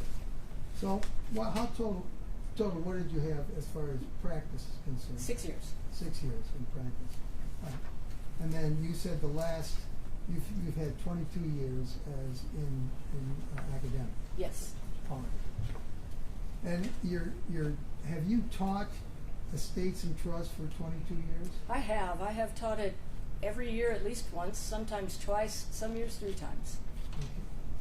Have you been a guest lecturer at different schools? I have sometimes. The adjunct positions at Wayne were sort of like that. I also have taught in the dual JD program at Windsor Law, between Windsor and Detroit Mercy. We have a program where students can get both a Canadian and a U.S. law degree in the same amount of time. So I've taught in that program as well. Okay. Have you written any books or case books, anything like that? I've written a case book that's on contract to be published, hasn't been published yet. I'm third co-author on a book on elder law that I'm not even sure is still in print, but Lexis put it out several years ago. I've got a chapter in a book, and then the rest are articles. All right. Judge, I would tender the witness as an expert in the field of trust and estates. No objection. Your discretion, Judge. Oh, you said that. Okay. I said that. Okay. You may continue. Thank you. I'm sorry, threw me for a loop. Now, Professor, I contacted you to ask you to do some work for us, correct? Yes. What did I ask you to do? You asked me basically to do what I already do all the time, which is explain how trusts work to people who haven't had opportunity necessarily to use a trust or be involved in a trust. Okay. And did I send you any material? You did. You sent me the Hutchinson Living Trust Agreement and the individual wills for Marissa and Daniel Hutchinson, and a copy of the assignment that assigned the interest in the jewelry store to the trust. All right. Did you have an opportunity to go over those things? Yes. All right. And I'd like to ask you some questions about this particular trust. Okay. That's the Hutchinson's Living Trust. Mm-hmm. First of all, can you tell us who the players are in a trust? Sure. So a trust is created when someone who has property, and they're called the grantor or the settlor, transfers legal title in that property to another party who's called the trustee. And that trustee is supposed to hold, manage, invest, and distribute the funds according to the trust agreement and for the benefit of a third party called the beneficiary. And by doing this transfer this way, what you've done is split what we call legal title from equitable title. So one person then has the power to act with regard to the property, and the other party, the beneficiary, has the right to enjoy the benefits from that property. So the beneficiary is the person for whom the trust is created. Yes. That's the person that's eventually going to get all of the items in the trust. Well, it might be. Beneficiaries could just be income beneficiaries during the life of the trust, and they have a right to receive distributions along the way, and not necessarily be the ultimate beneficiary.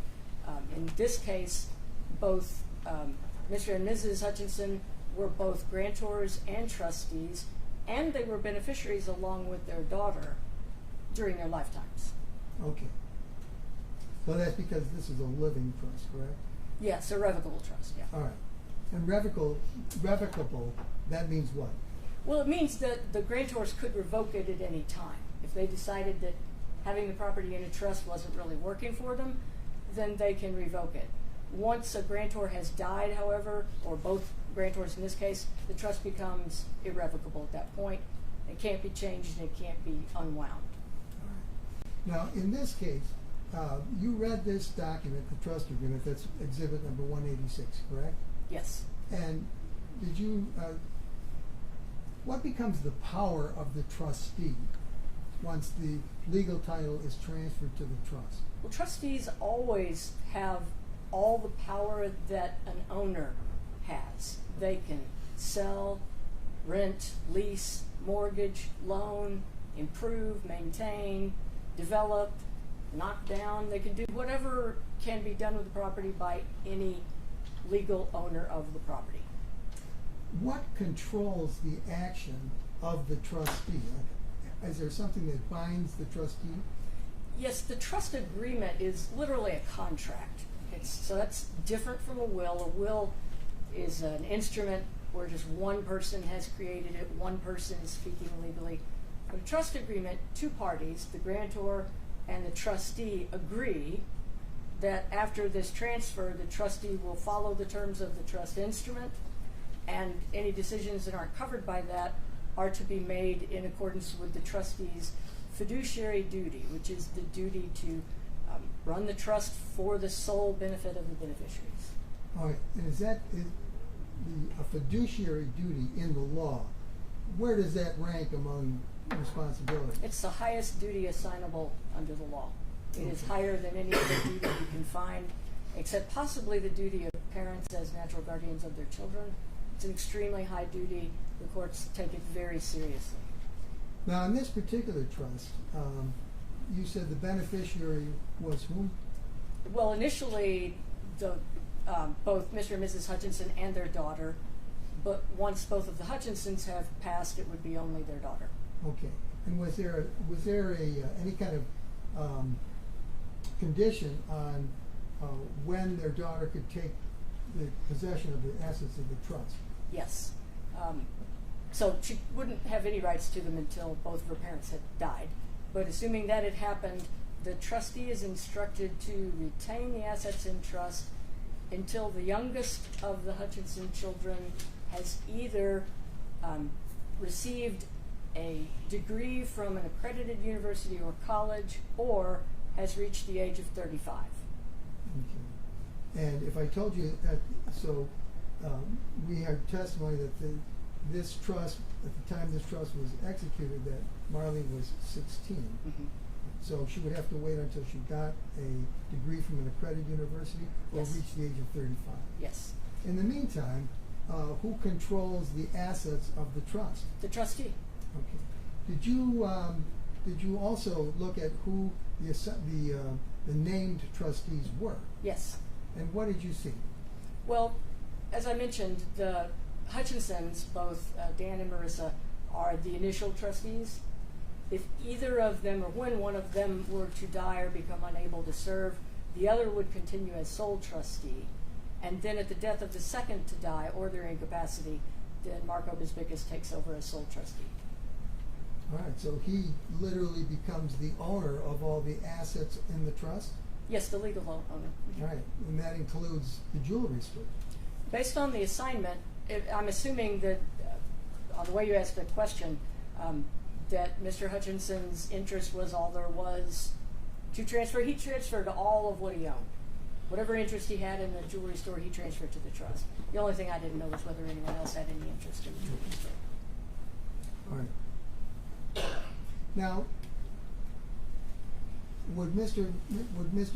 Bisbicus, if for example, Dan Hutchinson and Marissa Hutchinson were both to be killed for some reason on the same day, at the same time, right at the point of that death of both of those people at the same time on the same day, would Mr. Bisbicus, what would Mr. Bisbicus's power over the assets of the trust become?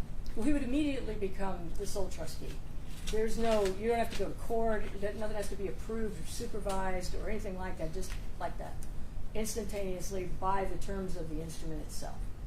Trust agreements always set out several what we call event horizons. So there's instructions for how to handle the assets while the grantors are alive and have capacity. Then there's a different set of instructions for how to handle the assets when the grantors are still alive, but they might have become older and have lost their ability to manage it. And then there are the instructions for how to handle it once the grantors have died. So all three of those times in life have already been dealt with in the terms of the trust instrument, and it has all the instructions in it, so all you have to do is read the instructions and do what it says, and if you're the trustee, that's the person with the power to do that. Now, you mentioned something just now that the trust would continue to operate and there would be no court intervention in this, even if the Hutchinsons both died at the same time? That's right. So it would automatically revert, legal ownership would automatically go to Mr. Yes. Bisbicus. And there would be no probate court intervention. No, unless anybody brought some sort of complaint or something, but ordinarily trusts in Michigan they operate without any supervision from the courts. You can go to court about them, but the court is not. There are no trust cops. Nobody's watching what you do if you're a trustee to determine whether what you're doing is what you should be doing. Okay. Now,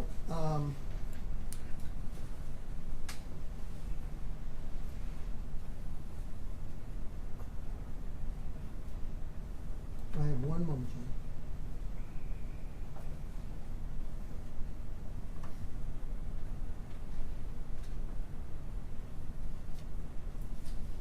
Now, is there any kind of obligation of the trustee to, that would be Mr. Bisbicus, let's say, after the death of both Hutchinsons, was there any kind of obligation of Mr. Bisbicus toward Marley, the beneficiary, Well, before she reaches the times that you mentioned? yes, so the biggest one is the fiduciary duty to manage the assets in a way that conforms with fiduciary responsibility. One of those duties is a duty to report annually, and so the trustee is supposed to give the beneficiaries a report regarding the assets and liabilities, the disbursements and receipts for the previous year. After that report has been turned over to the beneficiaries, there's a 60-day period during which time a beneficiary could object to what's in the report and ask the court to review it. If there is no objection, then after the end of that 60 days, the trustee is completely absolved of any liability for anything that was reported for that time period. So, like a year's report, you got 60 days, and then that's it. You can't sue about any of that ever again. So the making of this is an inventory of the trust. Is that what Well, it is? it's an accounting. It's a report. Okay, Yeah. an accounting. All right, and that's written by whom? The trustee. All right. So it's up to the trustee what goes into that report. Yes. If there's, for example, unreported income, like for example, if, as a hypothetical, the jewelry store is it has unreported revenue that's not reported to the IRS or known to anybody except for the people that are actually taking in the revenue, and the trustee is aware of that. Is it possible that the trustee could simply not report that unreported income, that Yes. unreported revenue? Yes, of course it's possible. Trustees come in all flavors and shades, and there are always some who are not doing what they are supposed to do. And one of the big difficulties is detection, because there literally is no one to watch them except the people whose benefit the trust is established for. Okay. Like you said, there are no trust cops. There are no trust cops. Okay, so it's up to the trustee is basically on his fiduciary honor Yeah, to do things correctly. that's why we call it a trust. Okay, you have trust in the That's trustee. right. Okay. Does the beneficiary have any powers over the trust? No, beneficiaries have rights, but they don't have powers. The rights that they have are the right to receive that annual report. They have a right to approach the court if they have doubts or concerns about the way the trust is being run.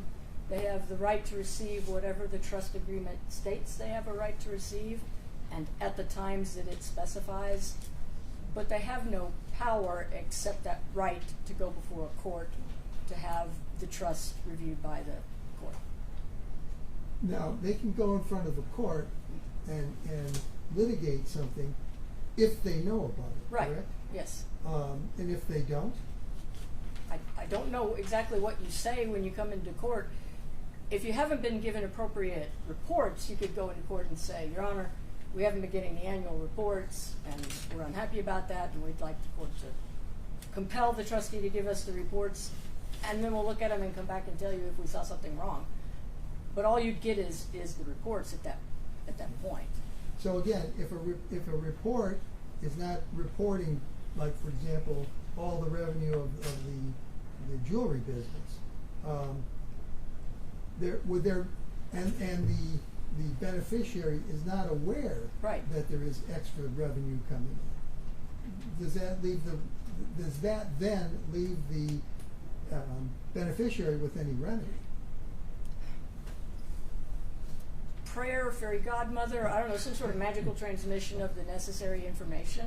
You can't bring a suit in court without a cause of action. You have to tell the court what you think has happened that's wrong. If you can't do that, you can't really sustain a claim in court. And so, yes, that information is absolutely key. And this is why courts take fiduciary duty so seriously, and why it is the highest duty under the law, because the trustees are basically without any regularized supervision. The potential for abuse is huge. You shouldn't pick a fiduciary if you don't trust them absolutely to handle the funds in the appropriate way, in the way that you've agreed on in the trust agreement. Even people who don't intend to do anything wrong sometimes screw up. It's a very difficult job. The main thing I teach my students is never accept an appointment as a fiduciary. It's too rife with liability possibilities. Okay. Now, you looked at the will too. Yes. All right. Is there any way in which the will and the trust interact? Well, oddly not. Typically, when you have a trust that is what you intend to handle the distribution of property at your death, then what most estate planners I know would do is write what we would call a pour-over will, which says, I leave everything in my probate estate that I didn't already transfer to the trustee to handle and manage as part of the trust that I already set up, years ago or whatever. But that's not the case here. The Hutchinsons each have individual wills that themselves create trusts. So any property that had not been transferred into the living trust would still be part of their individual probate estates.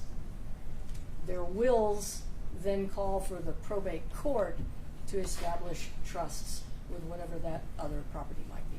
Now, the trusts that are established by the wills, who is named as the trustee of those trusts? It's the same basic pattern. The initial, it's a sort of a weird thing. The initial trustee named in each of their individual wills is themselves, which is really not possible because they'll be dead by the time the will is being probated. So as far as I know, dead people don't serve as fiduciaries, and so they're not going to be able to do that. So I think that was an error in the drafting.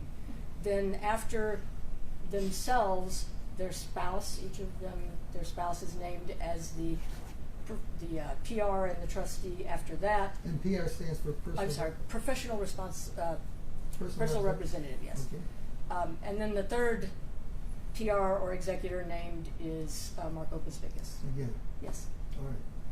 So again, the only way that you can go to a court and ask for a remedy against a trustee is if you know the trustee is doing something wrong. Or suspected based on but you have to have information. You can't have just suspicion. But if wrongdoing is being hidden from you, there's really no way to go to a court and ask for a remedy. I had a phone call just a few months ago from a former student. He's in another state. The problem was that the beneficiary was a child, a minor, and by the time she got to be 18, there was really nothing left in the trust, and she wanted to know why. There were no records kept, nothing, no one could answer her questions. Looked like a probable case of fiduciary abuse, but no real way to tell.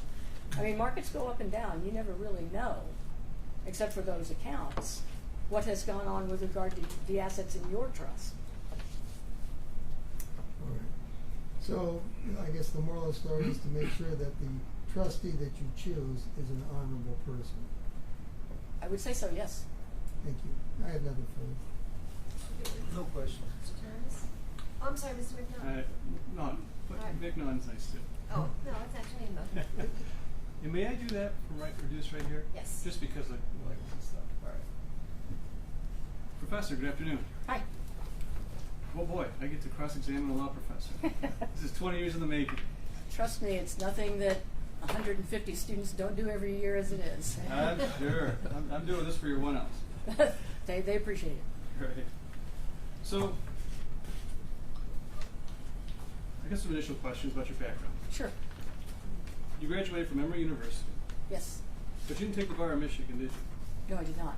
You can't practice in Michigan, can you? Oh, I cannot. And you haven't practiced in Michigan, have you? I have not. Have you practiced any probate law in Michigan? No. And you've never represented anyone that's bringing a claim against a trustee in Michigan, have you? No. In your experience, for 6 years you were a practicing attorney? Yes. Did you bring any lawsuits then? So, I was an associate working for partners, so I personally wasn't head counsel on any, but I was involved in some fiduciary litigation, yes. You were involved, but you didn't draft the complaints. No, we were defending the trustee. We were defending trustees? Mm-hmm. Okay. Have you done any litigation in court defending trustees? Yes. Okay. And how much experience have you had with that? I think you said 6 years practicing. 6 years total, full 4 years in estates and trusts, so it's not a great deal of experience. Okay.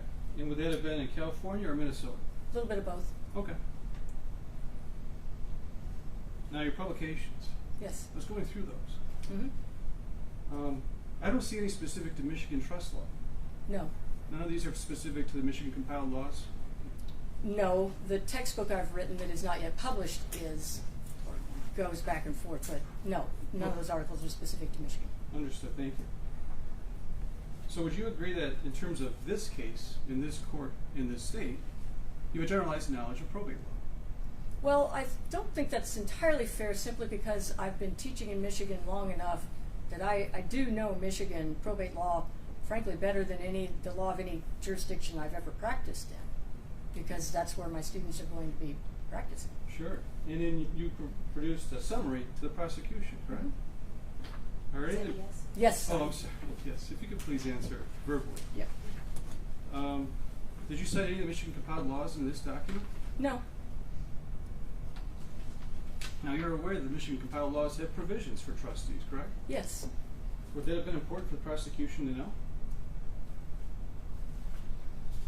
Well, if I had thought that there was a provision of Michigan trust law that ran counter to what I saw in the documents, then yes, it would have been important.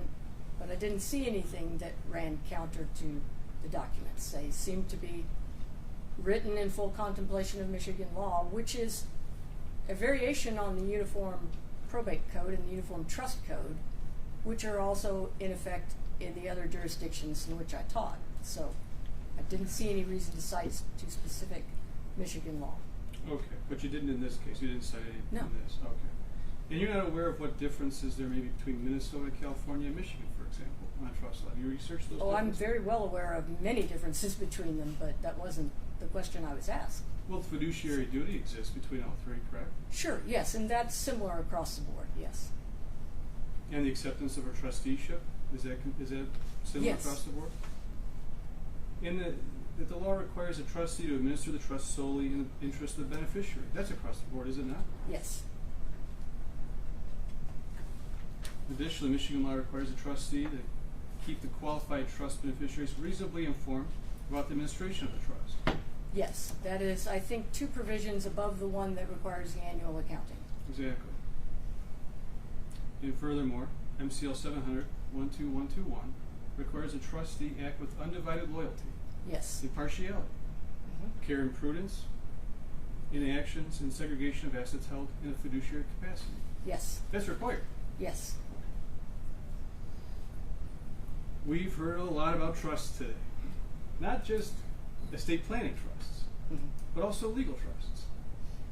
An IOTA account is different than an estate planning trust. Is that true? Yes and no. Well, there's a fiduciary responsibility of Yes. both of them, Yes, right? it is still a trust. It's still governed by the principles of trust law. It's still the case that the trustee, in this case the lawyer, must exercise all of the fiduciary duties with regard to all those funds. It's still true that they must be kept segregated from each other and not commingled. All of those same things still apply as it does with any trust. But it is a specialized trust created by statute to provide lawyers with a way to segregate and protect client funds in the course of litigation or other work. Exactly, thank you. I'm going to take a quick sip. Now, what we're talking about today, in this context, is a marital trust.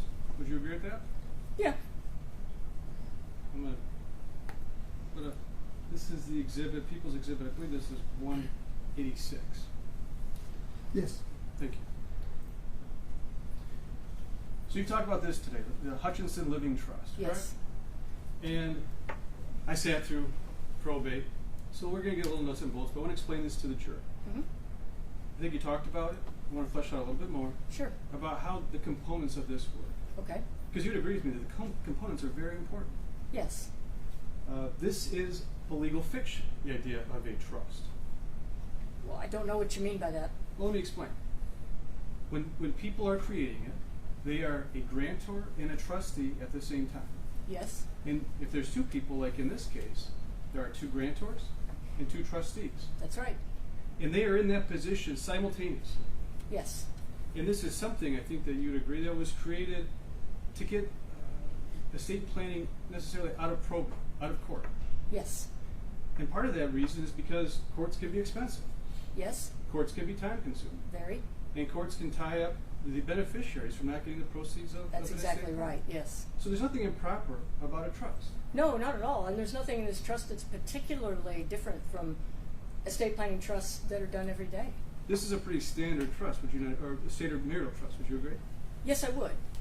There were some things in it that didn't strike me as being run-of-the-mill, some of which I've seen more of in Michigan than I have in other jurisdictions, but generally it's pretty straight up standard.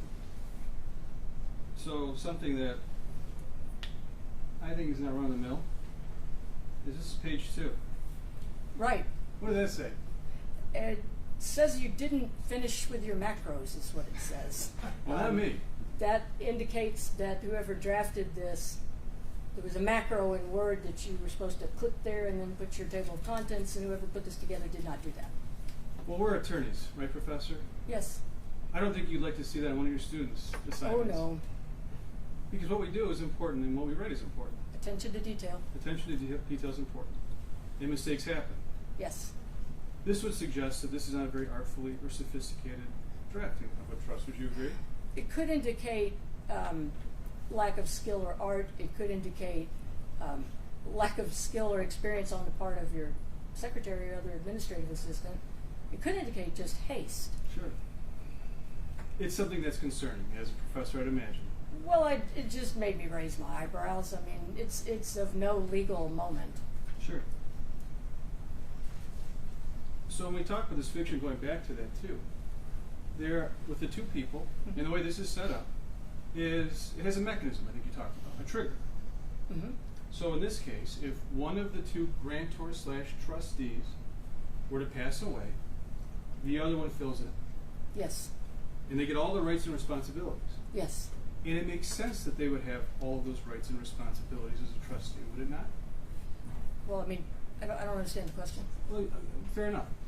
If I create a family trust, I want to make sure that I can use my assets. Oh, absolutely, yes. From the point of view of this being a grantor trust, it's what we call when the grantor is establishing it for their own benefit as well as that of their family, then yes, it's extremely common to set it up so that the grantors can basically do whatever they want with it. It's to reduce the administrative overhead of having a trust while retaining the benefits of having a trust. So yes, that's very usual. And it makes it so that people can create these estate plans and continue to live their lives as they have before. Yes.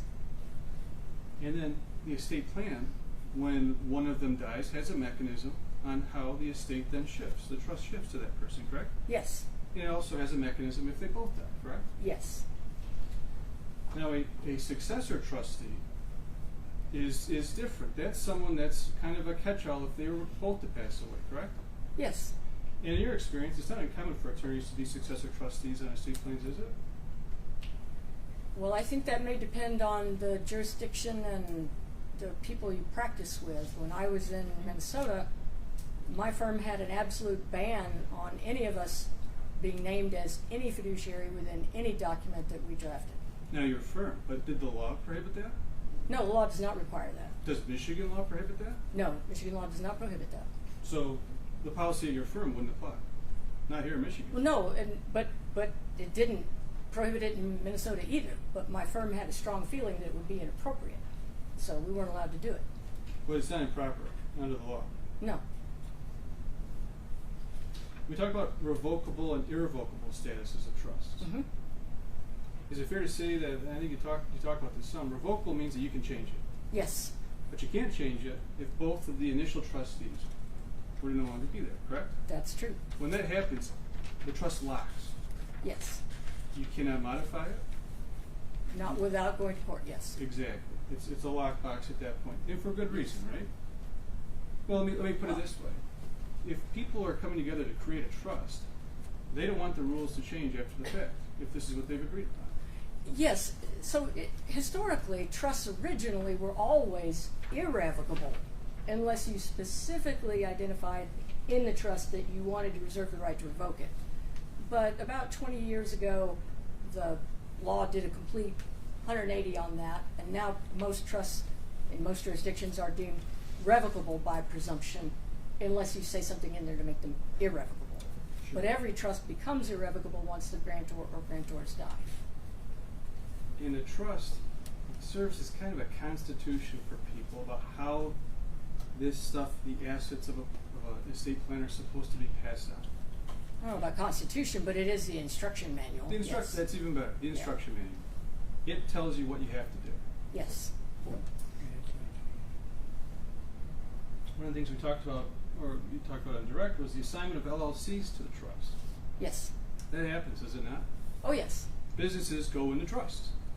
Right. If the attorney has advised the clients well, the clients will leave the meeting where they establish the trust and immediately do what's necessary to transfer everything they own to the trust. because if you want to avoid probate and have privacy for all these transactions, that is most effective if everything you own is in the trust. And you looked at this document, Yes. and the businesses went into the trust. As far as I know, as long as no one else holds any ownership interest besides Mr. Hutchinson, then yes. And you didn't see anything to suggest that anyone owns any other. No, but I just can't opine on it because I don't know anything about the ownership of the business. Well, that's fair.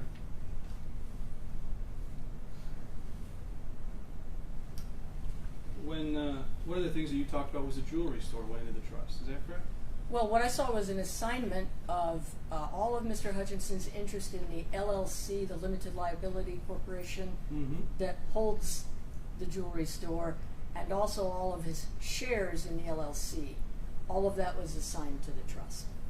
As far as I know, that represents ownership of the jewelry store. Okay. I want to. Here we go. I'd like to present this. Let's show this. That's what you're talking about, right? Yes.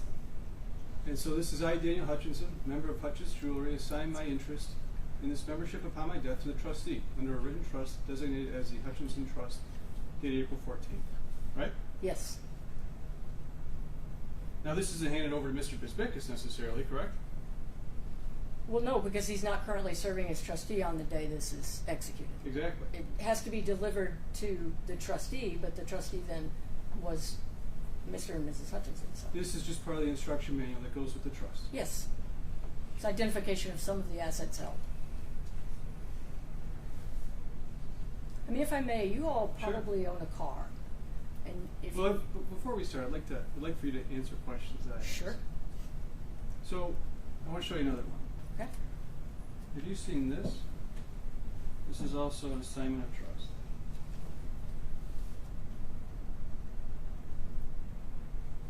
You know, I don't know. Were you not provided this? I don't know whether I have seen this. This looks as if it is identical in content to the one you just showed me, so I don't know if there are two assignments. Well, I can show you 4. Would you like to see a couple more? I don't mind seeing them. They all look the same from my perspective because From I your can't perspective- see the document. All I'm seeing is the, Oh, here. the signature block area. There you go. Sorry about that. They look pretty much identical. And so what does this one do? Looks like it does exactly the same thing. It puts upon, let's see. HJ Pawn and Exchange. That's not a store I'm familiar with. You haven't seen this before? No, Hutch's Jewelry is the only one I saw an assignment for. Okay.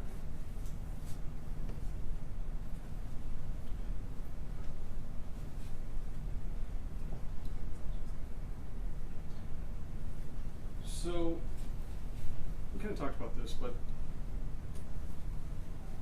part of an estate plan is having a plan for people that remain, correct? After I think that's the two only branches. point of an estate plan, really. Exactly.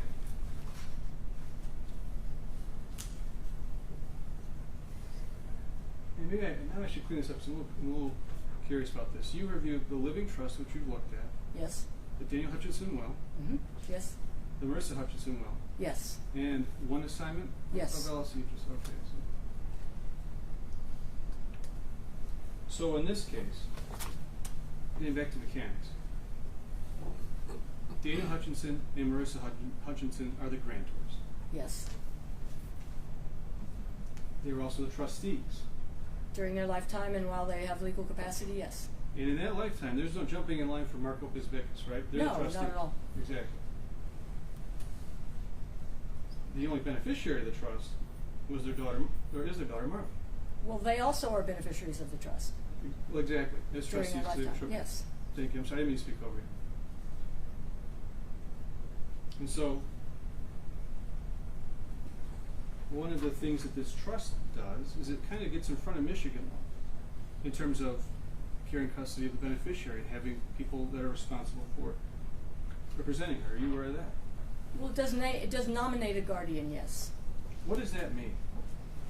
Well, if a minor child loses both of their parents, both of their natural guardians, then the court will appoint a guardian at law for them. It's often, well, it can be any of a number of people. And Michigan statute specifies an order of priority for people to become a guardian of a minor child.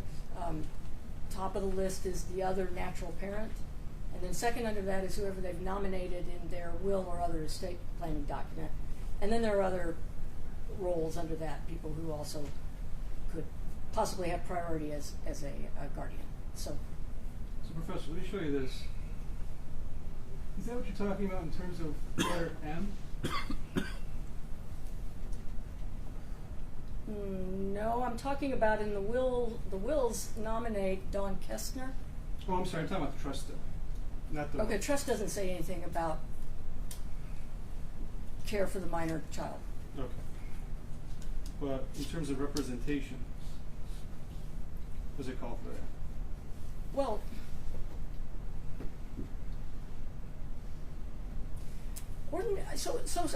a trustee doesn't have to be a lawyer, Mm-hmm.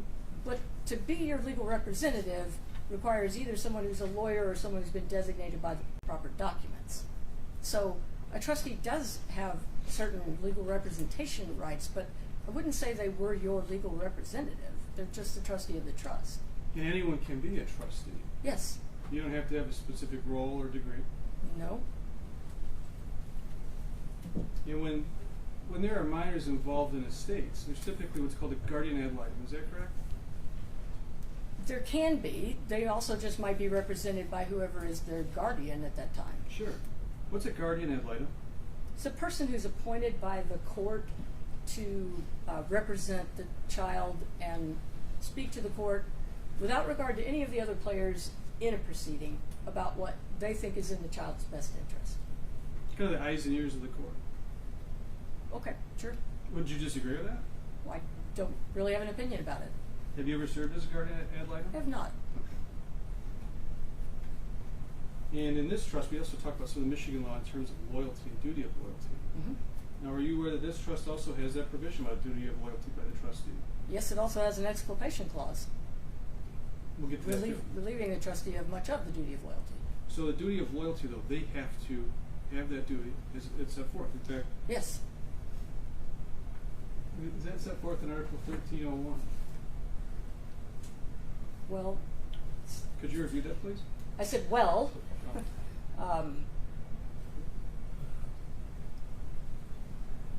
yeah, it says duties and responsibilities in addition. I assume it's just discussing the general standard trustee duties, but I don't even really see anything in particular in 1301, so I'm not sure where you're talking about.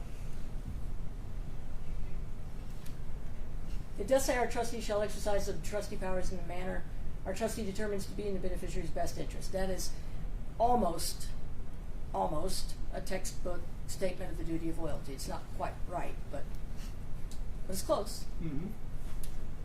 So the trustee, and it's all trustees. That would be Dan Hutchinson, Marissa Hutchinson? Right, yes.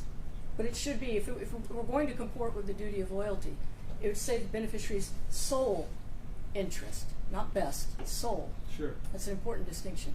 And we've talked about this. There are more than one typographical errors in this document. I didn't understand that question. Oh, I'm sorry. We've talked about there's some errors in this document. When you reviewed it, They may be, they appear to be. you saw some, right? Yes. Okay. And if you know, I mean, does this look like it's from a template? Or does this Yes, look like I think it handwritten? looks to me like it's from a document assembly program, which is, we've all done it. You know, you fill in the little blanks and then it spits out a full document. Your application to summer camp or whatever it is. Similar kind of a thing for estate planning documents. But I don't know that for sure. That's fair. But that's what it appears to you to be. That's my guess. Sure. So, if both of the Hutchinsons were to pass simultaneously, Marley, their daughter, would become beneficiary. Well, she is already a beneficiary. She was already. Right. But yes, she would be remaining as the sole beneficiary. When this occurred with Mr. Hutchinson, Mrs. Hutchinson took over the trust. That's what the trust provides for. And I think she said that she may have changed it since, but as soon as that event occurred, it didn't lock the trust out. The trust was still No, in existence of money. because there's still a living grantor who Exactly. has the authority to change it. It's only after both of the grantors have died that it becomes irrevocable. And this hadn't become irrevocable. No, There was no distribution to Marley upon passing of her father into this trust. I have no necessary. idea. Okay. Now, trusts sometimes provide for payment to trustees to administer a trust. They almost always do. And that's not uncommon. That's completely ordinary. Right. And that happened in this case too. Yeah. And it looks like kind of boilerplate payment of legal fees, services, I would things agree. like that. Yeah. This trust also requires accurate keeping of financial records. It does. It requires the trustee to send accounting to a beneficiary, Yes. and these records are to be made available upon request. Reasonable request That's right. by a That's right. qualified beneficiary. Yeah, reasonable request. That's in this living trust.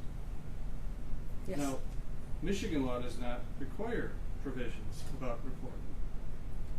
At About what? Well, you drop your voice I'm again. sorry. Let me take a sip of water. Sure. So Michigan law. I want to talk about Michigan law about reporting rules.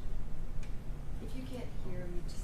It's I can go to the podium too if that's. It sounds like you're saying recording at the end of your sentence, but Oh, I I'm don't sorry. know what you're saying. Recording or reporting? Well, What are you there's saying? reporting requirements in Michigan. Yes. Some trusts have higher thresholds for reporting than Michigan law may have. Some trusts may not. Oh, you can set a trust up with as many bells and whistles and handcuffs and straitjackets as you want. And that's what will control. Yes. The trust, what it says about the bells and whistles and handcuffs, Yes. that's what controls. Yes. All right. And you talked about the exculpatory provision.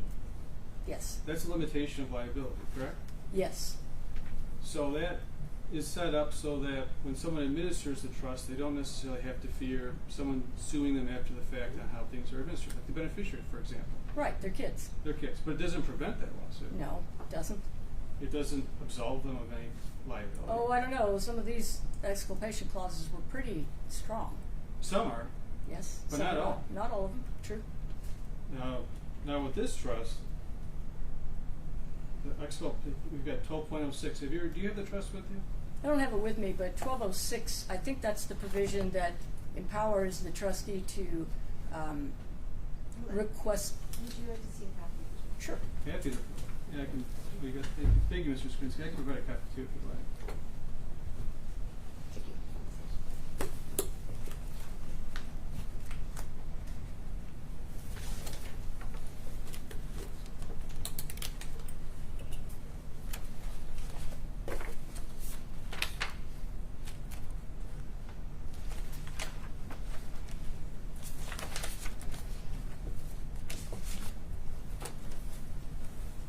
Okay, I'm looking at it. Now, is anything about this? Is this a pretty standard exculpation clause? I would say it is, although the idea of obtaining written agreements from the beneficiaries releasing and indemnifying the trustee from any liability that may have arisen from the trustee's acts, omissions, or forbearances strikes me as pushing a little bit hard toward the edge of the field. And you don't know if this is part of the software or if it was written in. You don't know where that came No idea. from. Yeah. It's not illegal, is it? No.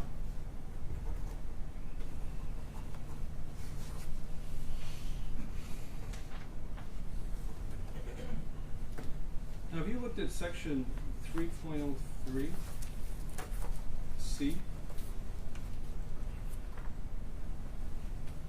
Sure that I have. Let me get there. No problem. Take your time.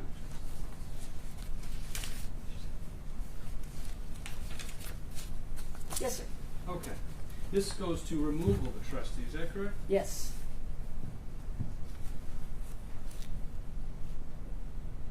Under this section,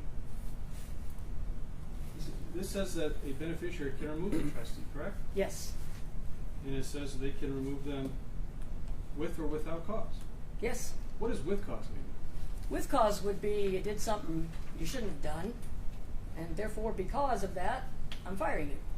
What does without cause mean? I don't like the way your hair looks today. I'm firing you. Any reason at all. Any reason at all or no reason at all? And under this, I think it only needs unanimous vote by the beneficiaries. That's what it says, that the grantors can remove the trustee at any time.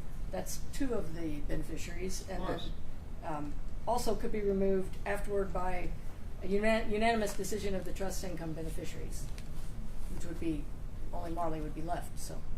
This wasn't in your summary of the prosecution, was it? No, it was not. This doesn't require the courts to remove a trustee, does it? No, it does not. They can do it for any reason at all. Yes, as long as she's a legal adult. She can't do anything by herself until she's of age. And if she were to have a legal representative, that legal representative could do that. They could, yes. Nothing further. Thank you. All right, so the terms of the trust protect the beneficiary against the actions, unauthorized actions of the trustee, correct? Well, it spells out the duties, yeah, yes. So, I mean, that's something that the trustee has to do if the trustee cares to follow those instructions. Right. Just like the law says you can't murder people. Right. And that protects us completely against murder, doesn't it? Right, never happens. No, and neither does conspiracy to commit murder, which is also prohibited by the law, correct? That's right. All right, so these But there are safeguards- murder cops. There are murder. There are no trust cops. Yeah. That's right. That's right. Good point. Thank you. On that, there are police officers, right? Yes, And there's police officers that investigate embezzlement. yes, There are police officers that investigate fraud. yes. And someone could bring a claim to a police officer about embezzlement or fraud about a trust, could they not? They could, but I think they'd be swimming uphill with that. Oh, have you brought someone to a police station to argue Have I about this? personally? No. Yes. No, Is it prohibited to go to a police station and report fraud no, or embezzlement? no. So why would they not be able to bring this? You're saying if they don't have the information? I'm saying that there are laws that provide for criminal penalties if they're violated and laws that don't. And this is a law that has no criminal penalty associated with it. In my experience, police generally are not particularly interested in pursuing a trust breach because that's a private instrument, it's a private agreement, and there's a system provided for reporting difficulties with the administration of a trust. You bring a lawsuit in probate court based on trust law. Well, you said from your experience with law enforcement. What experience? You're not practicing in Michigan, are you? No, I simply mean with regard to clients or clients of attorneys with whom I've been familiar who have sought police help with regard to trust violations. Embezzlement would be a trust violation, correct? If you're moving money inappropriately? Yes, it would, but not And that's- all and that's trust all- violations are embezzlement. And that's a violation of the law if you were to embezzle, is it not? If it arises to the level of embezzlement, yes, but it could be a violation of the trust without being a violation of any criminal law. If one were to take money and use it inappropriately, that could be a violation of the law, even if it were under a trust. I'm not a criminal attorney. I'm not even going to try to answer that. You know what embezzlement is, don't you? I do. You know it's illegal in Michigan, don't you? I do. You know that people can report that, don't you? I do. Right, thank you. Thank you. People report it if they know about it, correct? Yes. Just like everything else here. You can take it to court if you know about it. Yes. But if it's being concealed from you by a naughty trustee, you wouldn't even know to go to the cops or go to the courts, would you? You might not. It would depend on the circumstances, but you very likely would not. Thank you. I have another thing. If I may. Very brief. If you're going to ask the same question again, no. No, not to say Well, then it's only on address this. only as to what Mr. Swinsky just said. What he posited was hypothetical. You don't know that that's happened in this case, do you? No, I don't.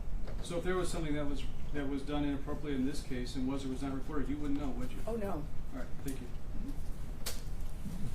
Any objection to witness being excused? No, thank you. Objection? No. Thank you very much. We're going to step down. Thank you.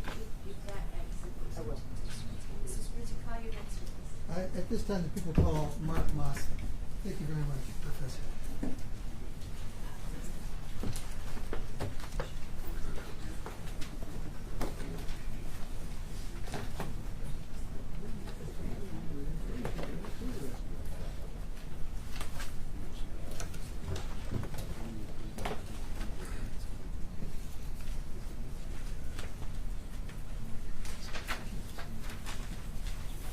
Is action?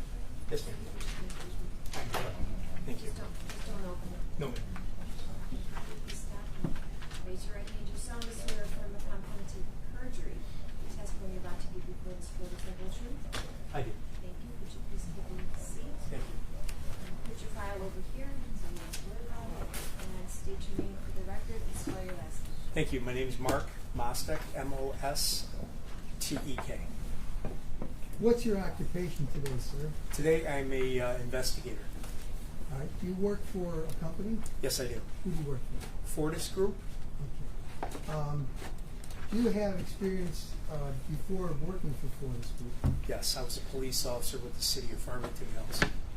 For how long?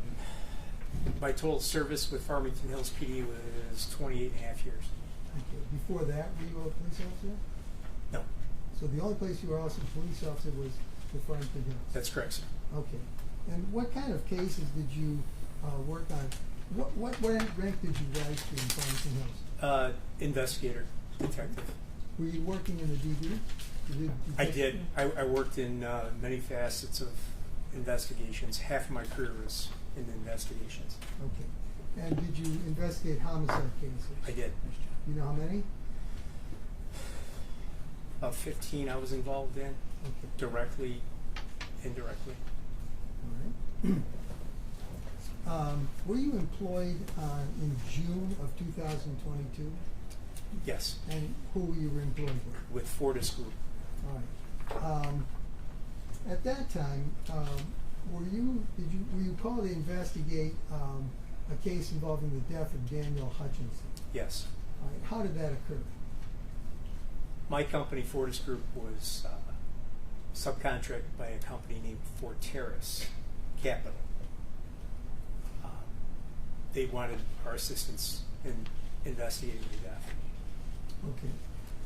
And who did you work with Forterra?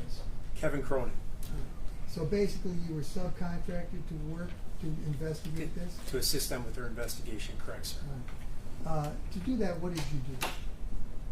I'm sorry? What did you do to investigate in this case? How did it start? It started with a Zoom call to understand the circumstances, the information that surrounded Mr. Hutchinson's death. Do you remember the date of that call? Yes, June 8th. Of 2022? Correct, sir. Who was the call with? The call, Forterra, Kevin Cronin, myself, my investigative partner, Mark Allen, and Blake Batches. His name's spelled B-A-T-T-J-E-S. He works for Kevin Cronin at Forterra. We were on a Zoom call, or I'm sorry, a conference call with Marco Bisbicus and Marissa Hutchinson. Okay. In speaking with them, did you get information from Mr. Bisbicus? Yes. What did he tell you? Mr. Bisbicus advised us of information he knew about pertaining to the homicide as of the 8th. What did he say? He said that he had found that when he went to the scene that there was no evidence tape up, and he approached the officers on the scene and advised them of that. He had learned that there was no gunshot residue conducted on the shooter that was in custody. He said there was no weapon that was recovered. And also he had advised us that he had an informant on the street already talking to residents that lived in the apartment complex, which was directly behind the pawn shop. Did he tell you the name of that informant? He said his name was Angelo. And what did he say that Angelo had done? He had gone and talked to residents of that apartment complex and developed other information from the street.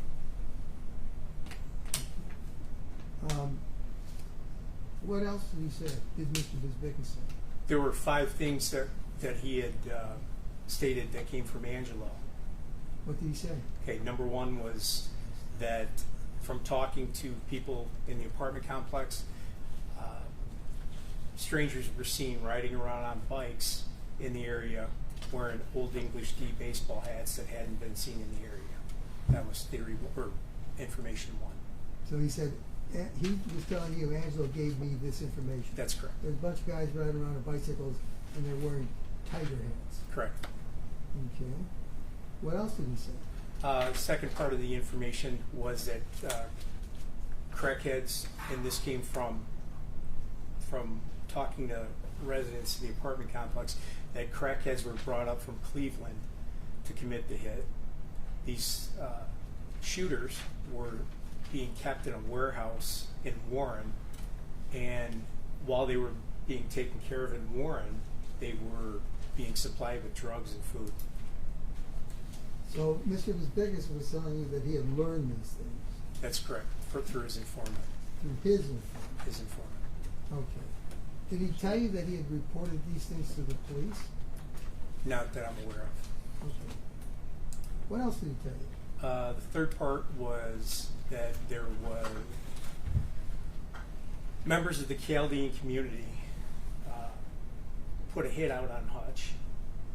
It was to be paid $50,000 before the hit and $50,000 after the hit, and that his informant Angelo had gone down to the somewhere off of 7 Mile and tried to gain information from members of Chaldean organized crime. And at that point, they accused, the members of Chaldean organized crime accused Angelo of being a snitch, chasing down the street and shot at him. Okay. Was that all he told you? He had stated he had heard that members from the pawn shop community had Hutch killed because they didn't want another business opening up. To compete? Pardon me? To compete A against competing him? business, correct. And number 5 was information on the street was Hutch was cooperating with authorities. Mr. Bisbicus said he adamantly denied that was the case and that Hutch was not cooperating with authorities.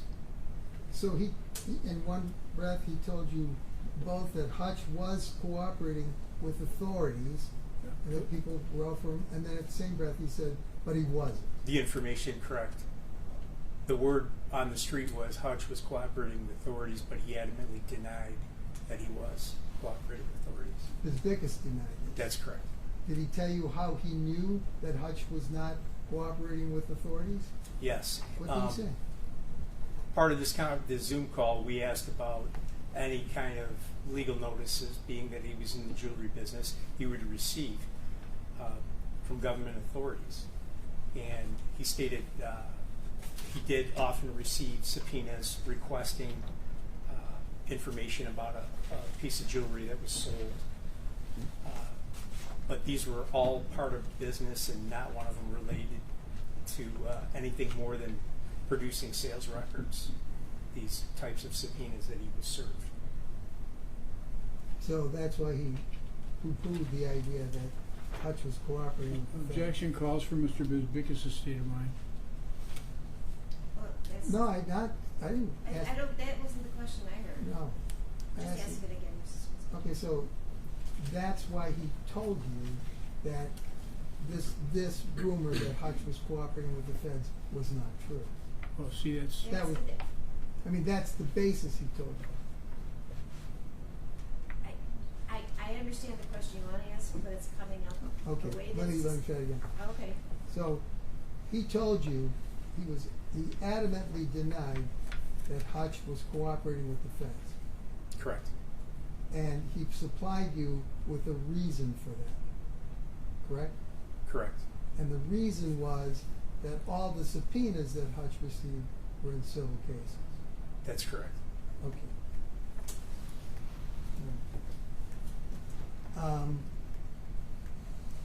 Did you ask Mr. Bisbicus about the pawn shop at all? About the what, sir? The pawn shop. Yes. What did you ask? Asked him how the pawn shop was acquired, who it was acquired from, and details surrounding how it was acquired. And what did he tell you? He stated that the pawn shop was purchased, as I recall, for $600,000 in cash, that there was no transaction records for the sale, there was no real estate transaction, no contract that we were made aware of, and that he had purchased it from a gentleman named Benny Fox. Did he say Benny when Fox. this happened? When I don't recall the exact date of when the pawn shop was purchased. If you looked at your report, would it help you? I would. Yeah. Can you do that?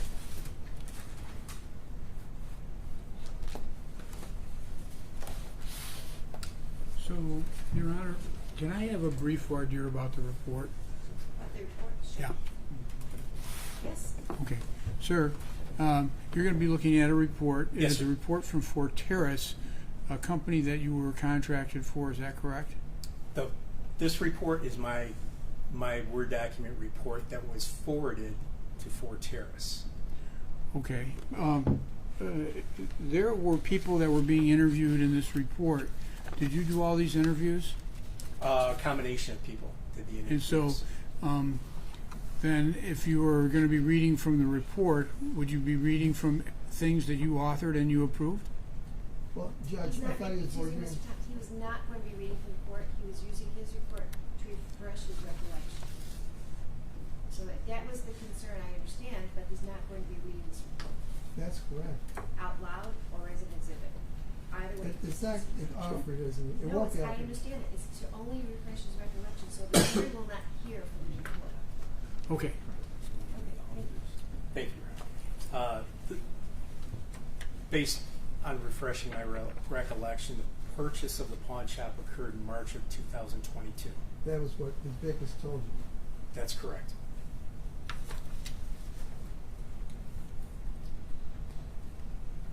Now, did he mention to you, he said that, you mentioned that, he said that there was no official real estate transaction documentation? Correct.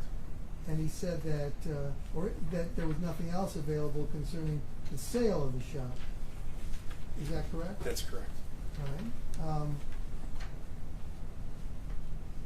Did he indicate he would provide anything to you about this purchase? About the purchase of the pawn shop? Right. He would provide us with the name and phone number for Mr. Fox so we could talk to him. Okay. Did he mention to you whether or not he thought that this pawn shop had anything to do with the murder? He stated it had nothing to do with the murder. There was no reason to talk to Mr. Fox, as a matter of fact, because it had no involvement. So, did you ever talk to Mr. Fox? Yes. Okay. Did Mr. Bisbickus provide you with contact information from Mr. Fox? He did. Okay.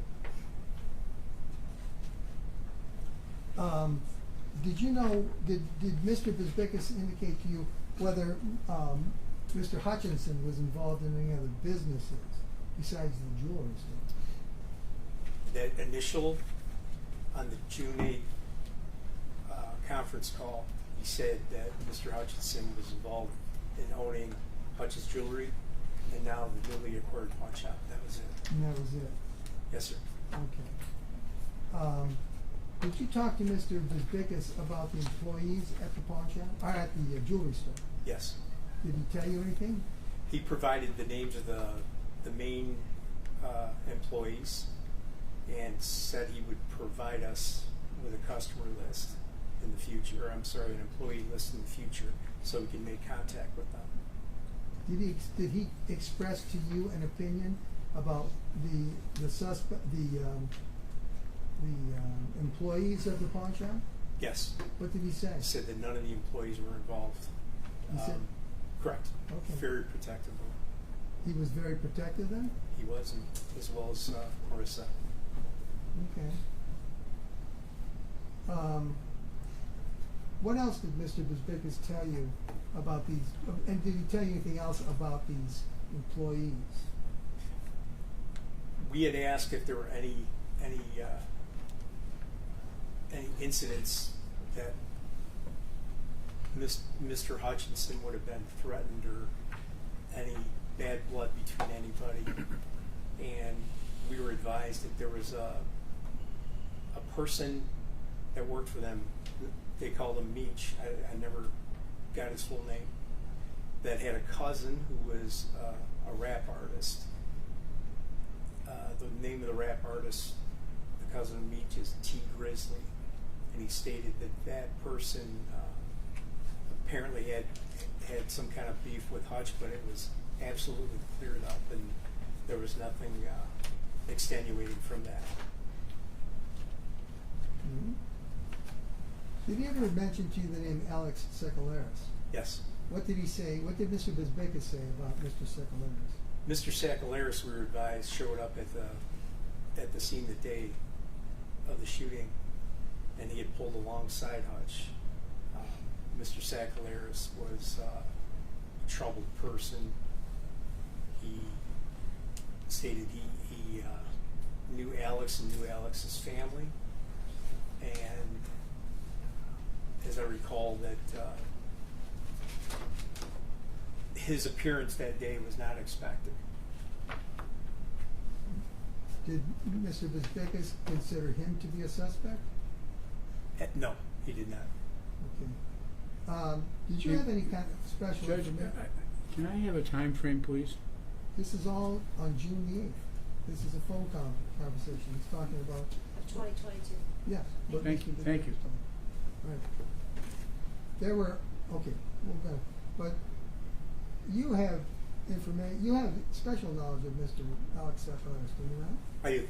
And why is that? Alex Sakalaris at one time was a resident of Farmington Hills, and I was familiar with criminal activity he was involved in. Okay.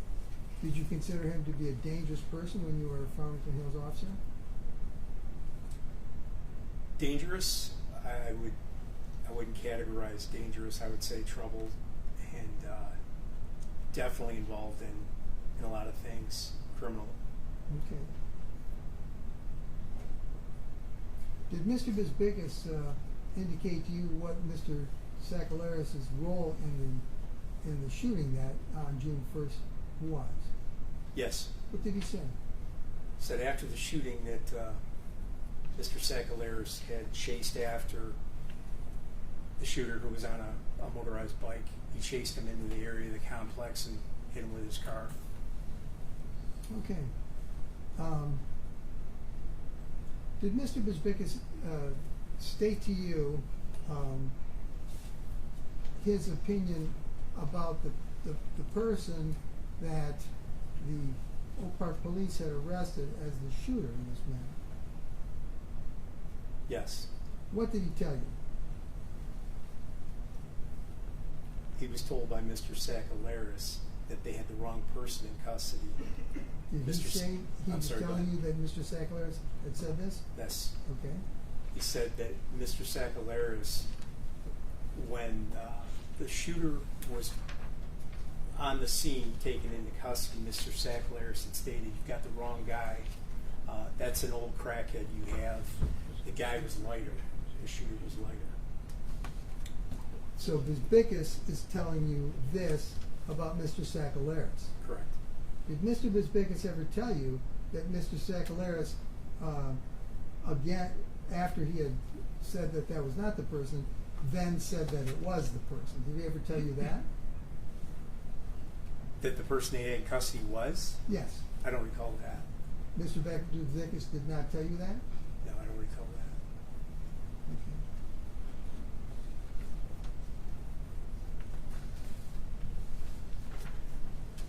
So during the course of this interview, did you make any requests of Mr. Bisbickus? Yes. What did you ask? We requested any subpoenas that Hutch would have received at the business. We requested to have a list of all the top purchasers of merchandise at the business. We requested an employee roster that would allow us to make phone or contacts with people who worked at the store. We requested video that Mr. Bisbickus stated he had. Video of what? Video of this. He had viewed video of the shooting. So he actually said he had Yes. a copy of the video? Yes, sir. Okay. He said he had a copy of the video, a copy of a video at the bike store where the bike was picked up for repairs. We requested those items. We requested contact information for Angelo, who was his informant on the street, so we could sit down and talk to Angelo and find out what he knew about the neighborhood. Did you ever get those requests fulfilled by Mr. Bezbikis?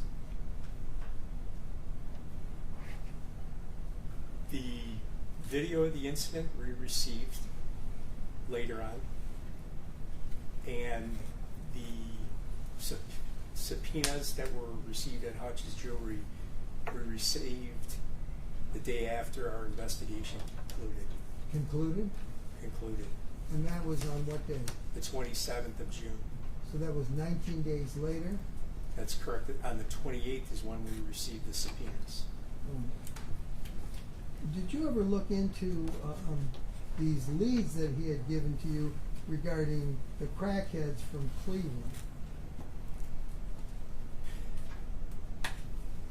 Part of the investigation was to try to track down any information leading to crackheads in Cleveland or dealings Hutch in Cleveland, and we found nothing that Hutch was even involved with any business in Cleveland. So that was sort of a dead end? That was a dead end. That he led you to? That we were advised, yes. He also mentioned about that the strangers in the neighborhood wearing Tiger baseball caps and driving around on bicycles. Did you ever investigate that? That wasn't even considered. That was ridiculous. You thought it was ridiculous? Yes, sir. Okay. How about this thing about, well, you said that the information that he gave you regarding what Angelo said about Cleveland, that had no bearing either? About Cleveland, there was nothing. And again, we weren't privy to anybody that would have given this information from the neighborhood. We weren't privy to being able to talk to Angelo to find out how he discovered this information. But nothing led to Mr. Hutchinson having dealings in Cleveland to begin with. Did he ever make Angelo available to you so that you could speak to him? No, sir. Okay. So you never, for example, talked to Angelo about being shot at by Chaldeans? Well, if he didn't meet him, Your Honor, how could he? I'd ask for. I object. So I'm just going through the list. Well, I'd like to have him not testify and ask a question. Well, I don't think he's testifying, so go ahead, Mr. Smith. So, did you ever get any further information about the Chaldeans that had shot at Mr. Angelo? No, sir. Weren't able to confirm that. Not able to confirm it. Correct. Okay. How about these guys that were being stored in a warehouse and being fed drugs? Did you ever look into that? We never looked into it because we wouldn't even know where to begin to look. The city of Warren is so big without information to assist us in where to begin to look, which we were under the understanding Angelo had. We could explore it, but we didn't. Did Mr. Bezbikis ever tell you why he thought the person that was in custody for the shooting was not the shooter? No, that information came from what he had heard from Alex Sakalaris. I don't so recall. this was hearsay he was giving you. Correct. I don't recall him stating that he didn't believe that person was the right person. Okay. Was that about all the information that he gave you during the course of that conversation on June the 8th? As I recall. Was any of it useful? The fact that there was no weapon recovered, which he told us, was useful. Well, because we had conducted, my investigative partner Mark Allen and I actually went to the scene and examined and photographed At this time, we didn't have any video, any police reports, anything to back us up as private investigators. We went to the scene to take a look at what it would look like and where possibly any kind of firearm could be left if that was still there to be found. When did you go to the scene? On the 10th All right. of Was that June. okay? And what happened on that day? On that day, Yes. we went to the scene, Mr. Allen and I, and photographed the scene, discussed possible things, and all we had at that point were news articles. It basically showed where the vehicle that Hutch and Marissa were in came to rest. So from that, we kind of, from the pawn shop and where that was, we kind of put it together and began to look around and see what we needed for the future of this investigation, where we had to go, possibly who could have been an eyewitness, examining cameras that were in the area from other businesses that could have been instrumental in assisting. Did Mr. Bezbikis ever describe this area to you, the neighborhood? Yes. What did he say about it? The Miller Road, where the pawn shop was on the corner of Miller Road and Greenfield.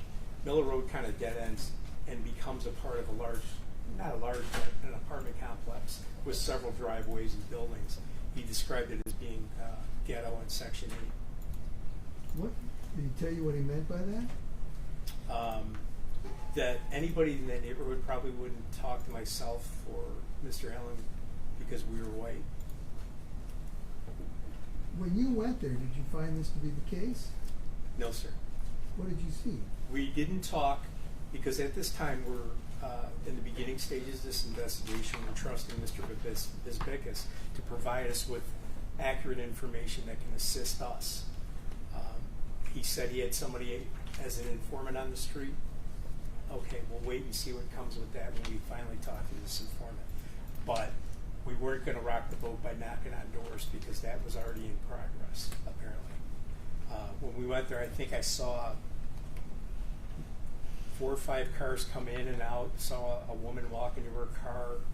That was about it. There wasn't a hotbed of activity. It was pretty quiet. How did it look to you? Well kept, good shape, not a lot of foot traffic, not much going on. All right. Did you speak again with Mr. Bezbikis anytime? Yes. When would that have been? That was on the 13th of June, and that was at Marissa Hutchinson's house. Okay. Why were you there? To conduct an interview with Marissa. All right. Did you expect Mr. Bezbikis to be there? No. All right. So, when you got there, was Mr. Bezbikis already there? No, he was not. What happened? Can you describe what happened? When we got there, we spoke with Marissa. She'd just gotten back from out of town, and she was in the process of getting things together in the home. And a very short time later, Mr. Bezbikis showed up. We sat down and introduced ourselves more than anything to Marissa at the time, and began some small talk before we got into the questions we wanted to ask her. Did you ask Mrs. Hutchinson questions? Yes, we did. Did she answer them? Yes, she did. Did she answer all of them? No. Why not? There were several things that Mr. Bezbikis interjected and answered. So you're questioning Mrs. Hutchinson, and Mr. Bezbikis starts to interject. Correct. All right. What happens? What does he say? What's he talking about? When we got into the idea of the scene and what had occurred, he had told us about his day. We had asked Mrs. Hutchinson to explain what she recalled in a timeline, and he told us about what he was doing that day as well. What did he say? He said he was in court in St. Clair Shores, received a phone call that one of his clients had been shot. He asked the judge to adjourn the case, and then he said he was aware that Alex Sakalaris was in custody, and said he went to the Oak Park Police Department, right from where he was in St. Clair Shores on his way, went directly to the Oak Park Police Station, didn't go to the scene initially. Did he mention meeting with the Hutchinsons on that day? Yes. What did he say? Said he requested a change in time because he had a court case that was scheduled for 1 o'clock in St. Clair Shores, so he had to change the meeting from noon to 11. So with the Hutchinsons, so he could be in court in St. Clair Shores by 1 o'clock. Did he mention that he had gotten in touch with the Hutchinsons? Yes. About the change of time? Contacted about the change, correct. All right. And did he tell you a time that they had settled on? 11 o'clock, as I recall. Did he tell you that after receiving the information that the meeting would be 11, that he phoned Darnell Larry? Did he tell me that? Yes. No, sir. He didn't tell you that within seconds after receiving the information that the meeting was going to be 11, that he called Darnell Larry? No, sir. Anything close to that? No, sir. Okay.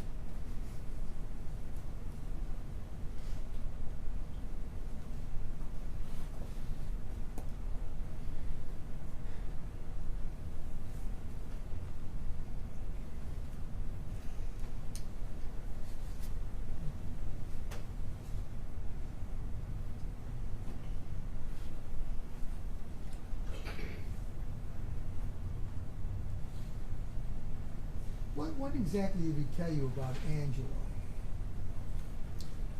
And he told us that Angelo was a person that could assimilate with all cultures. He could find out information that was needed.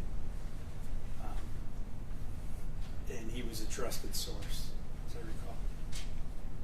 Right. But again, you never were able to meet with Angelo, right? No, sir, it was not.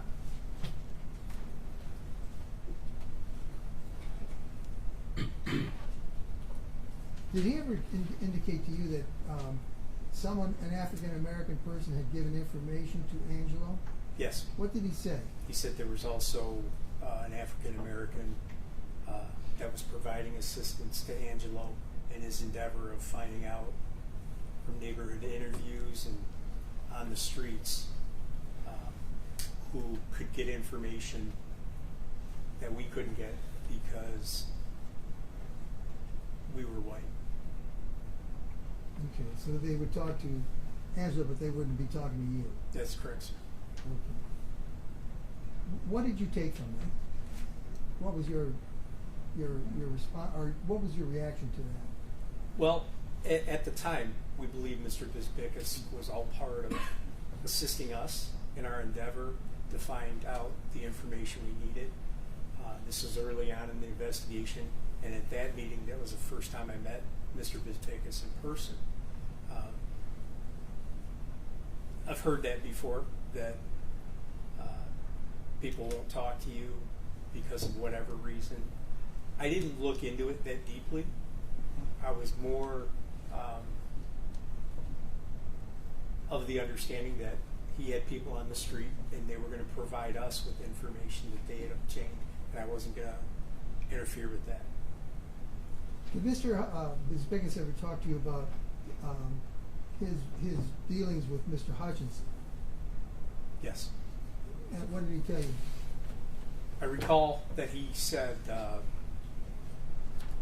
he got into the reason behind how he met Hutch. He was introduced by Alex Sackleris, and Hutch needed services for restoring his concealed weapons permit, and Mr. Bisbickus has handled that process for him, helped him with it. I recall that he said they became friends, they became involved in small business ventures together, and when any time that Mr. Bisbickus served in a capacity as an attorney for Mr. Hutchinson, there was never any documentation of his services. He said every now and then Mr. Hutchinson would peel off a couple $1,000, give it to him, and say, put that toward your retainer. But there was never any receipt or documentation for services rendered. Okay. Did Mr. Bisbickus tell you anything that he instructed the employees of the jewelry store? Yes. What did he tell them? What did he tell you he told them? He said that he advised the employees of the store not to talk to the police anymore, but they could talk to us.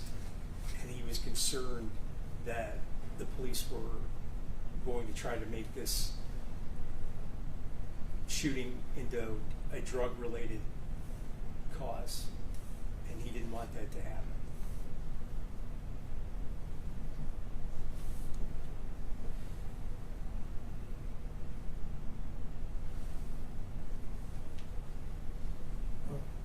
Did Bisbickus ever talk to you about the clientele of the jewelry store? He said he was aware that many of the customers at the jewelry store were involved in illegal activities, people involved in the drug trade, things like that. Okay. Did he ever tell you about how how sales were made to people like that? Or? The information was purchases didn't have on a receipt, it didn't have a customer's full name, address, phone number. It would just be by the first name or however they were called. There was not a full record of customers on the receipts. So he knew about that. He was aware of that. Okay.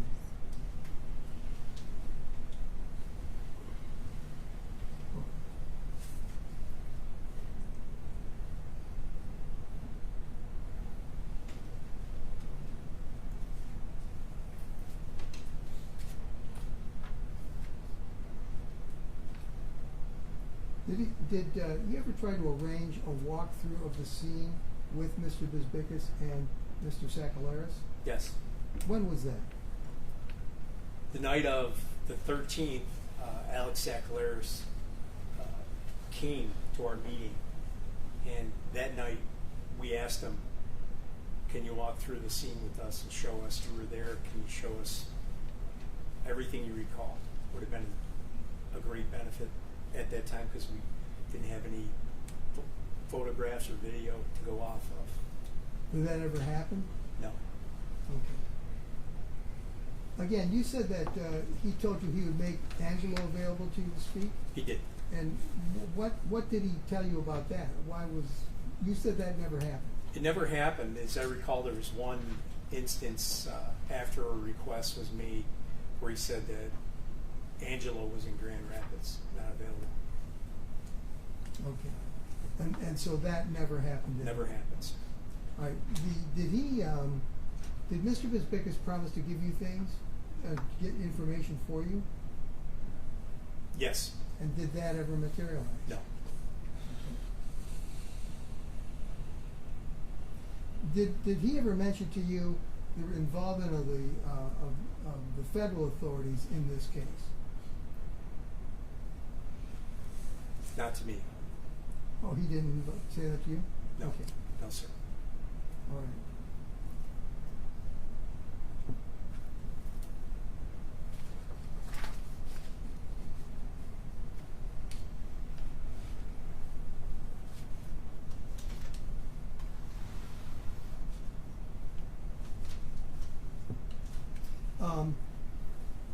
Did Bisbickus ever tell you anything that Alex had done before the murder, the night before the murder?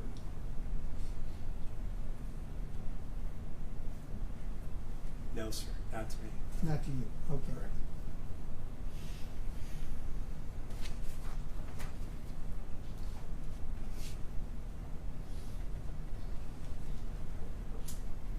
Did you ask Mr. Bisbickus if he could obtain a police report? Yes. What was his response to you? He said he would try to get us a police report from a few different sources. Did he Sorry, mention, he dropped his voice, Judge, please. he was trying to get a police report from a few different sources. Thank you. Did he tell you that he knew people at the prosecutor's office? He did. What did he say about that? Said he had a friend in the prosecutor's office that could assist with getting us a copy of the police report. Did that ever materialize? We never received a copy of the police report. Okay. You said you eventually received video from him? Yes. When was that? The 21st of June, Blake Batches, who works with Ford Terrace and handles all of the intel and the IT work that we were required, that we needed for our investigation, he received a thumb drive from Mr. Bizbickus. We attempted to look at that thumb drive and we couldn't open it up. Mr. Batches ended up finding a program on the computer that would allow us to view this video. So at that point, it was the 22nd when we received copies that were usable for us to take a look at. And what did you see? First thing I noticed that the videos, they were from every camera available at Hutch's at the pawn shop. I believe it six camera views, if I'm correct. They were all timestamped with metadata that said June 3rd. So that's when these particular videos were made. Okay. All told, throughout this entire investigation that you were conducting, and when you talked to Mr. Bizbickus, was he helpful to you in gaining information in this investigation? No, sir. All right. Did you ever, because of information by Mr. Bizbickus, decide or start investigating things which turned into dead end? Concerning the Cleveland connection, I can recall that I had made contact with Cleveland Police Department, Narcotics Unit, Mansfield Police Department, and Columbus Police Departments in an effort to try to find out more about Mr. Roy Larry was a person in custody, and trying to find out anything I could of connections that would be instrumental in helping our investigation. But I met dead ends every which way. Okay. Was any of the information that he gave you helpful in any way, except for the fact that he said there was no gun? I'm sorry, except for the fact That he said there was no gun recovered. By the time we got the video, that was helpful, so we could actually see it. Again, that was by the time we could view it on the 22nd, the investigation started on the 8th. After that, there wasn't much more that was helpful. Did he ever get you a copy of the police report? No, sir. Mr. Squeezy, is this a natural break? Yeah, this is, as a matter of fact, if I may just have 1 second. Did he ever mention to you that the Hutches had given him money to invest in a movie called Skeletons in the Closet? He did not. Okay. We didn't learn that from him. Okay.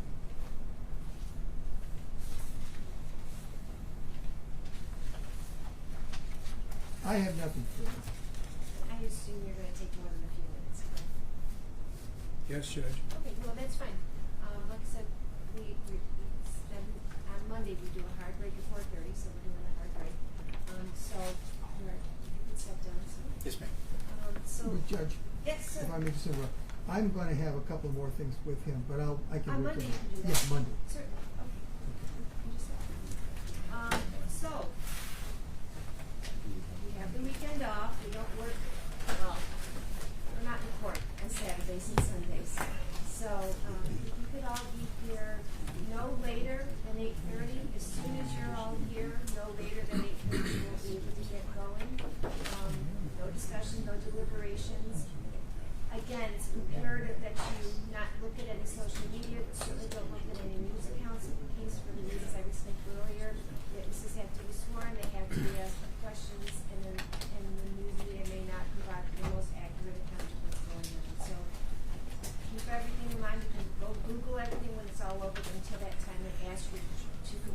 not desire to discuss the case here at home or anywhere else against you in the media. Have a very safe weekend, and we will see you Monday no later than 8:30 in the morning. You can leave your pads. I'll come and collect them after. All rise for the jury.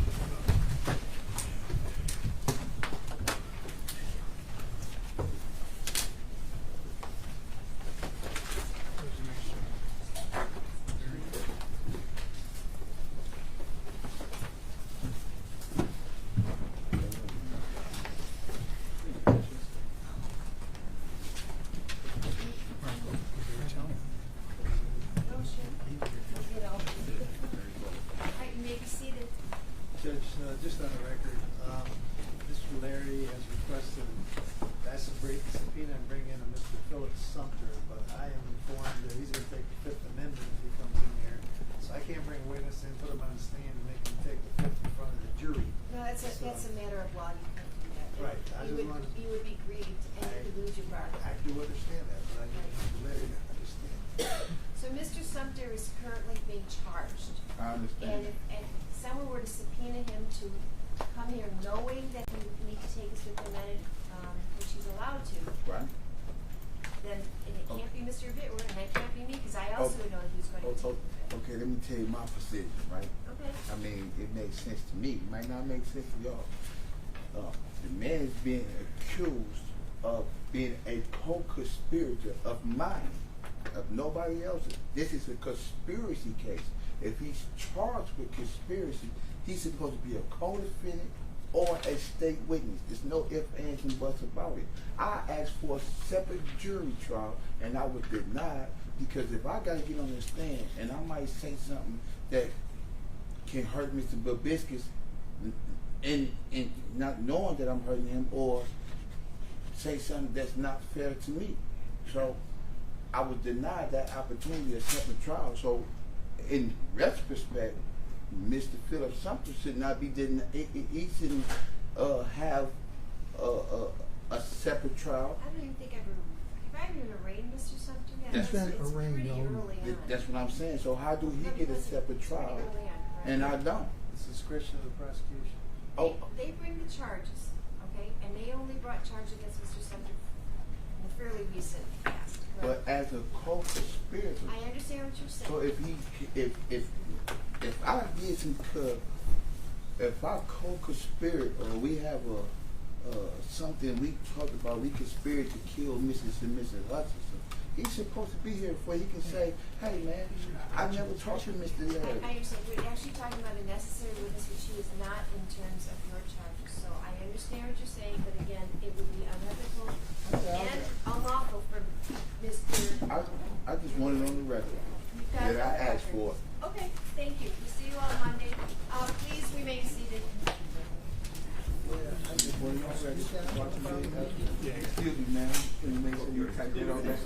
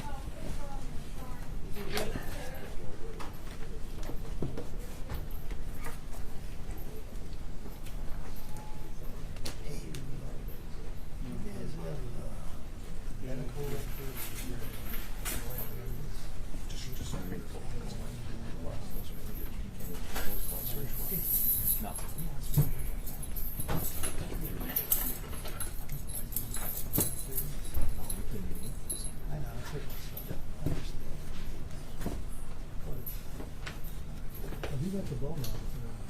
You want to look? He can say anything.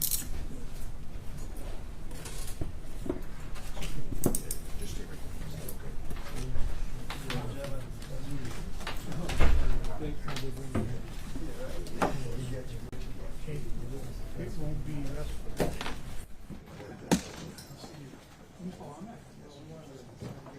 I see everything.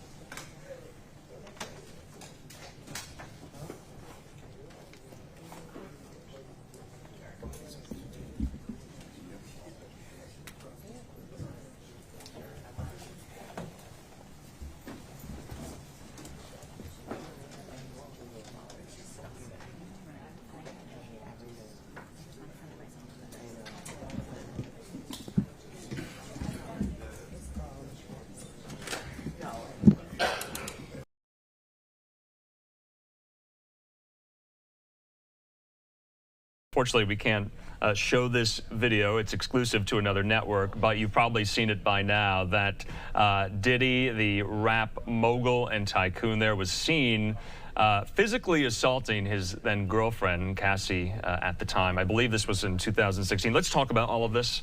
Fox News correspondent William Lajeunesse joins us from Los Angeles with more. William, thanks for being with us here. We know all of the trouble Diddy has been in the last few months, yet another kind of chink in that armor. What more do we need to know? Well, this video is very powerful stuff, and it's tied to explosive claims that she made in a lawsuit filed in November against the 54-year-old music superstar. By then, girlfriend, as you mentioned, Cassie Ventura. Now, at the time, Combs claimed the allegations were a false money grab, even though he did settle that case a day later, reportedly for millions of dollars, and forced her to sign an NDA. And the people who can see this video will be able to find out why, right? It's surveillance video obtained by CNN from an incident at the Intercontinental Hotel in Los Angeles in March of 2016, as you mentioned. It shows Combs dressed in a towel, chasing, kicking, and dragging Ventura down the hotel hallway, and appears to substantiate her claims of physical abuse. She says that he hit her in the face, gave her a black eye. When he fell asleep, she got out of the room.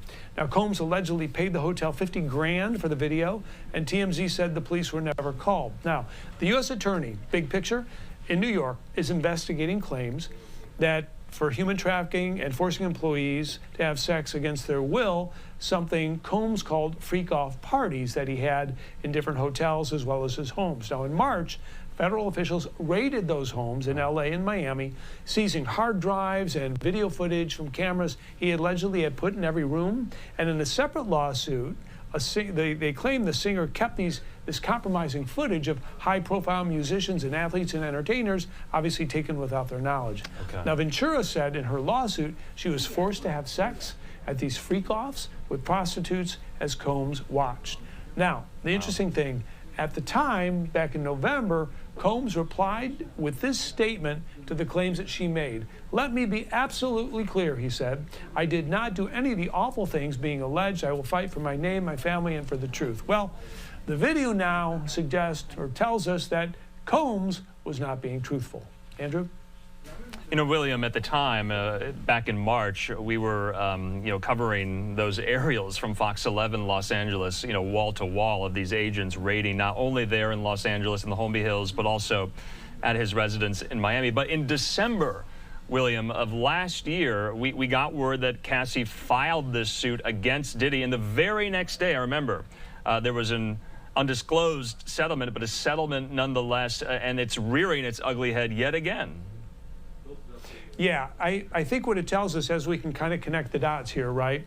So her lawsuit was lengthy, and I have a copy at the desk, 50 pages long, detailing these assaults. And of course, it's usually he said, she said as a reporter, right? She says this in the lawsuit, he puts this out in a statement, and we're left with what we have, and we give it to the audience as we have it. The fact that he settled a day later, again, reportedly for millions of dollars, tells you what? And that she had to sign the NDA. Well, now we have this video coming out, which clearly substantiated. When you watch it, and people I'm sure will online, he throws a vase at her. He pulls her by the hair down the hotel hallway.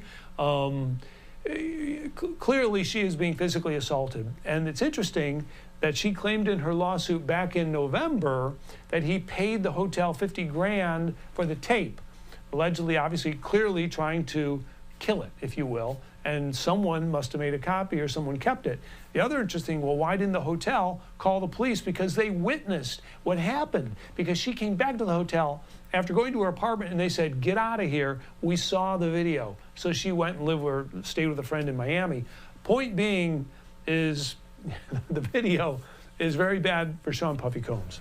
Yeah, it's quite difficult to watch. William Lajeunesse, as always, thanks so much for this reporting. Have a good weekend. We'll talk soon. Hey, you too. All right, in the meantime here, we're not done talking about that story. In the 3 o'clock hour, we'll be bringing on some of our friends and other reporters who have followed the Diddy saga so closely, including one Megan Cuniff, legal affairs journalist based in Los Angeles. We'll be having a conversation about this video as well here. Let's take yet another quick commercial break. When we come back, though, we're picking up on more of these updates coming to us from Houston on the nasty weather last night. We'll see you in 2 minutes.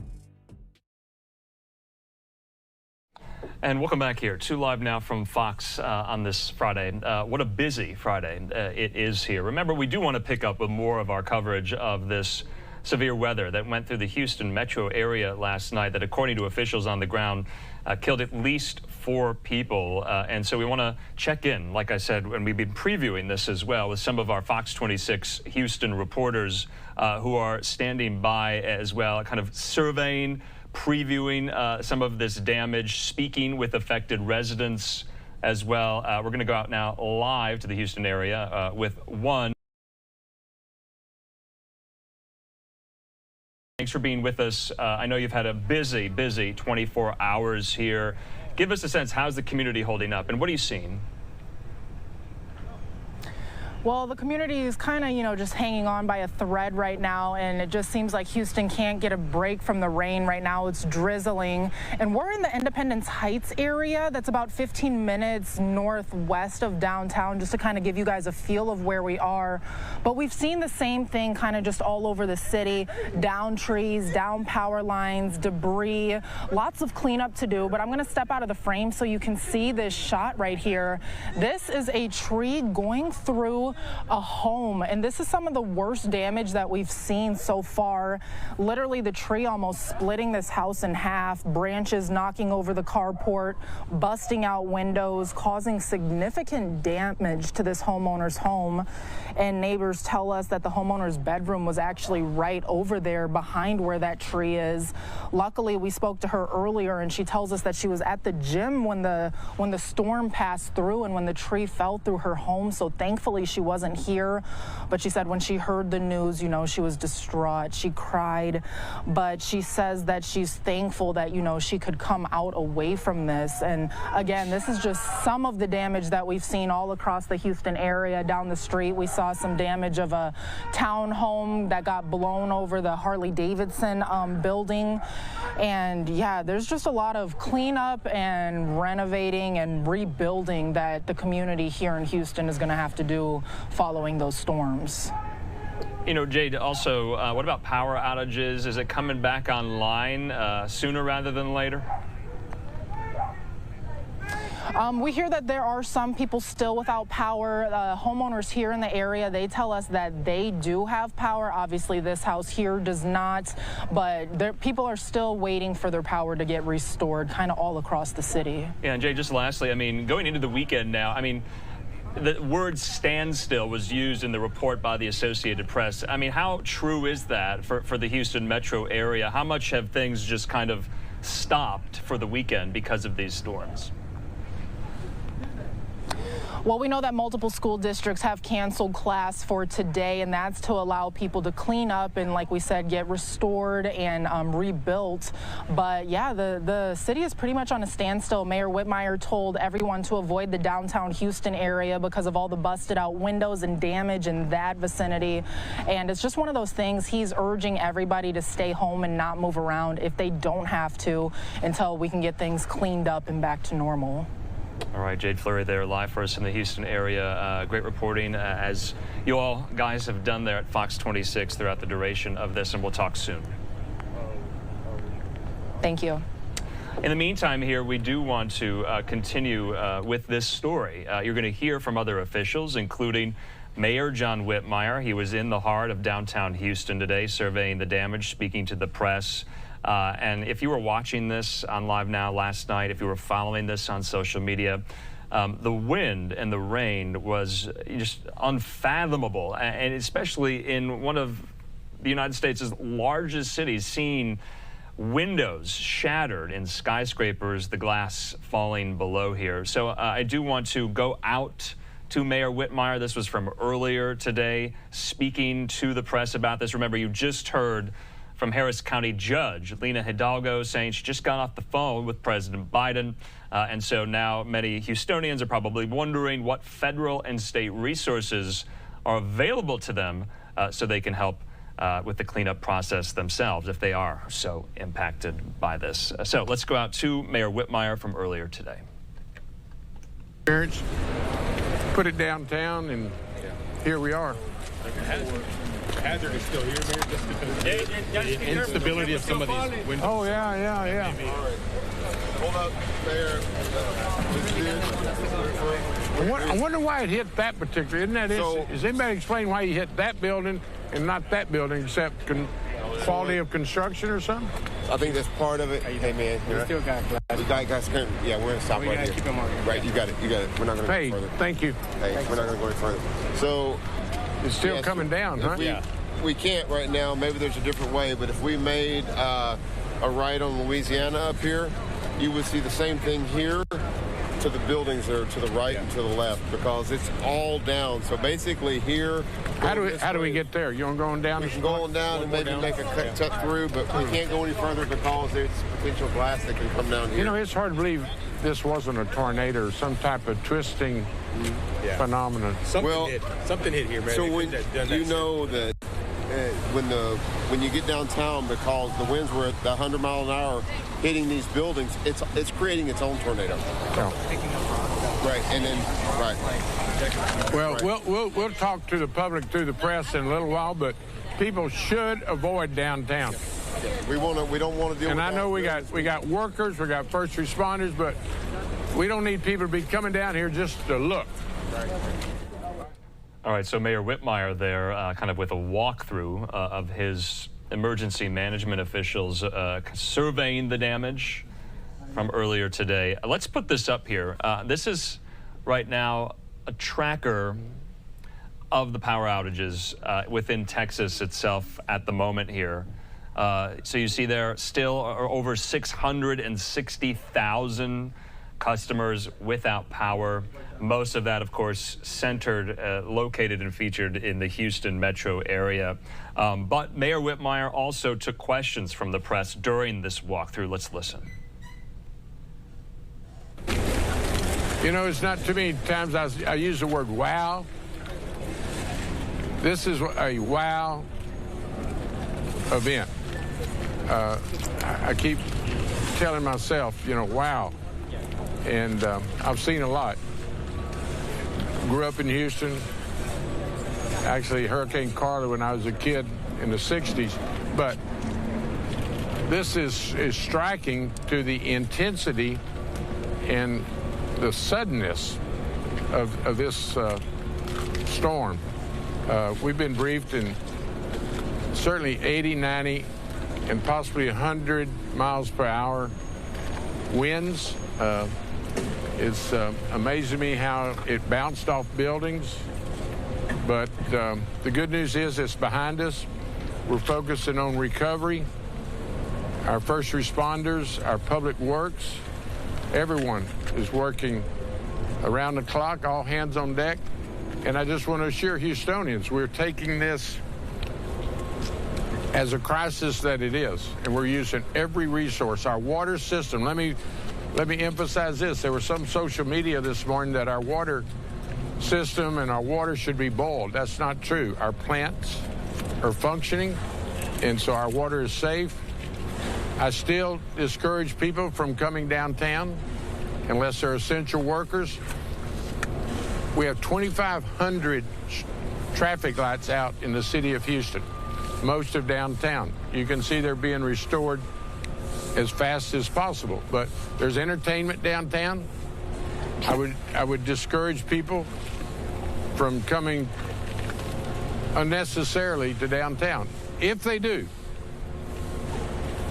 use every precaution. If you go to the Astro game tonight or Toyota Stadium Arena, go hit I-10 to get out of downtown. Do not come west when you leave those venues. Go hit I-10 and go around downtown. And it's going to be like that for several days. On electricity, early this morning during the night, we were saying 24 hours to 48. But now, CenterPoint's had an opportunity to do more damage assessment. Some neighborhoods it's going to take days. We've lost some transmission lines. But CenterPoint is working around the clock. They've got 4,000 mutual aid individuals coming this way. We're hearing from, let me just tell you how